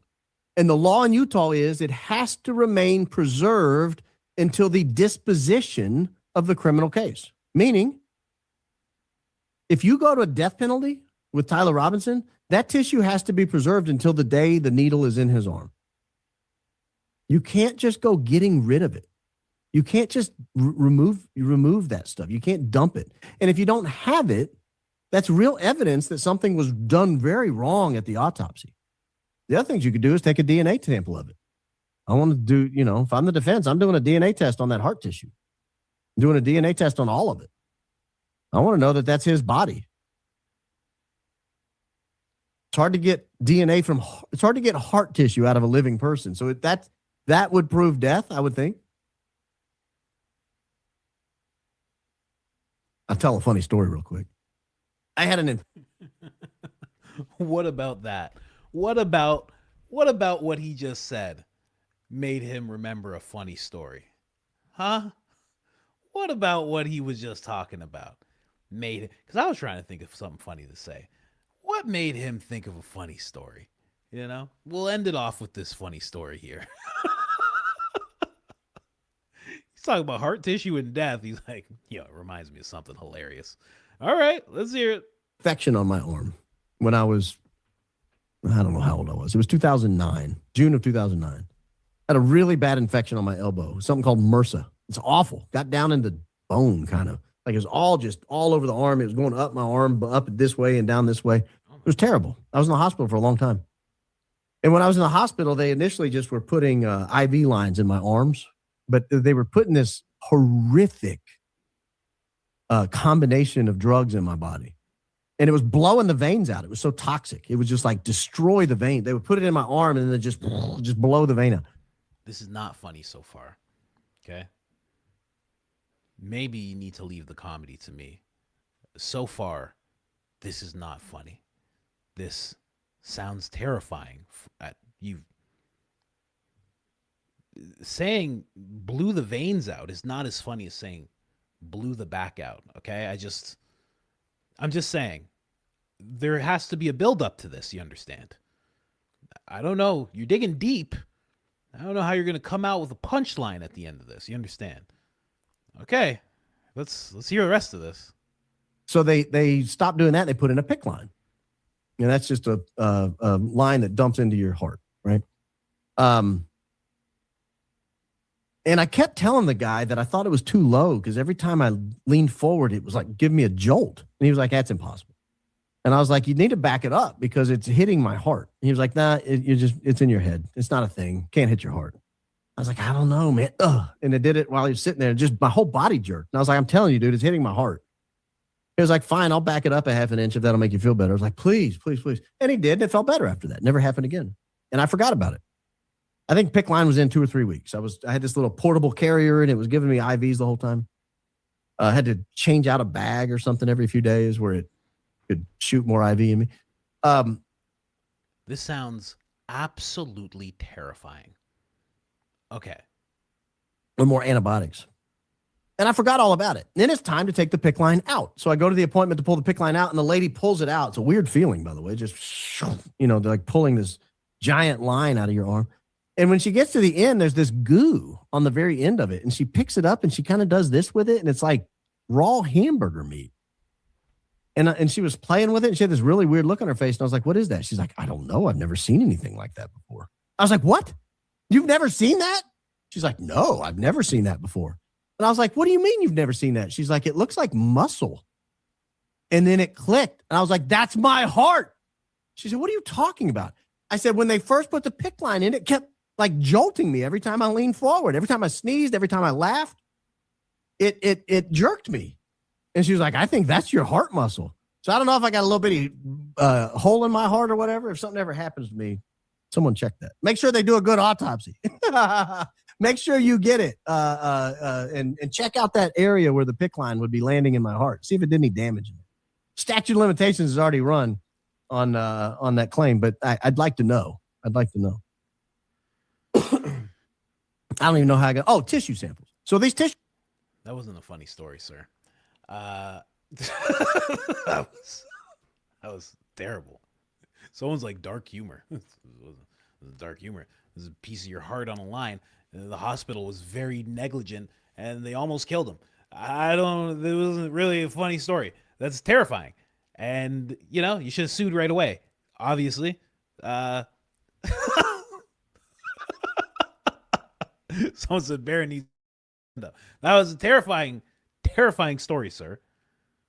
I heard funny story. I'm like, oh, this is great. We're going to end it on a funny story before we go to the super chats here. Talking about a piece of muscle? Oh my God. I mean, I already hate hospitals. And now look what you done. Look what you done now. And I've had not infection. I've had something on my. It wasn't like what he described. Oh my gosh. Ugh. All right. Anyway, that's horrible, sir. What's the matter with you? Anyway, Your humble host, ladies and gentlemen. Good gosh. What's going on with this guy? Anyway, let's get to these coffees. People are writing more in the coffees nowadays. They're writing a lot more. Appreciate you, coffee folks. Please like the episode. It helps tremendously. I believe Frank Turek was on FaceTime with Ben's security team. Very possible. He just so happened to put his phone on FaceTime right before Charlie got hit. It's almost like they wanted to watch. It was never his son. He ran and jumped into the back of the truck so he could continue keeping Ben's security team updated throughout the ride. Very possible. Because his son, one works at the Pentagon, the other one's like just like Air Force intel type thing, like he was. They are the perfect people to use for that excuse, because they'll just be like, yeah, sure, whatever my dad said. I don't know. Guy with the safety glasses, right? Yeah, it's my dad. Sure, whatever he said, fine. But it could have been on the phone with Ben's team. That would make a lot of sense. Because, nobody could figure out, why, Candace said it. A bunch of people said, I remember somebody, I think in the super chat said it. They were like, why would somebody's grown son want to watch a live stream of Charlie Kirk? Why would they want to watch a FaceTime of Charlie Kirk? What do they care? Well, what would they care? They'd be like, I'll watch it later, Dad. You're on tour, right? Okay, great. Call me after. Why would they want to watch? Doesn't make any sense. Anyway, you crack me up. Thank you for that. I need more laughter in my life. Well, come check us out Monday to Thursday. We will be there. You said you wrote a very long. Oh, it is very long. It is very long, Miss Chris Viz. You're right. Hey, Coach, want to talk about infant baptism? It is actually scriptural. Here is a list of all the scriptures that speaks of, or at least very much implies it. I baptized the household. He and all his family were baptized at once. She baptized with her family. Okay. Well, I didn't say it wasn't. I don't understand. Infancy. Okay. Well, all right. Well, yeah. Catholics do it. So, what did I say? It happened to me, so I wouldn't say it was terrible. People were bringing infants to him. MK, let the children come. To such belongs to the kingdom. Catholics do not do it as preference. We do it because that was how it was done at the beginning of the church with the apostles. We do it because we want our children to receive the promise of salvation and to have protection of the Holy Spirit as early as possible. We do it because, as it says in Jos 24:15, as for me and my house, we will serve the Lord. I told your missus I would keep the next message short, but this has to be said. You commented to someone, not attack my religion. There's also a lot of dumping on faiths on here, especially Catholicism. Oh, and then all that. Okay. I'd encourage Christian brethren, do not judge on her scandals, Catholicism on her scandals, because what you actually are doing is judging her for what we do not follow in the teachings. Evil has penetrated the holiest places because man has free will. So judging by her evil ways, we're going to the bottom of this. I'm sorry. We're going to the bottom of this. This is too much. It's too much. You could have just told me Catholics baptize kids and why. And if you watch the Zach Costello episode, he already explained it to me because he explained why my father did it for me. Okay. And then somebody decided they're going to get their kid baptized while we were live on the show. And we were both very happy about that. Anyway, we're going to end this off. Christ gave the keys to the church to Peter and told him that the gates of hell would not prevail against it. Peace and good health to all. Hit those likes siempre. Okay. There. I could throw it inside the app. Next time I'll throw it in the app. Has your friend, the Philadelphia one, responded to that? He said maybe. knowing what was it, Javich on September 10th. Yeah, he said maybe. Also, I'd like to get the Mint Daddy crew to check out the Cahoots podcast. Nikki, host, really hilarious, deserves to reach 10,000 subscribers. Can we help her out, you guys? Well, I can't say that I'm just going to tell everybody to subscribe to this person's podcast. I've never seen it before. I can't do that, you know? I can't be like, you know what I mean? Like I do it with John Bray. John Bray's, put in more work than anybody has on the microphone theory. Yeah, I can't do it with someone I don't know. I don't even know the podcast. Yeah, I got to see the podcast first to tell a bunch of people to go subscribe, Hi, Coach. Thanks for all the laughs on the daily. I'm named after the song. What is this? Rhiannon by Fleetwood Mac. That's my handle. Just to help you pronounce it. I still couldn't pronounce it because I don't know that name. Anyway, I'm so glad you covered the Shawn Ryan, Sean Strickland conversation. I tuned in live because I'm a Patreon member, and it was right around the time they started talking about Candace. I listened to about 10 minutes. I had to turn it off. When you're on flop, it's like you can filter. Sorry, when you're on the other side of FedSlop. There you go. On the other side of FedSlop, it's like you can filter sincerity instantly. I could tell he had an agenda. It wasn't actually his own opinion.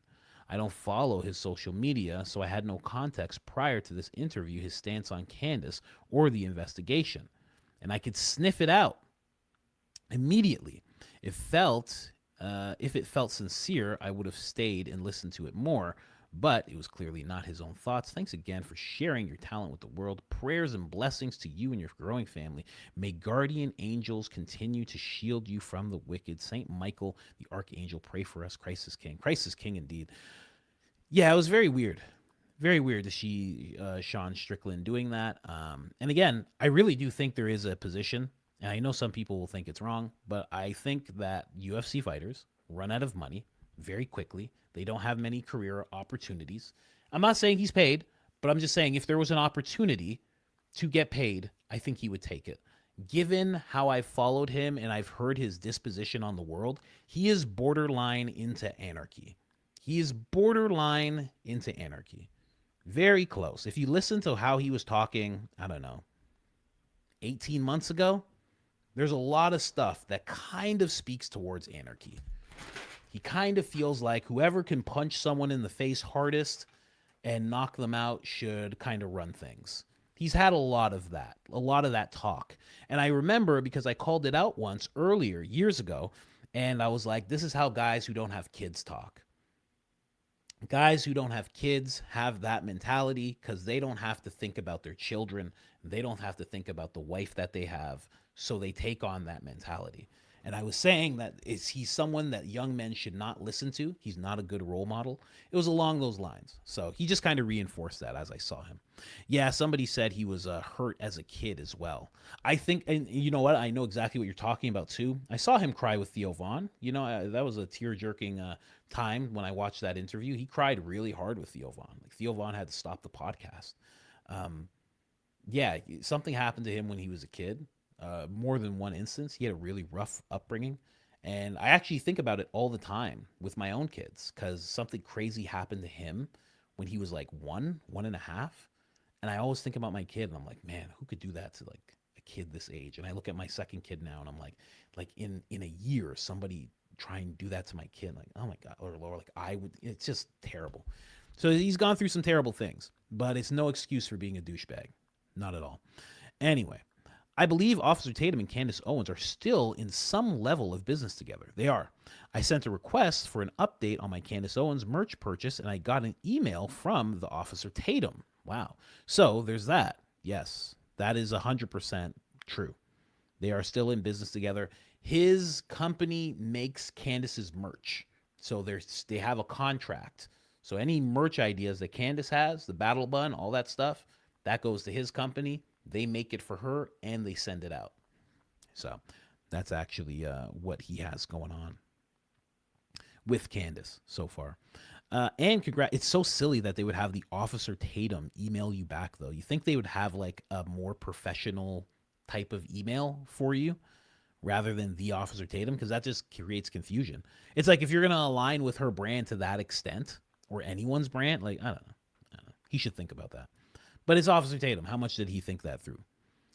What you going to call your company? I'm going to call it the Officer Tatum. My name, of course. When I was an officer, I was a police officer, y'all know. It's in a room full of lawyers. Yeah, you don't, well, it's mine, it's my name, yeah? Mama, they asking me what it gonna be. It's Tatum, right, mama? That's right, baby. Tatum, go ahead, baby. Yeah, we gonna call it the Officer Tatum. Y'all good with that? It doesn't have to be your name. It's a company that prints merch. We can come up with a name, we can use a business number. It doesn't have to be your name. Yeah, it's my company. It has to be my name. That's how it's gonna be. All right. Well, what do you want to call your other company? Let's call the second one the Officer Tatum number 2. Let's call it that. Is that good? Baby, that's too much. That's too much now. Okay, we call it Officer Tatum. That one. That one, we call that? How is this effing guy a millionaire right now? I don't know. Let's just... The Officer Tatum? Okay, done. Thank you, boss. I like the curve of your nose. You Philadelphian, boss? Spit on me right here, boss. I can tell a Philadelphian when I see one. Go ahead, spit on me right there, boss.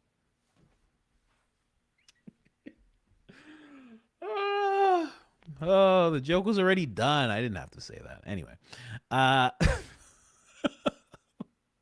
So there's that. And congrats to you and any other listening who did not skip over the Shawn Ryan, Sean Strickland segment.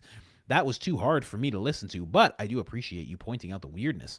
I don't go try to watch that. Okay.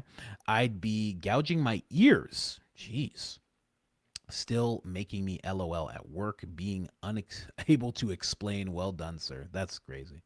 That's so funny. Anyway, let me see here. The strategy being used by all the Candace haters to call all of us normal people stupid is mind-boggling. Do they think that's the way to win over? No, but I think it's the way they know to well, some people will be like, oh, wow. What happens is there's people in the middle. Let's just put these numbers out there. There's 20% who are with Candace and they think something's going on with the Charlie Kirk case. And then there's 20% that just believe the official narrative. Well, that leaves another 60% of people who are kind of like indifferent. They don't really know. They hear a thing here and there. If they can put out the signal enough that the people who believe in what Candace is saying and believe that there's something up with the Charlie Kirk case, if they can make people believe that those people are stupid, when they look from their indifferent position, they might just go, well, I don't want to look stupid. The official narrative kind of makes sense. And then they'll kind of lean over there. That's what they're hoping. It's not us that they're trying to convince. It's the people who are indifferent that they're trying to convince when they do things like this. And they're just using us as like fodder for that. That's what I think. Do they think that's the way to win us over? They are the dumb ones eating all the Fed slop. We follow Candace because she speaks the truth. She talks to us like we're friends in a living room chatting about what the heck is going on and why things don't make sense. I feel like that when I'm watching you two, Coach. That's why we watch you guys every day. Thank you for all that you do. We would be lucky to have a friend like Candace. She's the only one fighting for truth in regards to what happened to Charlie Kirk. It's very true. Very, very true. It would be wild to have a friend like Candace, though. Could you imagine you actually had a friend and they're like, okay, so what I found out yesterday about what happened to Charlie. So they would be wise not to lie going further. You'd be like, whoa, my friend is intense. Why do you have so many notes? Why do I have so many notes? Because they killed him. That's why. That would be a great friend to have. You'd be like, whoa, here she comes. She's going to What's next? What's going on? Ha! What's going on? Well, Blakey is soft. Most people are calling him a twink. Andrew lies. He lies about everything, and I'm going to show you proof that he lies. I would love a friend like that myself. I love listening to people talk. I'd be like, oh man, let's go. What else you got? I would talk to that friend for hours every day. Are you kidding me? I would love that. Tatum may be crazy, but he ain't stupid.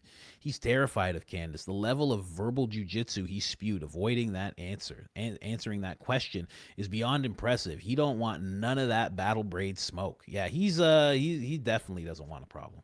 He wants no problem with Candace. I don't think they're gonna have a conversation. And honestly, like I said, I don't think it's just him being scared that the conversation's not gonna happen. I think also it's like, would you want to hear your friend lie to you? Would you want to hear your friend make things up? You'd want to like keep them in friend status. So it'd be like, listen, we don't have to talk about that. We don't have to. Don't worry. I love you. You love me. Cool. Don't worry. Let's talk about something else. You wouldn't want to have to do that. You'd be like, my friend's lying to me now. So can I really continue calling this person my friend? They're calling me up to lie to me about things that are happening in the political media space. They're taking the time to personally lie to me. I don't know. And about you. Yeah, good point. And about you. It's too much. It's too much. I wouldn't want to do that if I had a friend like that. Coach, you're so funny going through cancer. Oh my gosh. And both my parents passed within this year. Wow. Condolences. That is wild. That's very sad. It's been a lot. Your attitude to life have been so good to listen to. Wow. Very sorry to hear that. Very, very sorry to hear that. All of that, And I hope you're healing. I hope you're healing from the cancer. Whatever treatment you're taking, I hope it's working. And I pray that you're given some superhuman healing that only Christ can give you. I hope you're given peace as well, because I can only imagine how terrifying that would be. It's one of my worst fears, quite honestly. Yeah. I also think Charlie Kirk's power is the cause that offed him. He would probably have stopped the merging of that's another thing. He would have stopped that merger 100%. That military thing, he would have stopped that. He would have at least tried to step in and been like, this is not something that should be happening. He was big on his knowledge of the founding fathers and, the history of America. And he would definitely look at that and be like, this is not what they had in mind. This is not something we should be doing. I think he'd be at a point now where he'd be straying. I know he helped put Trump in office. I know he had a huge part in it. I think he'd be at a point now where he'd be like, I don't know if I can support this. Like watching thing after thing happen, watching Trump turn on his base time after time. I think he'd be like, I think we have to stop supporting this and still support America, still support conservative values, still support, the administration going forward. Don't he's not going to turn liberal all of a sudden, but I think he'd have a tough time supporting the president right now. Really tough time. It really scares me this could happen. I don't understand how this could go through, but I also think this is what offed him. Love to you and your family from Norway. Stay strong. Keep doing your thing. Thank you so much. You're in Norway, so I know you're taken care of in terms of your illness. They, from what I've heard, they take care of their people quite a bit. So I'm glad you have that at least. And thank you for watching. Love watching your content. Thanks for taking the time. Of course. Terry, no Speedo for Shawn, just kiddie pool and basketball shorts. Now picturing Coach in the deep end in a bright red Speedo. Well, it'd be a tinfoil Speedo. It'd be a tinfoil Speedo for sure. It'd be shining tinfoil Speedo. Nadia, thank you, Nadia. Appreciate you. Rooting for Jesus. Speaking of prayer, have you noticed in all of Erica's speeches, she never says a prayer Not even in her Bible 360 podcast, none of the Turning Point Faith events. At the end of her latest appearance, she says, "My prayer for you," but then never actually prayed. Yeah, she doesn't have any of that in her. I'm not saying she's evil. I'm just saying she's not about that. She's not going to have a prayer for anyone. For someone who speaks about faith, why avoid the one thing that's central to it? She makes discernment and my hair stand on end. Well, you should really listen to that. Listen to that part of yourself, feeling that. So, referring to Candace and Barron's warnings, does this mean we can have faith in some semblance of a system because these Fed slot people are going down? It's so hard to get excited about something when they have gotten away with so much for so damn long. I have faith. So, I have faith. I pray so hard they go down, praying for their safety and the safety of all Americans invested in this, as I feel like we have ticked the powers that be off. Thanks for all that you do, you and your fam, for being brave in this climate. Yeah, I get that. It is hard to get excited about stuff like that, you know. But I mean, at the same time, I mean, it's just yeah. I got excited about the president. I got excited about Kash Patel. How about that? I got excited about Kash Patel. I did. I really did, you know. Anyway. You got to just have faith. Yeah. They might hoodwink you. But you know, you live another day. But I do think that there's something going on. Candace says it's going to be a big week. Candace is going to be going live, I would assume, soon. I would assume, at least in the next, 3 hours or so. So she'll be going live. That should be fun. We'll see what happens. Barron's not going live today, but not going live in the general sense, I should say. But, yeah, it's... I definitely get what you mean. It's hard to have faith that something's going to happen. Because, I mean, there's so many things you can point to. I mean, the money that's been made from tariffs in terms of, people around him, monopolizing or, I should say benefiting from all of that. I mean, it's just crazy. It's getting, I don't know. It seems like there's never any real justice. So I get what you're saying. I saw the Dutch braids and I knew it was on. I was waiting for her to grease up her face and take the hoops out. If you know, you know. That is what boxers would do. That is what you do if you're getting ready to fight. I'm Wagotim on eBay. eBay's still around. Thanks for the shout out at the start of the show. I watch every day. I can, and I love the show, brother. Very fun. Thanks. Well, thank you.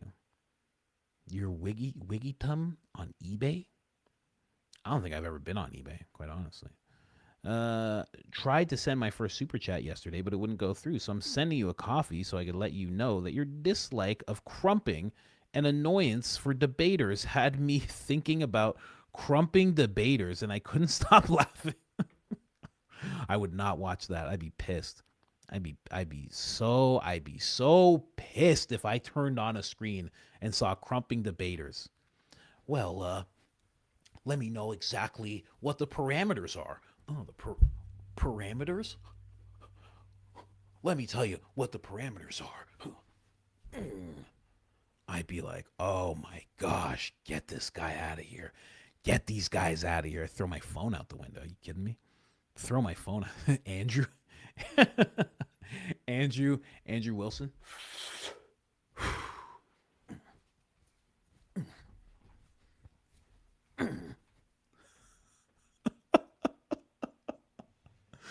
Debating Barron.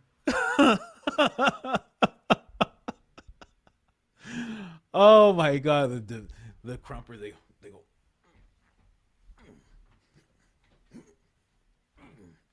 I mean, just the worst dancing ever. It's the worst. if you invest your life into crumping. Oh, my son, he's been dancing for 15 years. Oh my gosh, that's amazing. Did he go to Juilliard? Oh, no, not at all. He's a crumper. Oh, you wasted it. You wasted it. All that 15 years, you wasted it. You crump? You're a crumper? Even the worst name for it. Ugh. Just the worst. Anyway. Uh-oh, Turning Point USA. Beware the braids. Just crumpers, man. Someone bought 3 coffees. Thank you. I can't click on that link, but shout out to you. I can click on it. I'm not going to, but shout out to you. It's saying it again. What's going on? Oh, the hypocrisy of Officer Tatum is overwhelming. Why is it okay for him to ask questions when it comes to Nolan Well? Interesting. I know exactly where you're going with it, which is a very sad story, and all my sympathy to his family and friends. Where are the questions when it comes to his friend Charlie? Very true. Very, very true. If you don't know, Officer Tatum's been like covering this case very closely. I haven't really gotten into it all that much. I know what happened, but yeah, it's like he can ask all the questions in the world. He's traveling to interview people, et cetera, et cetera. But for some reason, what Candace is doing is just terrible. Here's a coffee for your long day with us, Coach. Thanks for all the laughs. Thank you. Appreciate it. Appreciate you. I think Jigsaw helped or encouraged that article about Candace. She was with Erica the weekend the article came out. Really? Really? I didn't know that. I did not know that. If I knew that at the beginning, I might have leaned towards... Someone said Coach is a never crumper. That's good. That's good. I did not know that about Jigsaw being with Erica the weekend before, which sounds crazy. The weekend before. I may have leaned towards Jigsaw if I knew that beforehand. I may have leaned towards Jigsaw. Wow, I didn't know that. Is that true? They were together? That's a bad look. That's another person that was attacking your husband that you're just cool with. Weird. As soon as he said Nuffy, Newfie, you should have walked away. Okay, so someone said, where's Zach Costello been? Zach's back. If you're on X, Zach is there. So we saw all of those. Let me see if anything new popped up. Of course, some new ones popped up. Let's check it out. Let's check it out. Audio visual, what up? Give my new page a shout out, please. That's your new page? No. I'm not shouting out that page. Absolutely not. That's the name? That's the name. That's the new name. No, I'm not doing that. No. I don't know why you did that. I don't know why you chose that. I don't know why there's so many capitals and so many lowercase. I don't know why there's a underscore. No. You have to do better than that. Absolutely not. In fact, no one go to this page until he sorts out whatever this is. No one's going to that page. No. Nope. No, we don't do that. We don't do that. Absolutely not. Absolutely not. You call your page something better. Okay? What's your name? Just make your page your name. You know, if I could go back, the page would just be called Colin. That's all it'd be called. I don't care. Who cares?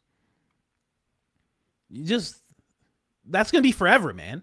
If that blows up, you can't change that. That's terrible. People are supposed to be able to search that, man. Are you nuts? Are you nuts? You guys see what I'm seeing? Look at this. What are we talking about? Hey, man, that's crazy.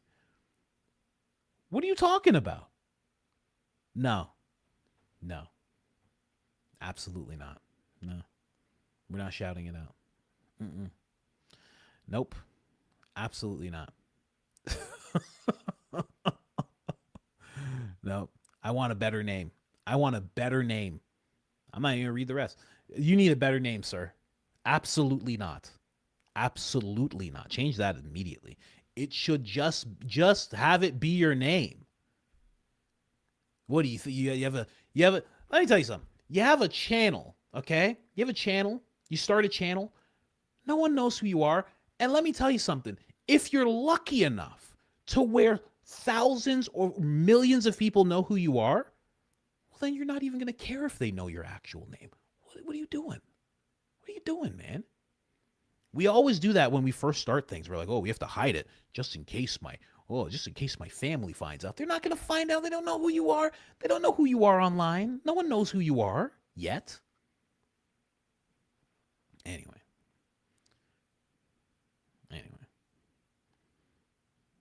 You see this person here? I can't pronounce her name, but you see her name's there. Larson. See? She just has her full name there. It's a nice name. I can't pronounce it. I think it's Yvonne Larson. See that? See what she did with her name there? How dare you? How dare you? Anyway, let's go. Long time listener, first time ever Buy Me a Coffee contributor, LOL. I'm so grateful for your exponential live streams. I've been sporting tinfoil since 06. Wow. And I love how you take in everyone's content and give that perspective, commentary, and color reporting. Thank you so much. Just moved out of Los Angeles back to San Antonio, Texas. Wow. Good for you. Good for you. San Antonio is way better than Los Angeles. When I'm doing my 3-day drive back and forth with my dogs, I love listening to your live streams. You make me bust out laughing. That's amazing. That's great. That's great to hear. It brings me so much joy to hear you set the story straight about Christianity, fatherhood, and being a great husband. Well, I mean, I don't know if I set it straight, but I say what I do. That's for sure. And I definitely advise people not to follow like Andrew Wilson and all those other weirdos. They're weirdos. They're just weirdos.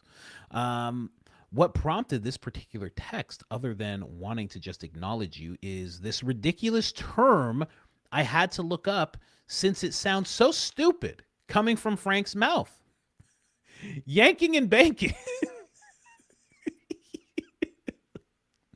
Yanking and banking means performing aggressive, sharp turns in an aircraft by pulling hard on the control stick, yanking, and tilting the wings to turn, banking. That's so funny. Like if my dad was alive, he would have known that because he was in the Air Force. That's so interesting. Wow. My dad would have knew that for sure. He was a paratrooper, but I assume he would have known a little bit, right? He'd know the terminology at least. Wow. Metaphorical use. People outside of aviation use the phrase to describe moving very fast, making abrupt decisions, or switching tasks in a rushed or chaotic way. Oh God, this sounds even worse. This makes the whole thing sound worse. This makes the whole drive to the hospital sound terrible. Oh no. So once again, he's trying to make them look on top of things when in reality, it was just a bunch of dudes in a clown car fooling around, ultimately creating so much ridiculous evidence of their their incompetence. That's crazy. That is crazy. Keep up the good work. Congratulations on the new bundle of joy. I encourage you to lean into sharing more of your walk with Christ in everyday life, experiences as a husband and father. You've got my ears, and your unique style of communication could be exactly what someone needs to hear. Choose wisely. Cheers. The Genius Muse. P.S. I posted this as you were doing the coffees, but it looks like it's above all the ones you're currently reading. Don't worry. I always circle back. That is crazy. Yanking and banking. Thank you so much. I've been thinking about talking about Christ more. It kind of just naturally happens. I don't think about doing it more. It just kind of comes up when it comes up. But yeah, I definitely hear that. I used to shy away from it. I don't shy away from it anymore. Yanking and banking. Wow. So yeah, it makes them sound terrible. We were just yanking and banking. What's that mean, Frank? Oh, it means we didn't know what the hell we were doing. We were just moving around. We were just trying things. We were just tilting around, and one guy's hanging out the thing. We're just yanking and banking. Jeez. Again, Frank always making people seem bad. Yeah. He makes everybody seem like they just don't know what the heck they're doing. Anyway, shout out to Frank. Uh, Wild Man Frank yanking and banking like nobody's business. I love that. That's hilarious. Jeez. Someone's like, I had to look this up. Somebody was just like, there's no way I'm not looking this up. This is too much. I've heard this term far too many times. I have to look this up. That's so funny. And you know they are banking on all of the yanking. We're just yanking and banking. Franking and banking. That's funny. Franking and banking here. I'm just franking and banking back and forth. That's what we'll call it from now on, out of respect. Franking and banking. Yeah. Franking and yanking. Anyway. Nick Fury, Nick Fury, Nick Fury, Nick Fury. Wow, all the gems and gems and gems and gems and gems. Crisis King Forever. Thank you so much. What do we have there? Disco laughing. What do we have here? Oh, this guy says nothing. Very generous. Thank you so much. Say something next time. We would love to hear what you guys have to say, you know. I love your show. Please give your opinion on the mocking of Christianity worship music that Candace did on her show. It really made me sad. I know she's making fun of the pastor. Then mocked, I don't know, guitar. You must go to a white church. You're upset about the mocking of guitar. I go to one too. There's like 3 guitars, I think, on our stage when we're doing worship. I'm pretty sure. Did she make fun of the music? Oh, she's talking about like the strumming. You know, when it comes, like, I don't know, you got to get over it. That would be my first thing. Especially if someone's joking and you know that they're a Christian as well, and you know that they're kind of telling the truth. She made fun of the guitar a little bit. She's making fun of the pastor. Then she mocked guitar. I'm assuming you mean guitar because you didn't finish the word there. Maybe you didn't have enough characters. I'm assuming you meant guitar. And the keyboard and the drums. Yeah, exactly. There's always a keyboard. There's always the drums. The drums are always in the back. They usually have like a little thing around them because you don't want the drums to be too loud. You know, then you got the guitar, and then you got the lady that's singing, and there's also a guy that's on the guitar and he's singing as well. That's just how it goes. I mean, that's the starter kit right there. That's 101. Gotta have that, right?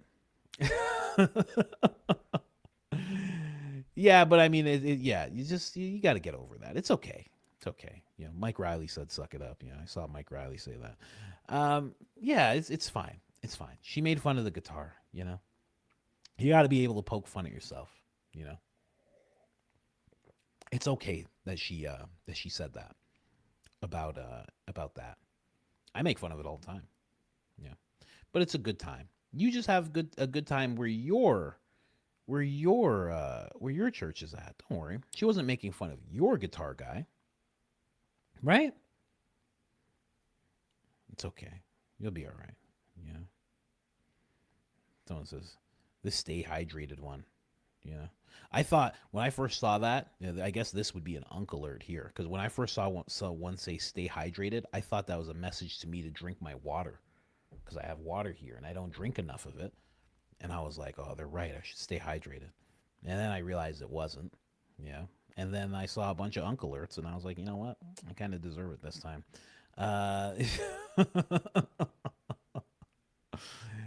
Your drunken Cuba story yesterday sounds like it was written by Hunter S. Thompson, Fear and Loathing in Las Vegas.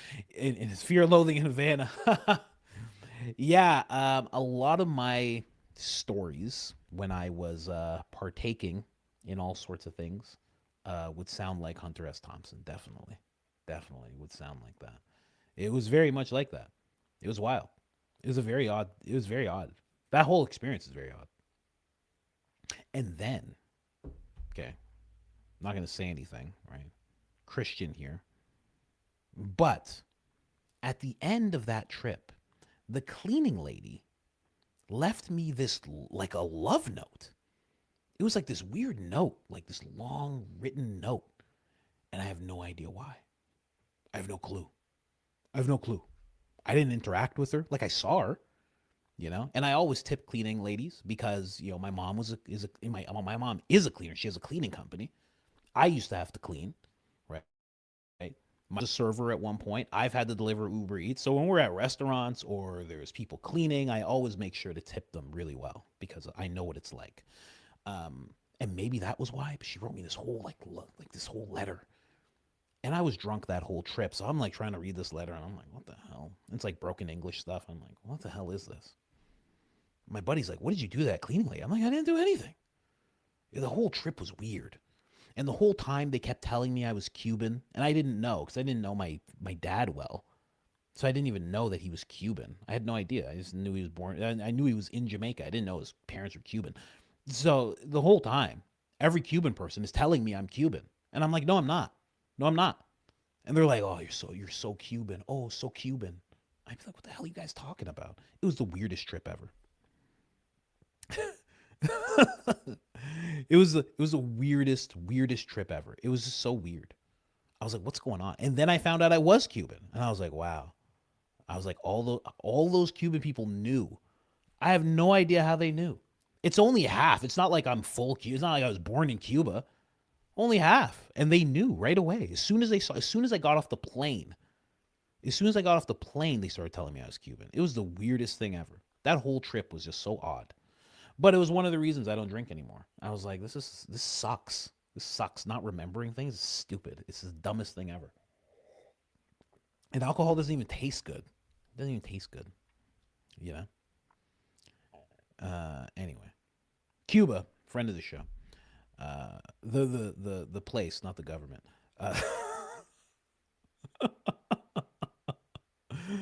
Oh man.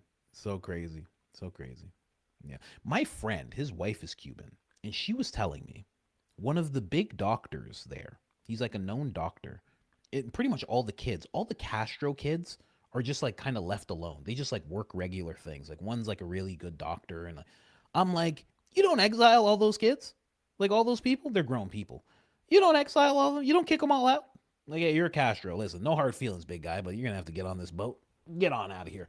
You don't do that? And she's like, no, they're fine. They're good people. I'm like, what if one of them decides that he's just gonna up it a notch and just go hard like his dad? Like, you sure? You just let him walk around? They're like, yeah, they're fine. Oh, this is very weird.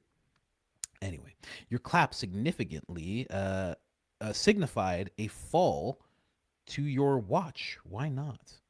What? Your clap signified a fall to your watch. Why not? I have no idea what that means. What does that mean? Big Oi Paloy. What are you talking about? I don't understand. My clap signified a fall to my watch? Yeah, someone said, what the heck does that mean? I have no idea what that means. You know? It was very weird. Now there's a bird on the screen. I can't with you guys. And my wife's like, I never heard that story. Yeah, the whole thing was just weird. I never talk about times where I was drunk, getting drunk. I hate those times. Cause I didn't like it. I didn't like being drunk. But I remember that weird thing. But I think it's because, you know, I think the cleaning lady thought that she'd get like a green card. You know, a lot of them are trying to get citizenship and stuff like that. So they think like, yeah, you know, I can just tell this person, you know. They don't realize how like desensitized we are in North America to stuff like that. You can't just write a letter. We're like, what the hell's this? I don't give a shit about this letter. Oh shoot! Oh, sorry, I swore. Like we don't like this isn't yanking our heartstrings. We don't care about all this. We don't care at all. Oh, the one time your watch asked if you fell down because you clapped so hard. Oh yeah. Oh, that's interesting. You're right, Big Goy Paloy. That I'm not even wearing my watch. Where's my watch? Oh. You're right. It wasn't even that long ago. There was one episode where I clapped. I went boom, boom, and the watch thought that I had crashed or fallen down. Which touches on the whole thing of Charlie Kirk and was it his phone that activated to the emergency call when he got hit. Yeah, in one way or another, however it happened. True. Thank you for sorting that out, honey. You can text that to me. You know, it would have went off. You know, yeeted that note out the window. Yeah, I didn't care about that. I was like, What are we talking about here? Get out of here. Coach, my guess is they wouldn't just send him to the coroner wearing a burnt shirt, especially when they had a piece of it cut off. So take that off of him. Makes sense. Yeah, but then Brian Harpole also has a story that he cut off the shirt when he was in the hospital. Now, maybe they brought him in and maybe Brian was like, let me just cut off this shirt. But then does that mean he took it off and the security team took off the shirt and said, here you go, and like hid the shirt in their pockets and they're like, oh, don't worry about this. I don't know. The whole thing makes it sound wacky. The whole thing sounds wacky. The goat trophy. Thank you so much. Goats get sacrificed though. I'm not a goat. Was Charlie wearing an Apple Watch / phone? Yeah. See, that also touches on what Big Goy Paloy was saying. Yeah. That makes me wonder. I don't think he was, though. I don't think he was. Maybe. Most people do. Maybe he was. I know he was getting into fitness. Maybe he was. Perhaps. But definitely had a phone with him. But also, maybe not with the phone. Because, they were controlling his social media. Perhaps when he's about to do a performance, maybe he gives his phone over to somebody. Says, here, take this. So that way there's no chance of the phone going off, the phone vibrating, this, that.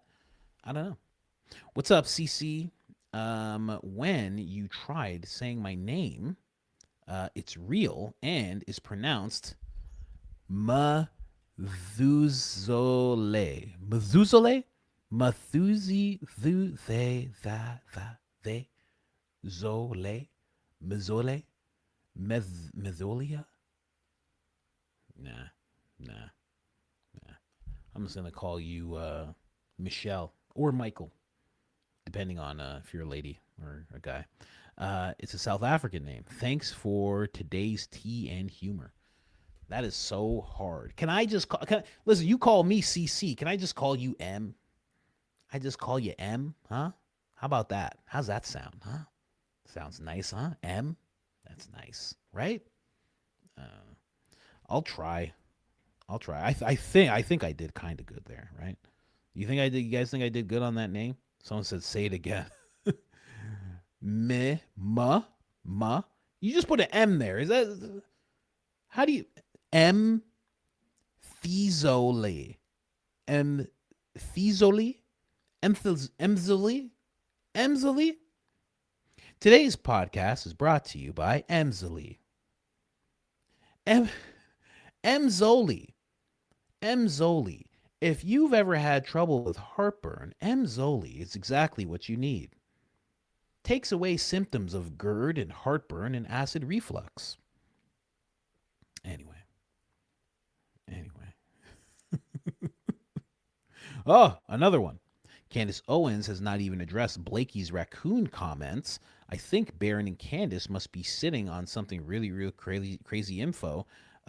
Stuff's about to hit the fan. Yeah, I noticed that. She did not even remotely comment on it. She didn't comment on it on X. She kind of just let that pass right by.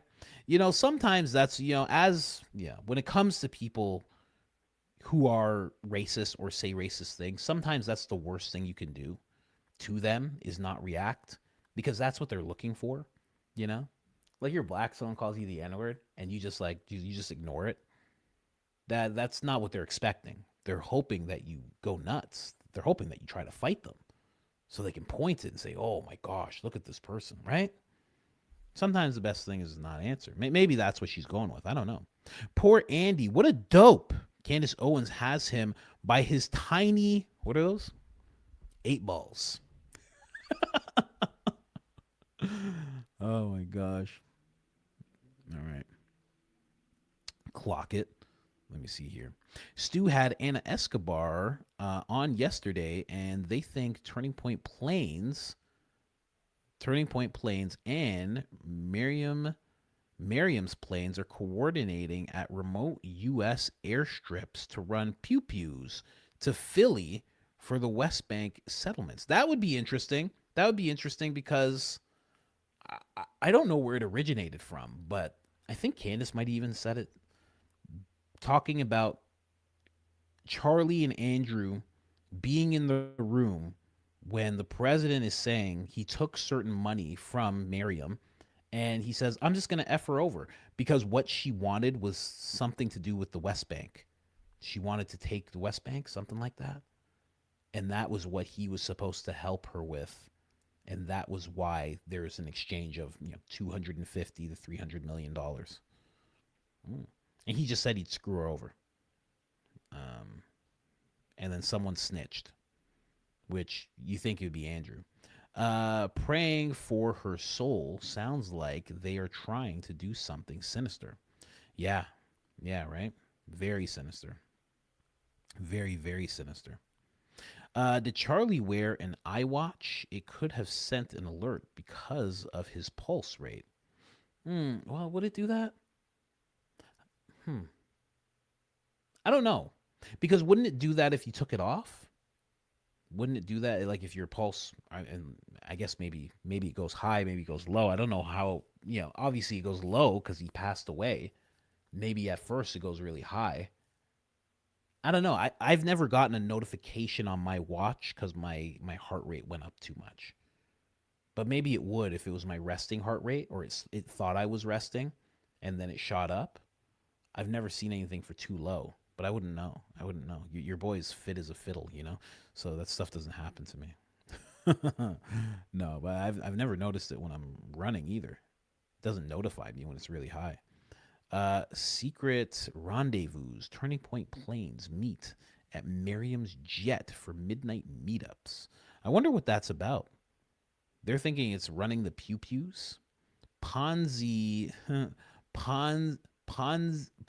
Zio Rangers situation happening in our USA? Yes.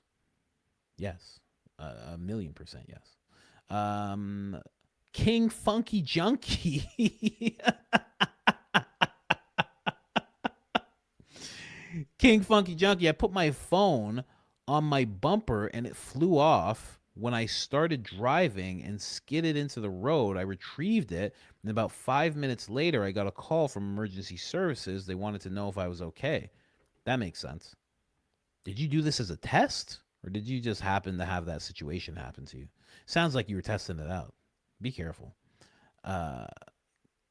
Sean Strickland is bought and paid for. Yeah, it seems like it. It seems like it, and he seems like a guy that would just 100% do it and just not care, I know a lot of people think he's some kind of patriot. I mean, I think he loves his country, but I think he's also who cares? Like it's a bunch of people who he thinks are stupid already. It's like he's getting. I'm not saying he is, but let's say he was getting paid. He would look at it like I'm going to get paid to tell a bunch of people who I already think are stupid something that is possibly true or possibly not true. Who cares?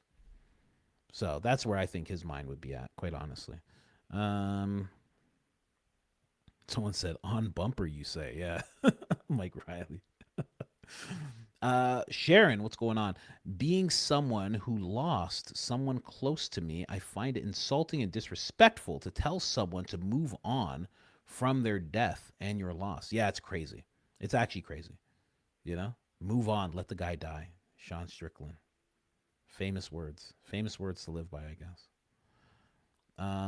SS, Sean Strickland, they want to blow up Gaz and make kids tease out of the goodness of their hearts. Also, people are stupid, man. They're sheep. He's extremely inaccurate and offensive to blue collar people. Yeah, it's crazy. It's crazy. If that's the depiction they think of blue collar people, it's so wild. So wild. It's such a wild man. It's so annoying that they that you could just you could put that out there is what you think blue collar or quote unquote regular people. You can put that out there as what you think they are, and there's many people that would agree. Many people in their type of situation, in their type of tax brackets, that would agree. It's just not true. It's not that people like that are just trying to get through the day. They're trying to get through the day and they're trying to get informed. They're trying to do both, and they take the time to get it done. I see it every day. Every single day I see it. If EK has phone can't be FOIA'd. If Erica Kirk has, I guess, Charlie Kirk's phone, can't be FOIA'd. If in the state's custody, it can be FOIA'd. No coincidence. No one can see his calls now because she has it, not in evidence. Ooh, wow. Yeah, she's had his phone for a minute. It seemed like they didn't even bother taking his phone. They didn't bother looking through the text messages. You know how you know that they didn't bother looking through the text messages? Because Andrew Colvette had to send them the group text. Otherwise, they would have had that text. They would have been like, we're fully aware and we're looking into it. But I don't think they looked into anything. And I don't think they're going to. Maybe after a Ling talk, or maybe after a long talk with Tucker, Shawn Ryan has come around to Candace's way of thinking. I think also a long talk with Candace as well. Who knows what Candace told Shawn off record? That's very possible too. You got to think about that. What is this? J Co's show knows. I just lost my job because I refused to sign NDA for data center hush. I live in a small town too. It's real everywhere. Wow.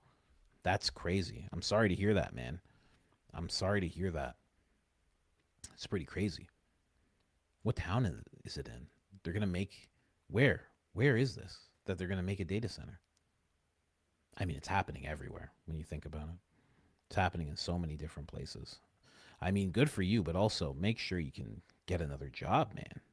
You know? But you stood on business for sure. Anna Escobar on Stew was explosive. Watch it. She actually messaged me. She said something. Okay. She made some condensed version of something that I'm gonna have to look at. I haven't looked at it yet, but she sent it to me. I'll take a look. Uncle Alert, thank you. Gold coins, Silver Star. What's this? Yanking and banking, chucking and driving. I'm exhausted. Chucking and jiving. That's unless you're Officer Tatum driving a car, then you're chucking and driving. That's the only thing there. Shout out to Tammy Lee. Tatum giving Candace advice on how to investigate. Yeah, it's weird, right? Doesn't even make sense. If she saw that, she'd just laugh. She'd be like, oh, God, what is this guy saying? If it was Charlie's phone, is it possible we are hearing the commotion behind the table, not the SUV? I guess. Someone just said 5 minutes. They heard what was going on 5 minutes. Someone just said that they got a call after 5 minutes from emergency. Sorry, I'm not remembering that exactly. But you could be right, which still puts in our minds what happened. Let's say it happened 1 minute. It seemed like it took them, I don't know, maybe a minute, 10 seconds. So let's say the emergency call happened right away. I don't know if it would happen right away, but let's say it did. Then that would mean the get that off of him, we would have heard that while they were down there doing whatever they were doing, because none of us could see, because we couldn't see their hands. Same way you can't see my hands right now. Couldn't see what they were doing. They were kind of speaking to each other. Some people say that Rick was smiling, right? Nobody knows what they were doing. But they were close to Charlie, where Charlie's phone would be. So they would, if one of them said, get that off of him, it would have been exactly what my theory was, because I had that theory so long ago. You know, I didn't know what it was at the time. I just said evidence. I just said they may have been messing with evidence. But now it's like, maybe they were messing with the phone. I don't know. Or sorry, with the microphone, I should say. Anyway, that's my opinion. Notice how Candace has not been smearing Tatum, even though they are supposedly friends, yet Tatum spends countless hours criticizing Candace. Can't wait to see these people's behavior. Can't wait to see these people's behavior criticizing Candace when this falls apart. I mean, he's Anderson Cooper. He is Don Lemon of the conservative movement. And the reason I say that is because they never apologize. They never apologize. They never correct. They just don't do that. So he'll just keep on going. He'll act like that didn't happen. All of this, Everything could come out tomorrow and Tyler Robinson's free. He'll just make a video saying, I'm hurt, I'm distraught, I can't believe this. And he'll just go back to things as normal, completely normal the next day. They're bots. They're meat puppets. I usually save that reference for people in Hollywood, actors in Hollywood. I call them meat puppets. That's what these guys are. Guys like Tatum, they're meat puppets. Whoever can work their hand up them and work them like a sock puppet, that's who they go with. Free men. How Officer Tatum sounds is how conservatives sounded to Ron Paul supporters. Guess who was right? Oh, there you go. Nisi identified both of them already. So did somebody else, I guess. They had pictures of them and everything. So hopefully Candace actually gets wind of it. Don't know why Candace needs to know, but you know, that's for her to explain to us. Fold AR Prez. Isn't that Corby? Shawn Ryan was also talking about Victor Marx. He spent 4 hours lying on my podcast to then run for political office. Yeah, it's crazy. It's crazy. I guess that's how it works. That's the prerequisite. They're like, can you lie for hours on end? And he's like, yes, I can. Well then, Mr. Governor, good to have you here. It's crazy how that works. Sent you a YouTube on IG about St. Michael. Christ is King. Christ is King. Thank you very much. Tell me what the title is and I'll look it up. I'm not clicking things, you know. Joel Berry equals Jeremy Boring, show producer. So yeah, oh, thank you for that. That explains why he's like that. Okay, that explains it exactly. Hi, sent a long coffee, but it's worth it. I read it, Miss Chris Viz.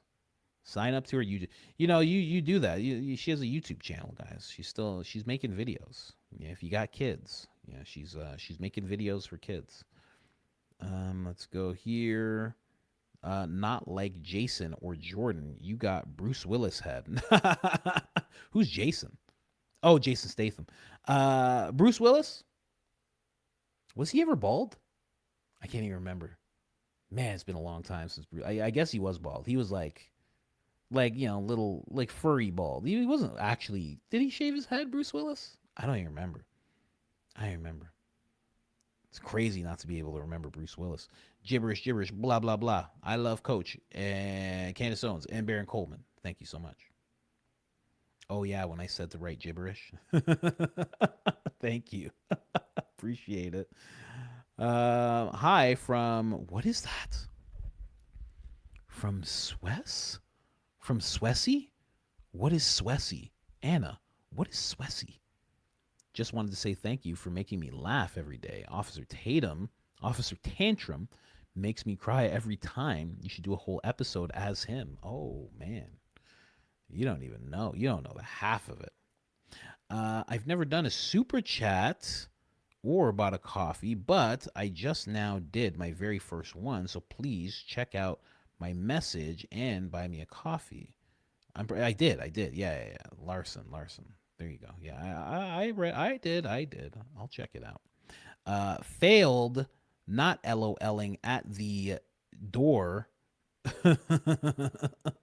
Failed not LOLing at the door Antifa story at work. Yeah, that's a hard one. That was a crazy one. I couldn't believe it. I was like, I can't believe I just told this guy I was a part of Antifa. I'm like, what the hell? I'm like, why'd I say that? It was so stupid. And also, I had a bunch of hats down my pants. I don't know if I told you guys that part about the Jimmy Dore story, because I got a small bladder. Jimmy only gave me about an hour to interview him. I had a bunch of questions. So I was like, man, and we did it at a time where I drank a lot of water. So I'm like, if I have to go to the bathroom, I'm going to put I was going to put these hats down my pants like a diaper. So I'm sitting there. Okay. I'm sitting there talking to Jimmy Dore, and like, my lower area is just like filled with hats because I have a bunch of hats, and they're just in there in case I have to go to the bathroom. I'm like, I'm going to pee on these hats. I'm not going to leave Jimmy Dore. I'm not going to run off because he might leave. I'm so nervous. You have no idea. It was so stupid. It was so dumb. That was my big plan. I got like 10 because I have a bunch of hats. I'm like, this will be good. I'm like, it won't leak out. If I have to go, I'll just go into the hats. And I thought that was a great plan, you know? That's why I say, man, don't put these creators on a pedestal. Sometimes we're just dummies with hats down our pants. You know what I mean? Just regular people. Was Charlie the straw that broke the camel's back? Yeah. I mean, Charlie turning definitely was. They didn't care much when Nick was, talking about Philadelphia. They don't care about that. Charlie, it's a different story. Tagged you on X on Carrie Quinn's post on why no autopsy. Thank you very much. Appreciate that. Yeah, always do that. See, that's the way to do it. That's the way to do it. If you're going to do it that way. Tag me on X if you find something. Post it on X. Tag me there. And I'll definitely see it, especially if it's on X. I'm definitely going to see if it's on X. A new sense of justice, a new sense of freedom, a new sense of community. I see this the way you wrote this, okay? I told you to change that name. That's ridiculous. I don't know what this is, okay? A new sense? A new sense? That's what that's supposed to be? Are you for real? It's a new sense, and you're spelling new with 2 O's? Absolutely not. Absolutely not. Change that immediately. Change. Okay? A new sense of justice. And then you're writing new normal there because that's how you spell new. Right? Right? Because you know it's N-E-W. You know that, right? And then when you get to your name, you spell it with 2 O's. No, absolutely not. Absolutely not. How dare you? No. You better change that. You better change it. I'm telling you, man. Okay? I'm talking from a creator standpoint here. That's no good. Okay? It's no good. All right? Anyway. Rachel Flick, another Victor Mark's widow. Really? I'll check that name out. Someone said more like a nuisance. You see? That's how people are talking about your name, man. It's crazy. It's crazy talk. Making a nuisance. Absolutely not. And see how you and your phone don't even allow you to write it the way that you wrote it up here on your name. You see what I'm saying? Your name has 2 O's. A nuisance. Absolutely not, man. Absolutely not. Pick a different name. Pick a different one, okay? No more of that name. I don't know what that's about. Oh, I got a call in like 3 minutes. Who is they? They are unelected WEF. Oh, yeah. 100%. Let me see here. Donald Crump. Join Coach Colin. Coach Colin Slop Busters. Thank you. Mark J. Harmon happens to love my channel name. Believe you me. Okay? Believe you me. I'm going to put it out there. I've been doing this a lot longer than Mark has. Okay? I'm just saying. I've been doing it a lot longer. Okay? I'm just putting it out there. Mark's worked in newsrooms. I've worked in movies. Okay? I'm just saying. This is different. We have different senses of humor. And I'm going to put it out there. My comedy IQ might be a little higher. And believe you me, your name's not funny. Okay? All right? Big guy, it's not funny. Of course he likes it. Mark loves stuff like that.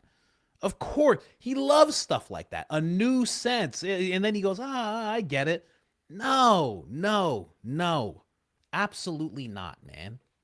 Mark loves Mark Norman. And Mark Norman's fine, okay? But I can tell by who you are. I've seen you in videos. We like Dave Chappelle. This is not a Dave Chappelle level name. Just pick a name, okay? Don't do anything fancy. You got your name's like you're like a SoundCloud rapper with this name. This is a ridiculous name. You understand? This is a crazy name to have, right? If you were 17, I'd be like, oh yeah, I get it. You're not 17. You're not 17. Hey, You're not 17. Change your name, okay? Sorry. Anyway, it's a SoundCloud rapper name. I'm not making that up. This is like Tekashi 69. This is like XXXTentacion. This is crazy. It's like Juice World, and he doesn't spell the world properly. This is crazy. This is crazy. I'm telling you. It's absolutely crazy. You know, put that. People are supposed to search that. Listen, I'm getting out of here, guys. I'm getting. It's controversial on purpose. It's a triple entendre. Oh. No, man. No. No. No. You spent $2 to say that. You're ridiculous. You're a ridiculous person, okay? And listen, if Mark sees this, you led this guy astray. Because now he's walking around saying, well, Mark likes my name. Look what you did to this guy. Go check out Mark's channel.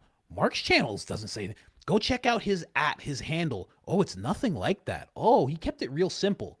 Why do you think he did that? Huh? You ever ask yourself that? Because he wanted people to be able to find him. Oh. Hey, get off. Get off my channel. Get off my channel. Get off. Get out of here. Anyway. This guy said it's a triple entendre. You out of your... You fuck... This guy... He says it's a triple entendre. Get this guy out of here. Get this guy out of here. Absolutely ridiculous. My IG will explain it all, the history and the story. You have a story. We're getting out of here. Yeah, story behind your name. There's a story behind your name. You got lore behind your name. Oh, that's great. That's fantastic. Oh, yeah, you don't know what my name means. Well, just hold on a second. If I could just have your attention for just a brief minute, I just need to explain something really quickly. I just gotta, you can come to my IG. I'll explain the whole history of my name. Are you out of your mind? Anyway, I'm out of here. I'm out of here, guys. Listen, tomorrow you better have it changed, okay? Don't worry about what Mark said, okay? Right? I'm out of here. Take it easy, guys.